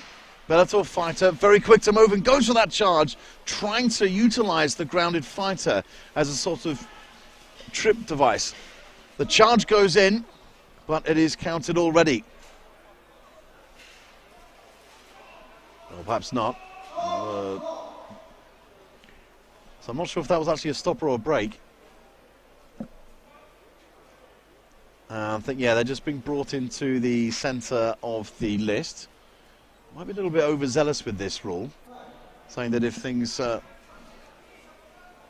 not moving, and see the Bellator fighter has gone right back to the list. Now, the chances may be better. A little bit out. This is interesting. Very interesting. Well, this is a real boost for Pardus Bellator, and we have what is now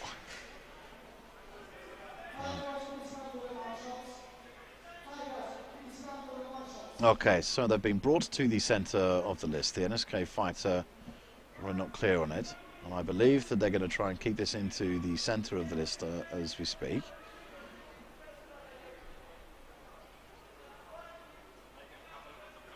Well, there may be some contention, in fact.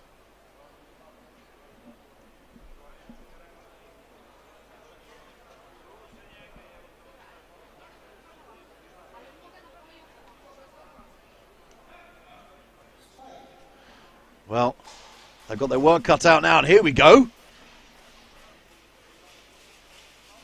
Oh, that's a lost weapon. How about that? The NSK fighter could have chased him down, but that would have been a risk in itself, to be fair. Oh, this is impressive. Oh, look at the movement from this Bellator fighter. The NSK fighter doing well to keep the grounding, but does not look very confident on their feet. And I think the first one pushed into the list.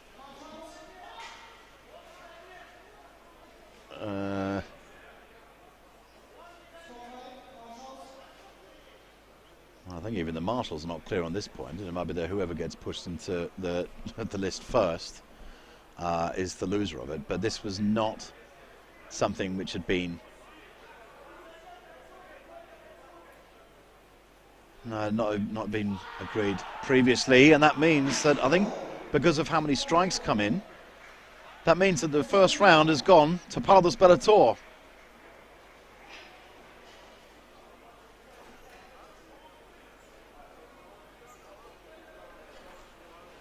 Well, these certainly will be talking points. These rules of bringing the fighters to the middle, how many fights come through. And I have to be completely honest, I'm not even sure myself of what the precise rule is. At first it seemed like a fighter that's pushed into the list is considered out. But it doesn't appear to be that, because that's not what it looked like from where I was sitting. I'll have to get some clarification on this, but of course the rules don't necessarily need to be published beforehand to the public. They only have to be made clear to the fighters. Fighters can contend it if they haven't been communicated correctly.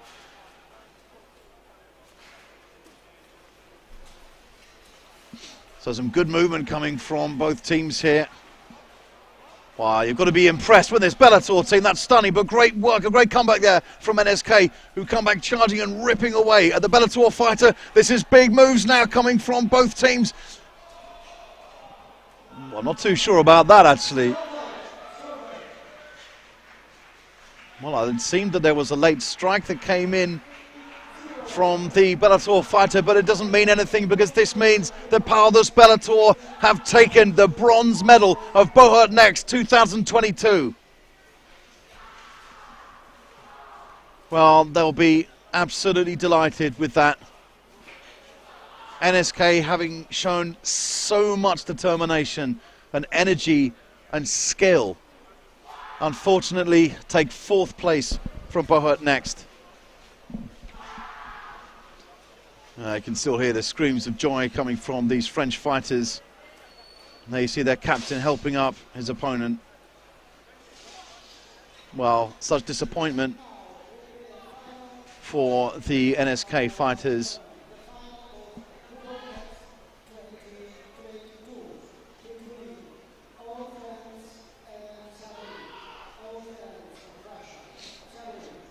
So Sergei Myasishchev there calmly announcing the arrival of these two teams from the same club, both from Club Bern. And of course Syabry, who were a later addition, whereas old friends, of course, as the name suggests, they are veterans as a team.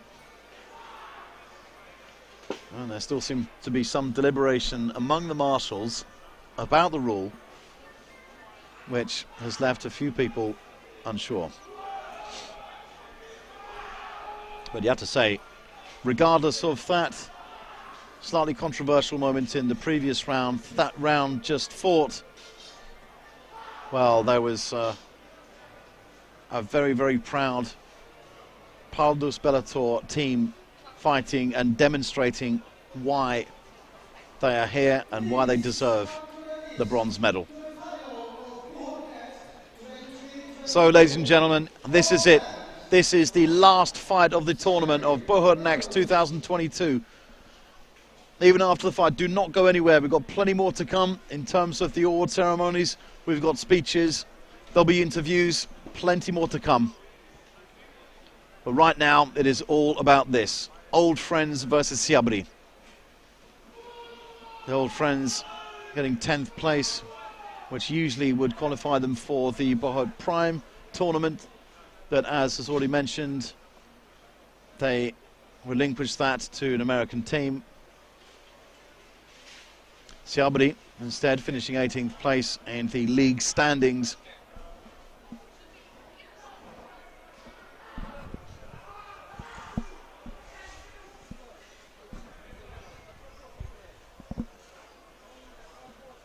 And here they come.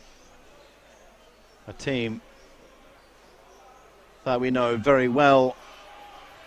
Have demonstrated their skill for years and years, and they are followed by Syabry, a very, very strong team from Belarus.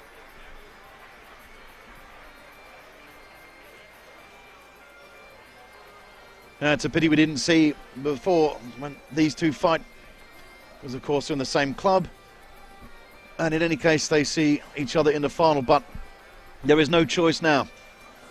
They have to fight each other. They cannot just give a bye or skip rounds. That said, they are from the same club, and this is we have seen this situation before in finals of tournaments from the past.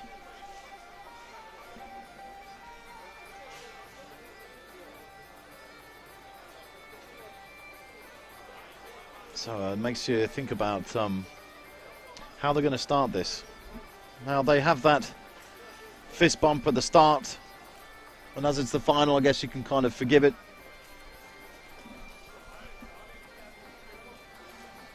Now the two teams, of course, know each other really, really well, so they will have no problem in wishing each other the best beforehand. But of course, as soon as the marshal calls for the start of the fight, it's going to be another situation entirely. So in terms of the structure of the fight, I would give it to old friends. But from what we've just seen in the last few fights of Syabry, who have really put together a system, and my goodness, the speed and the evasive maneuverability of this team is incredible. So I think this is going to be one to keep your eyes on for every second.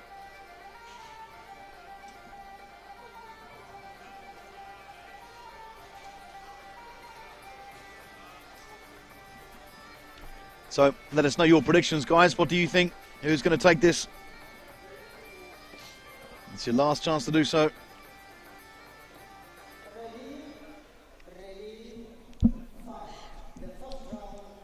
And here it is. We get underway now. Old Friends versus Syabry for the final of Buhurt Next 2022. Already, you have the Syabry fighter breaking through the lines, but that's an incredible fight back from Old Friends. Look at the experience shine through them. And that Syabry fighter is not giving up, darting across the list. But my goodness, they got caught out there, and this is very impressive from Old Friends. Wow. That was over very quickly. And I thought it was going to be, it was a big risk of the Syabry fighter to break lines to start with. But I thought it had paid off for a moment, only to find that, of course, Old Friends just know the game too well. They knew exactly how to react to that. It was quick and it was decisive. And this is Old Friends. I think we'll see a more cautious start from Syabry this time, but you're going to see more of that energy.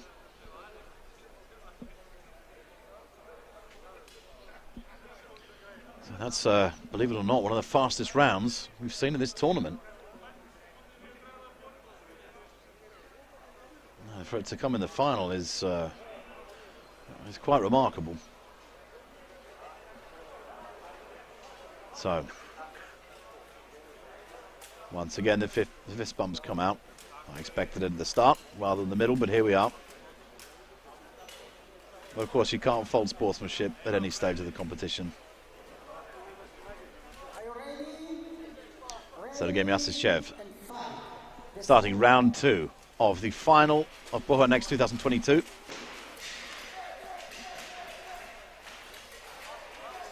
There's the charge. Again, they both saw it. But of course, that does leave their teammates open. They've got to be careful with these charges. I think they've been a little bit careless coming through. And you can see on the other side of this, there's a big takedown there. So Old Friends now in control. Well, they've got the numbers and they've got the skill to move. And look at this, how they're powering down these Syabry fighters. This is great work from Old Friends. They're now in the finishing stages of this. There's not much left unless Syabry can pull something out of the hat. The vision, still big awareness coming from the old friend fighters, still not giving anything away, tightening down the spaces, and then isn't it called? Which means old friends are the champions of Buhurt Next 2022.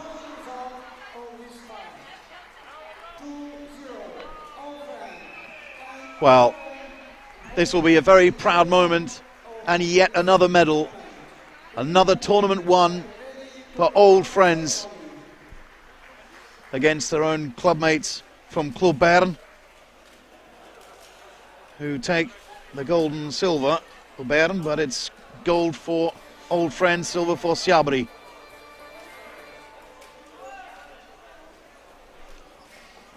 And yeah, a lot of people talking about Rusanov, the Polak's fighter there. You can just see in the middle, make his way to the outside of the list now. Yes, he absolutely is, and he is one of the youngest and yet most promising fighters in the entire sport. So it is first place to Russia, second place to Belarus, and third place to France. It's not a national tournament, but they will still have national pride behind them. Our old friends continue to rise. Syabry, instead, well, I think we'll be seeing them next year in Buhurt Prime. The way they're going and the way they fight, they've got a big future ahead of them. And of course, Pardus Bellator, who came in with some technical difficulties in their fighting, but powered through that third place fight. And they fought with such heart, and that is how they overcame NSK. A superb will to win from those French fighters, and that is it. So that takes us to the end of the tournament stage of this. So thank you very much to the Belarusians. Thank you to Ales for watching us. Remember, we've still got things coming up. We've still got the award ceremony to come up. We've still got the closing speeches by Buhurt League. We still have some closing interviews.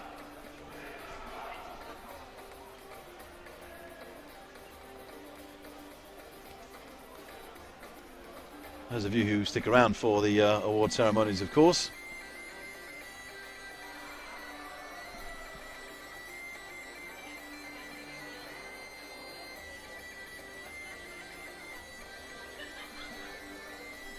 So again, just a few more words about our partners in organising this, and the armories and smiths who have provided wonderful prizes for this tournament. First of all, Sierotki Armory. They are the Buhurt Next tournament partner, and they've produced all types of armour for HMB, and of course all the padded quilting, and they focus on Eastern kits. So give them a follow, see what they're doing. And they have put in 3,000 euros of gift certificates redeemable with them. So that's a huge donation. Next, of course, is Historicum, the family company. So made by fighters for fighters.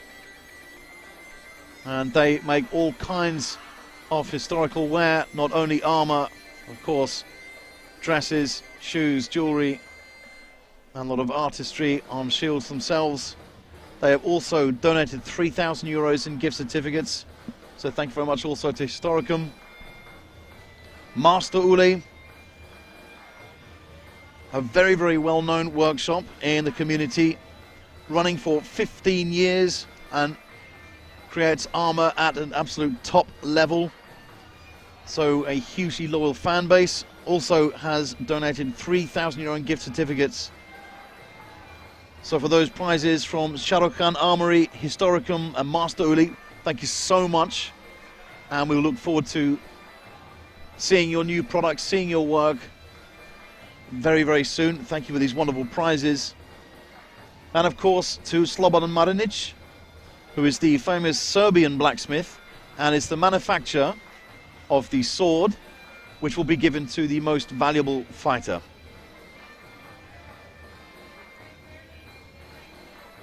Likewise, some words of recognition should be given to the Vena Sport Live, who have helped with this broadcast and live stream.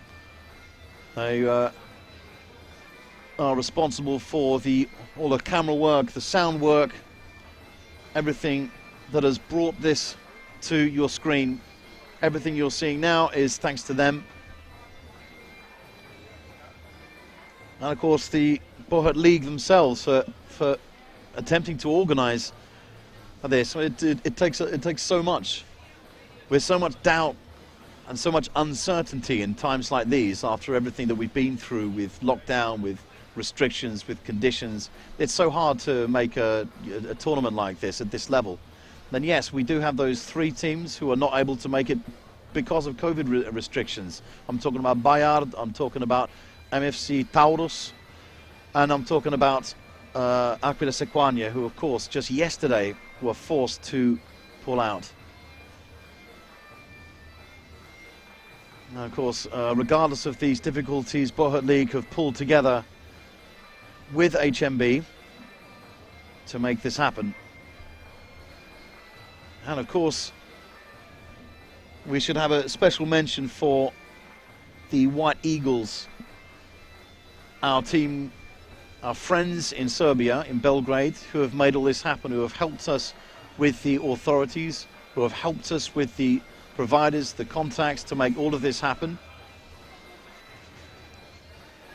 And their tireless work doesn't go unnoticed. They already brought us so much with their help in Battle of the Nations 2019. They've helped us today with Buhurt Next, and once again we'll be looking to them to bring you a stunning tournament for Buhurt Prime, and that will be next month.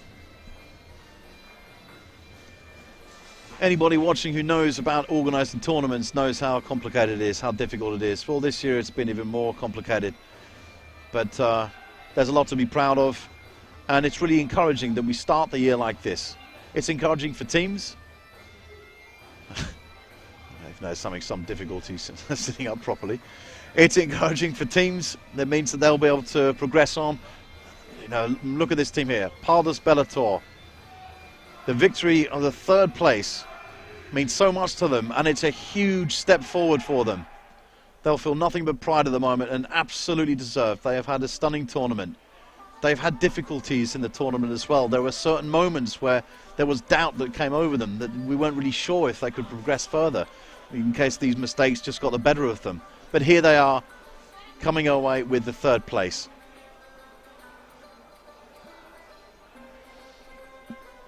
Big thanks also to Belgrade Fair, who have been very, very accommodating and allowing us this space so that we could host the tournament. We didn't have a huge public, but we'll certainly will be using this space again. And last of all, of course, a big thanks to all the teams who made it down here. It's not just difficult creating a tournament, it's difficult going to the tournaments themselves, attending the tournaments with restrictions, with work, with all kinds of things. To find the time to train, to dedicate themselves to it, it means a lot. So I think this will also be a good springboard for the next season. This is the whole point of this tournament. It's called Buhurt Next. We think about the future, we think about developments, we think what will be next, what is the next step for these teams. Some have more experience than others, but now, after this event, they will have such ambition, and they'll be looking for a new start, a new year, with plenty of tournaments and plenty of opportunities to rise in the Buhurt League rankings.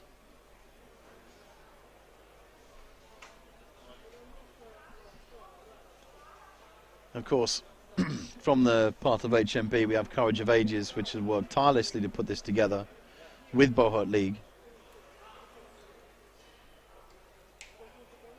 And of course, it's with great pride that we have these collaborations. Of course, a huge wave to the president of HMBIA, Edouard M, who unfortunately is not present today. But he will be in his position for another year as HMB president. So we've got plenty of work to continue with. So now we are about to go over to the award ceremony.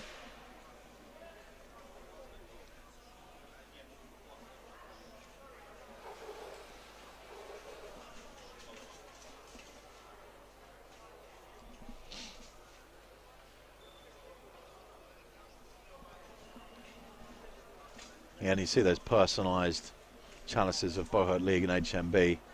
They're just stunning.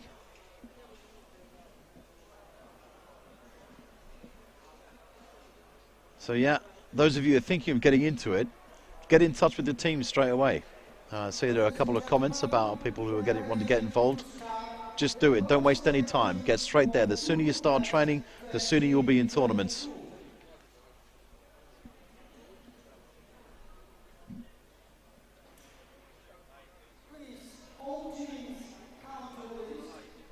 So Sergei Myasischev asks for all teams to come to the list. There's always going to be a bit.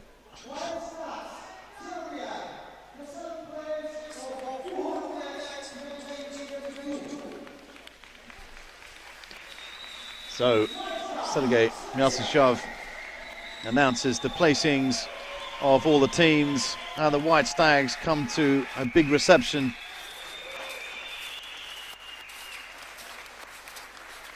And they started, although they started as underdogs, of course they had a really good tournament, and you could see how much they developed from one fight to the other. And I think it's also going to be a really good springboard for them to continue with it.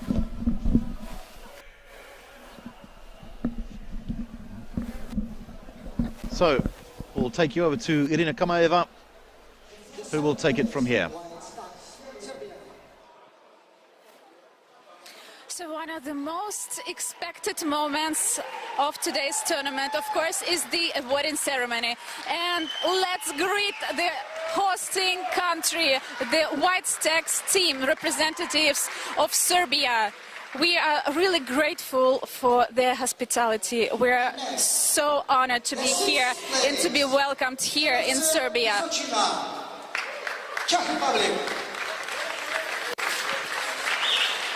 So, the next team is ready to enter the list and to get their special awards that were prepared by the hosting country representatives for each and every fighter at this amazing tournament.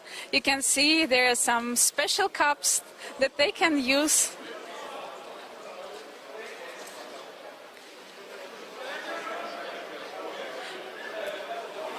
Like for whatever they want them to use for.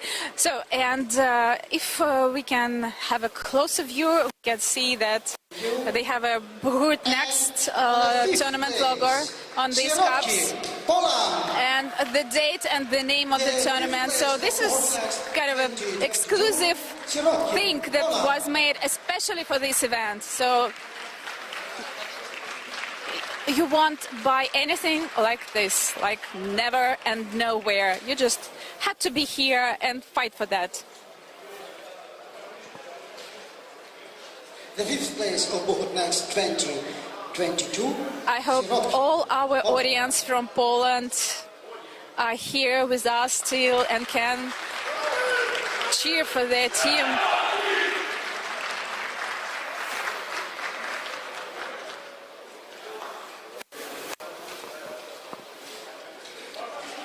Thanks to Poland team, and let's invite the next one. LSK, Russia.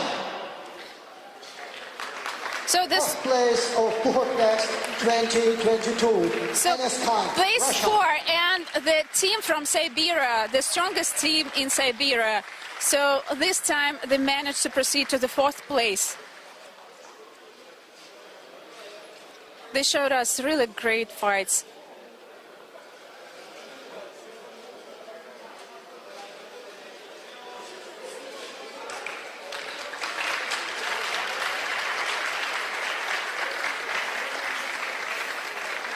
The fourth place of Buhurt Next. That is high time to greet the top 3 teams now.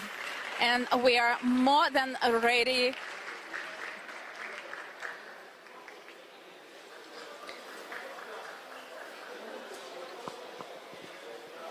And now, so the biggest revelation of this day, guys, let's greet the French team. Bellator, France. The award ceremony provided Artyom Vasilyev. So the French team will be awarded by the Buhurt League brand manager Artyom Vasilyev. They will get not only medals, but also these special cups that were made especially for this tournament.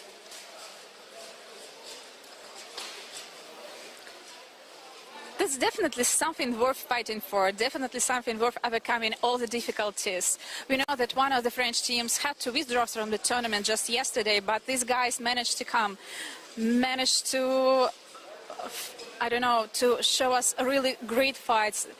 I can say that that was the biggest surprise of this day.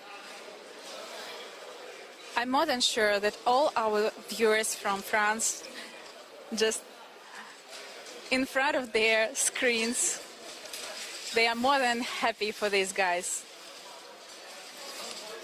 And I'm sure they feel your support, they feel your love. So that is why they managed to get this 3rd place. And believe me, this is not an easy thing to do. The 3rd place of Buhurt Next 2022, Pardus Bellator, France.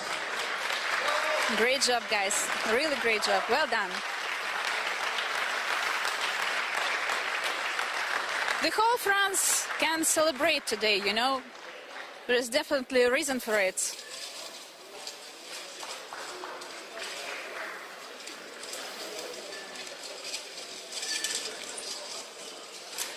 And on the 2nd place of the tournament, Buhurt Next 2022, Syabry, Belarus. The ceremony provide Vladimir Plavlovich. Let's greet the Syabry team from Belarus, who got the 2nd place at this tournament. They will be awarded by the representative of the co-organizers of the tournament, of the White Eagles organization, who really made this tournament happen. It wouldn't be possible without their support, without their efforts, without help of all the athletes of this country. And we can also see that Serbian fighter Alexandra is also helping him with medals. And of course, they will also get their cups. But that's not all, actually.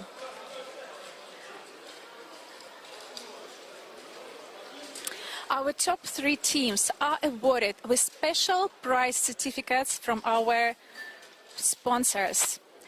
This is the Historicum, Master Uli, and Sharukhani Armory Industries. So they provided us with special prize certificates for these teams with the total sum of 9,000 euros.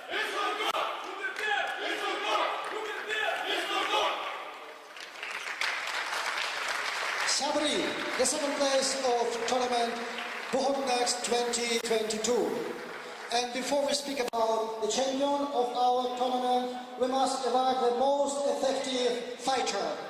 The most effective fighter of our tournament is Martin Spacek. Martin, come here, and award ceremony provide Slobodan Marinik. So, a well-known sword maker of Serbia prepared a special prize for the most valuable fighter of this tournament. You can see this is amazing artwork made especially for this fighter.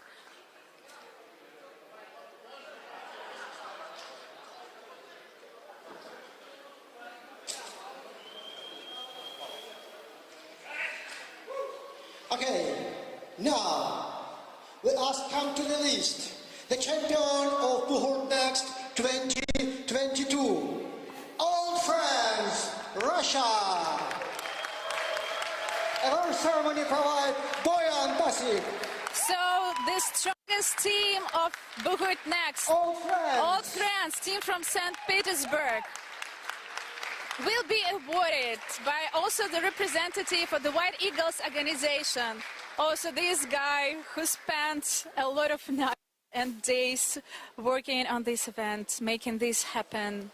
And as I said, it wouldn't be possible without their hard work, without the own efforts of all the representatives of the HMB movement of Serbia.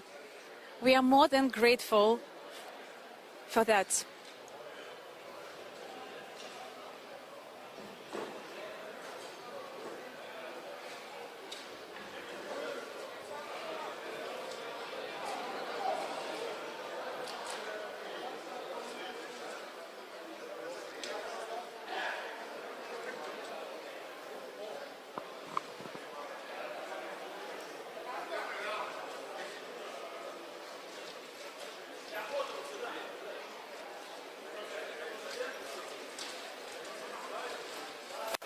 It's time for some victorious pictures and of course for the motto of the team and the club that is represented here by this team.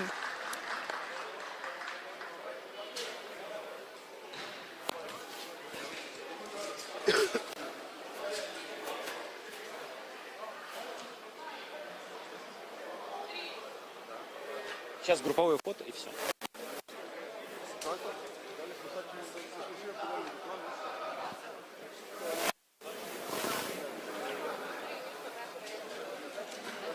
All friends, Russia, the champion of Buhurt Next. So let's greet the winners.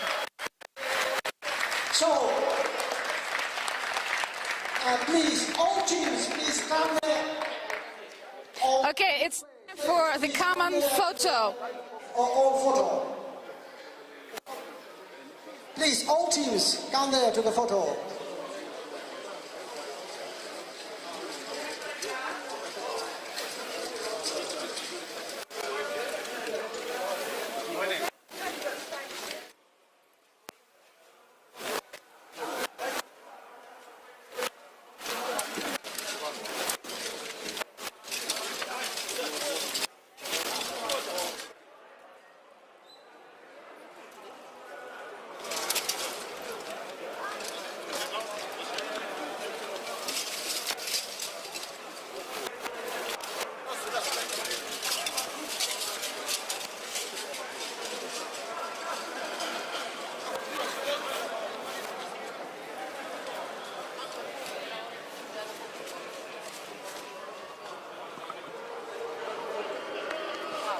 Just have a look at these happy faces.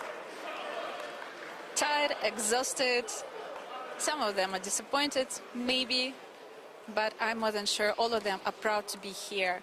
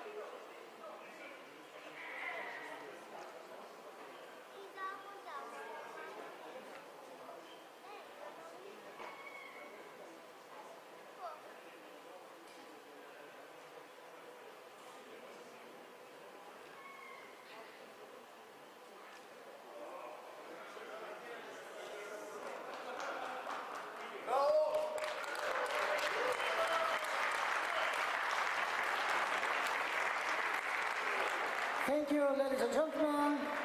Our competition is over. Thank you very much for all of us. Thank you very much for all of yours.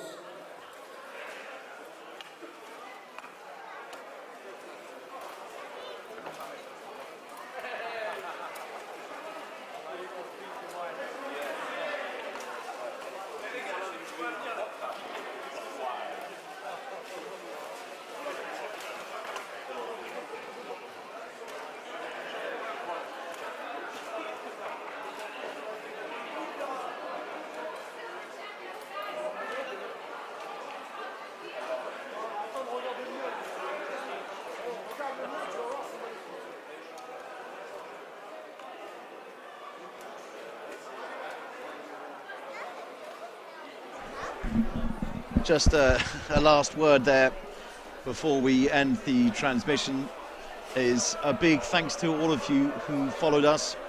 A big thanks to all of the people who stuck around for the duration of the live stream.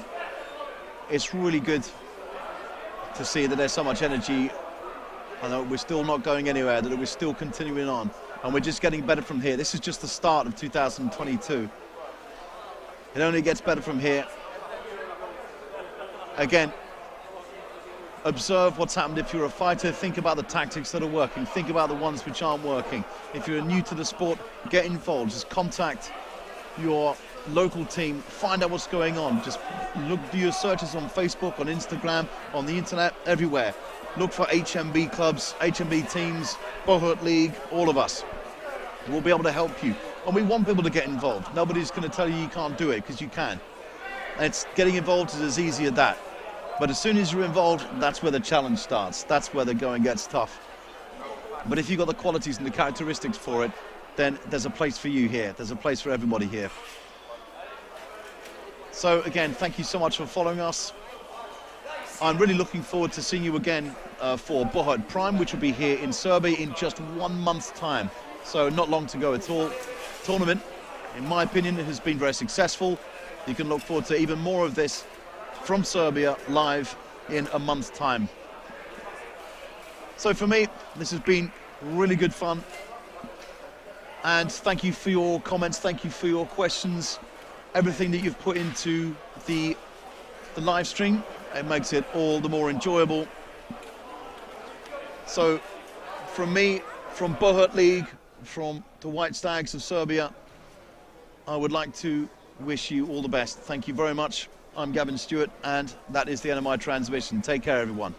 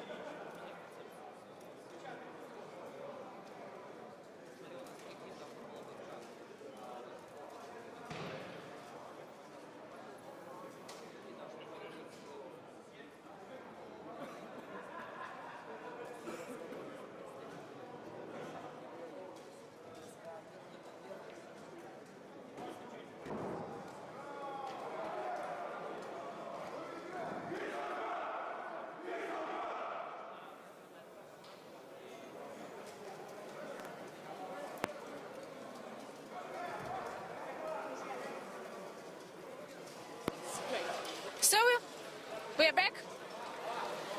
So, and one more team, we definitely have to greet Artem. Can you please hold my cap?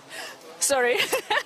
So guys, and the biggest surprise of today's tournament, the French team. So how do you feel? Guys? Yes. Not bad. Guys, not bad. Good. Did you expect such a result? Why surprise? I don't know. Everyone said it's the biggest surprise. So how do you feel? Did you expect such a result? Yes. Honestly, it was the higher rank we aimed for. I see. So that everything was planned. So it was just surprise was just for us. Well, I think we have a great chance to say hi to all the French audience, to greet your families and friends. Just. Hello, friends. Préparez le saucisson, on rentre à la maison. On arrive, les gars. On arrive.